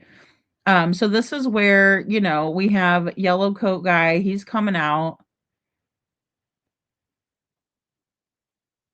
He came out with Katie and Sebastian. They're right behind him, and he's going to go from the door straight to the counter. Sebastian starts to go one way, and then Katie pulls him in the opposite direction and has him go around the ashtray, right? And look at his face. He's looking, and he doesn't take his gaze away from Green Hoodie. What? Look at him. I know it's hard to tell. Katie's going straight this way towards Green Hoodie. Sebastian's watching like a hawk. Hold on, let me get it to a good space. But look, we just see the back of his head, the side, because he's watching. He's watching. Right? The whole time. And then we got Big Booty Judy. No, I'm just kidding.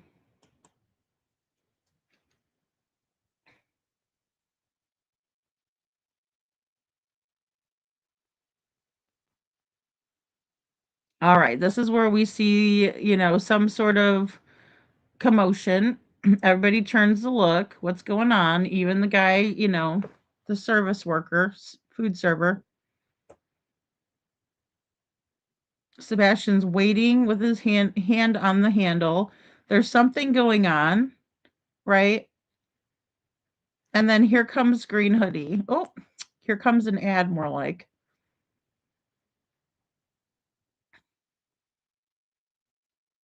All right, so here comes Green Hoodie. You can see them right here, right in the corner here. And their hands are up as they're walking by.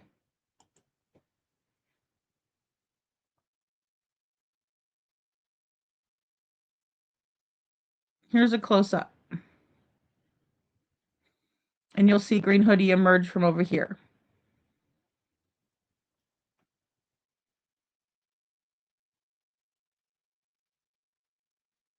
Oh, sorry, guys. I might have to go up a little bit. This is... Oh, I wanted to show you that part. All right, here's Sebastian. Walks around the side. Is going to walk the path of Green Hoodie. Katie grabs him up. Redirects him. But he's watching. He's watching everything. Sorry, you guys probably can't see that.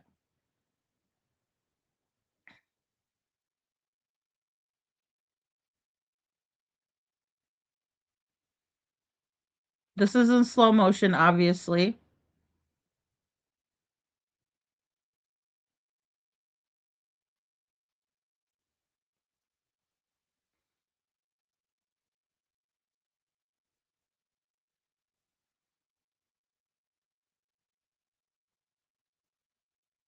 All right, there's Sebastian putting his hand on the door, waiting. There's something that goes on over here, right? Because it's taking too long for them to just be passing each other. And again, the video slowed down, but still. Now we see Green Hoodie. Here they are. See their hand up? Can see it even better now. Hand up, like, get the hell away from me, or yeah, whatever.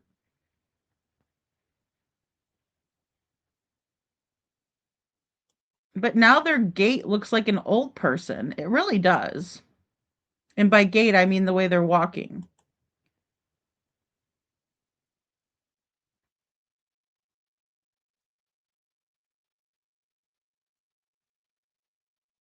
Look, the Green Hoodie was coming toward Katie, and now Katie's walking toward them, and they back up.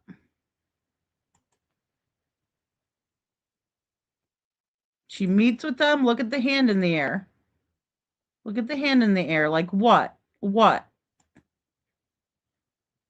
And then Katie places her hand on the vehicle. See how Sebastian is watching.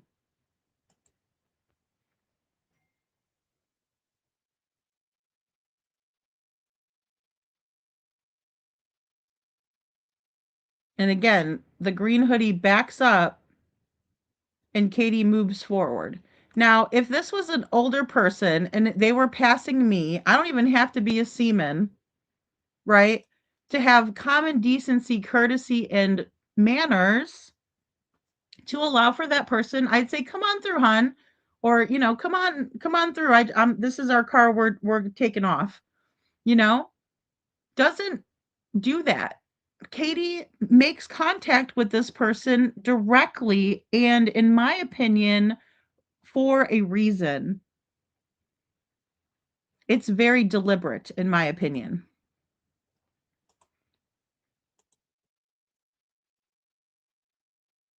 Otherwise, she would have let her pass by. Now, all of a sudden, we're going to see the green hoodie. Here she comes.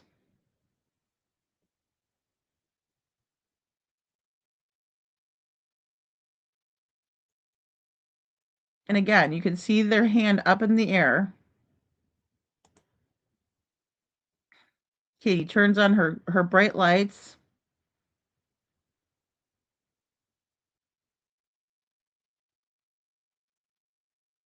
Commotion. Something's happening. Green hoodie comes out.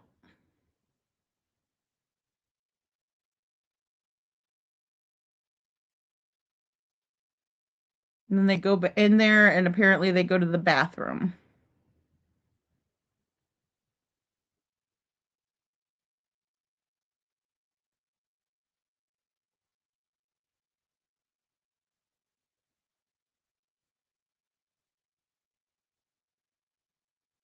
Again, there it is again, just regular motion.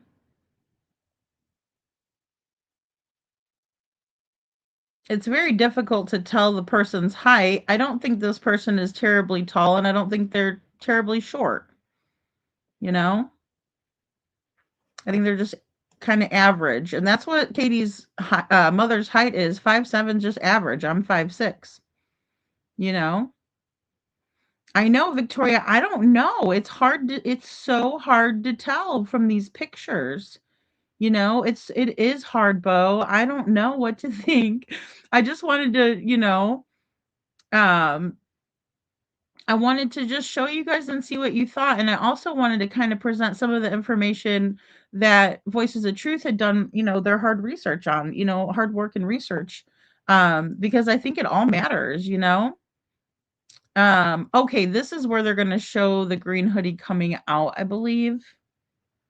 So just bear with me. I don't think green hoodie is a woman, in my opinion. If you look, William Guy's mugshot in the picture, the face structure, I know, and that's the thing. It's so tough to tell. And it does look like this person has a goatee, like in the first one. There goes Yellow Jacket. And I think that's the end. Oh no, here's a closer view. Again, and maybe Chuchi, you could get a good screenshot on this one. I'll go back and try and see if I can't blow it up too. See? Instead of letting her go through, if she didn't know that person, she wouldn't have stopped to talk, Oh, for crying out loud, a piggy video? Oh, geez. All right.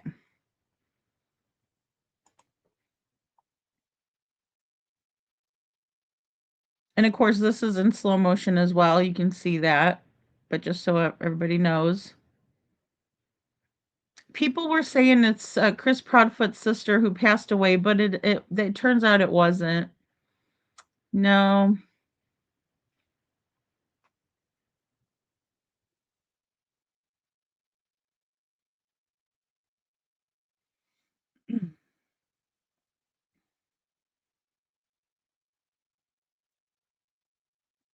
Katie, right before she put her left hand on the car, gives a white thing to the green hoodie. Yeah, I believe there was some sort of a handoff to Faye, like of something, like a key or maybe some drugs, maybe a note. I mean, I don't know why they would pass a note, but I mean, something. Maybe a cell phone, like a burner phone. Or maybe there was something that Katie was given to Green Hoodie. I don't know. But again, you see their hand up. And we know there was some sort of commotion that was causing everybody to look over. Now, right here does look a little goatee-ish.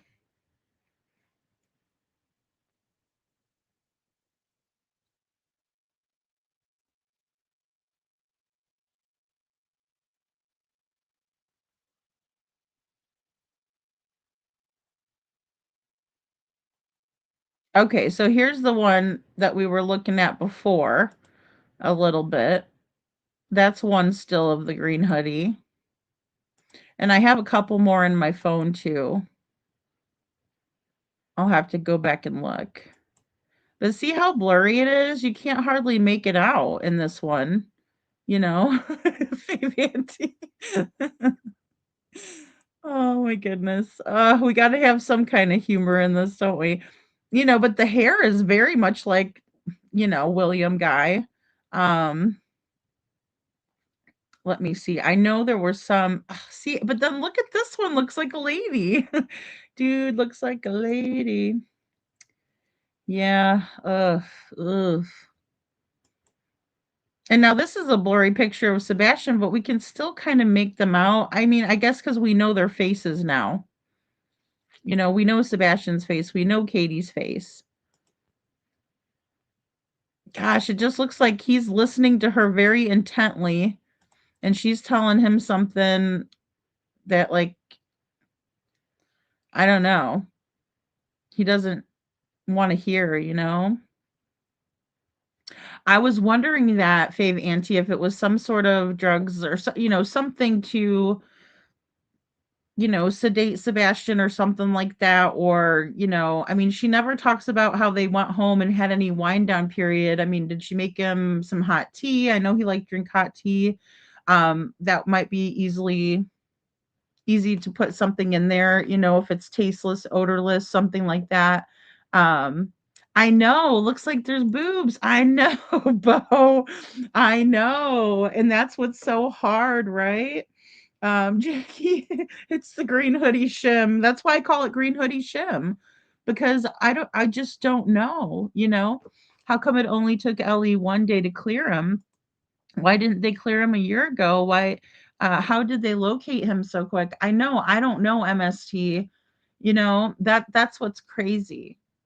And I would think if it was Katie's mom and they located her mom, I mean, honestly, they don't have to tell us, and maybe they're not telling us because they know everybody would go crazy if they knew it was Katie's mom. But then again, wouldn't they have her in for questioning? Gosh, it's just so hard I know. Those are all great questions. So definitely something to think about, you know? Yeah, so that's, you know, that's true. Vic, that's the thing. Um, some ladies do have, they have, you know, stashes and beards, you know. You know, not so bad, but I mean like chin hair and stuff. Um, Something happened, cause everyone to look. Yeah, exactly. Yellow coat is suspicious. I agree, Diana. The employee who stopped the lady in the parking lot, all these people stopped and looked. Yeah, they did. Yeah. Something happened that was loud, right? Because like that's the only thing that would cause like a reflexive, you know, movement. Oh, what was that? You know? I think they blurred it, Vic. See, and this is the thing. This is not the raw footage from Texas Roadhouse. And then again, was she going so fast? Was she moving so fast when she emerged from whatever happened with her and Katie? So it didn't look like there was anything going on. That's why it looks blurry. You know, that's why it's so hard to get a still, you know. Jackie T says no bra. Uh-oh. We got a Janie. Can't be bothered to put a bra. why is a why is a man woman the only one that's blurry? Diana, just our luck. Oh my goodness. Like poor Devlin, the day that he goes missing, the cameras were being updated. Whoops, sorry. The cameras were being updated. You know? It's amazing. Yeah, electrolysis. Yes. Yes. Sammy says right. Yeah, absolutely. And being blue pill, he took the blue pill. Yeah, I mean, because Katie could have said, "Hey, this is a new medication," or something like that. And again, it's so sad when people are in a position of trust. I think that whenever a parent is charged with any type of like for instance, little Jaden Spicer, I think that his mother and stepfather should both be charged with a person in a position of trust, and I think they should get extra time, or in trouble for more charges, right? Because when you trust somebody, you're put in a way more vulnerable position. But when it's your parents and you're supposed to listen to them, and if you don't, you're in trouble. It's sad. This is kind of a better picture of Sebastian and Katie here, or just Sebastian, where you could tell it was enhanced a bit. But I mean, he's still looking at Katie like he's being told something, that he doesn't want to hear. So, Ellie didn't even question them until this came out. So they didn't even go over and try to figure this out in the beginning. It was only until we started talking about the green hoodie, the green hoodie, the green hoodie, that they actually, went and checked it out. Because before that, they hadn't talked to anybody, and that says a lot, guys. That says a whole lot. Green hoodie could have fallen and let out a scream, maybe trip between the two cars. Oh, okay, MST, yeah. Something loud happened, right? And maybe they're like, I'm fine, and that's why their hand was up like that. I get you. Yeah. Yeah, that's a good observation. That really could be. I mean, somebody was making a noise over there because everybody, now Sebastian was already looking, but everybody else turning around is definitely, a big sign that it was loud, in my opinion. Fave Auntie. Aw. Love watching this stuff. Should have been asleep hours ago. I know, Diana. I should have been off hours ago, but I do want to analyze this stuff. It's important. I'm glad you guys are here. Faye says for something was going on there, and because Katie runs there to see how much it shows. Well, yeah, I agree. She went after the footage, right? She went with her little fishy fish sticks and her stinky husband, and they went, and they were like shaking down the Texas Roadhouse for footage, and it's like, why? What do you need? What's on there, Katie, that you don't want us to see? And see, it was because he was either in trouble, and she kept saying he's not in trouble. We weren't fighting. Well, no, Sebastian wasn't fighting. He looked like he was defeated, in my opinion. But Katie's like very aggressively talking to him about something, Yeah, I will, Detroit. I'll look for that because, yeah, I'm trying to think. It was in the beginning. So, yeah, confusion is the big one. Now look at my text, Chi says.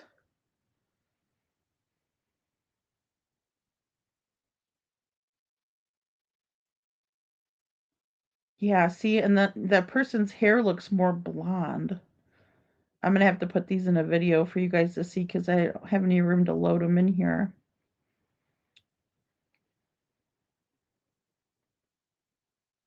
Yeah, very thin kind of a.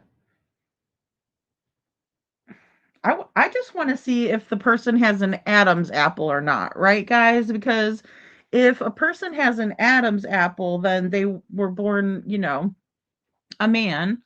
And if they don't, then they were born a woman, right? Because that's all, an identifying feature. I don't know, like, if there's any, like, anomalies out there where somebody does have that, but most of the time, that's how you could tell the difference. Maybe KP grabbed his pencil. Oh, Lord. Oh, no. Oh, good night, Jackie. Aw, thank you for being here. I think she wanted to see Green Hoodie was shown on the camera. Yeah, I mean, and they could have been walking like, hunched over and stuff like that. I mean, maybe they weren't thinking they were on camera yet until they got up there because nobody knows how far the cameras go, you know? The jawline is what gets me, and it looks like the William guy, in my opinion. I know it's so tough. And I will say this too, like with Katie's mom, she's got curly hair.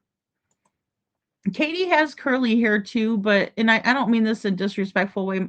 If anybody, knows my family, she's got like kinky curly hair, not like the like softer curls, right? Or wavy hair. It's like she's got very to where like, if she styles it up, it'll be really curly, tight curls.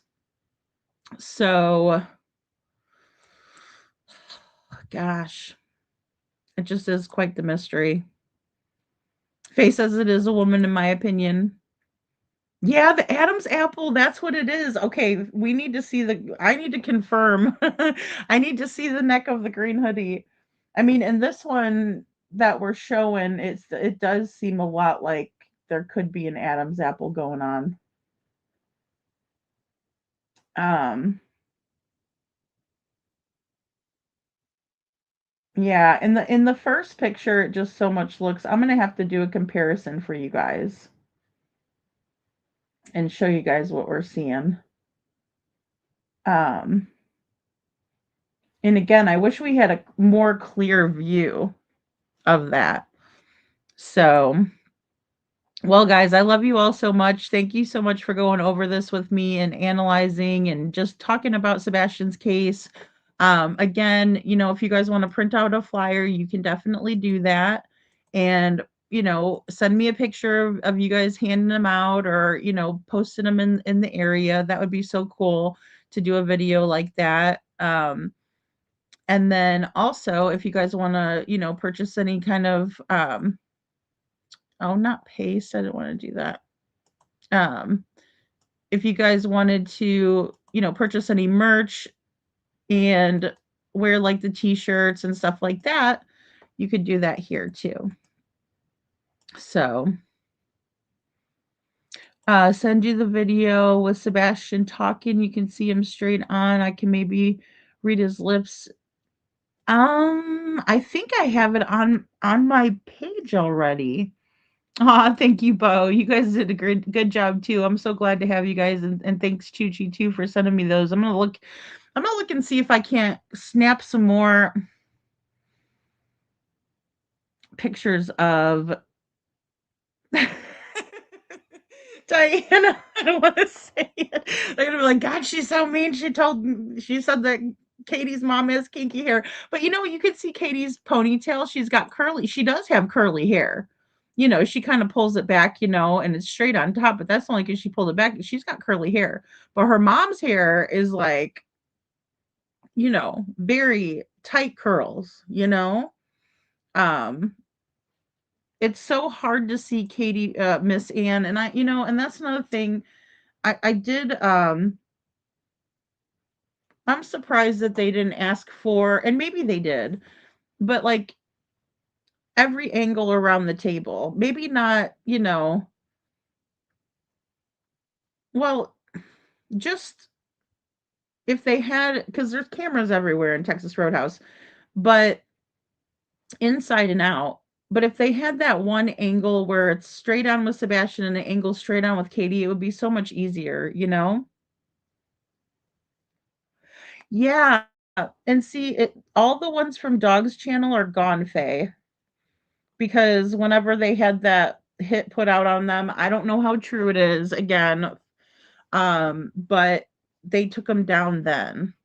But then some of them are on X, and I've kept all the ones that I had. So thank you, Vic. Thanks for being here, you guys. You guys are awesome.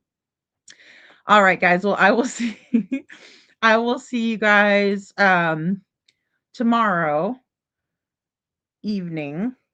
And then also I'm working on the trivia, so I should have that going for you guys for the 31st on the members only. So definitely take a look out for that, but we'll still do like a regular show that day too.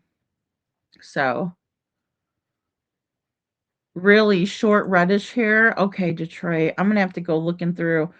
Yeah, I do need to look through that. And then also because I'll be up for a little while, I need to make a phone call tomorrow for Devlin's case. I really, really need to do that. To make sure that, things are being looked at just to verify. So, all right, guys. Well, you have a great rest of your day, and I will see you all next time.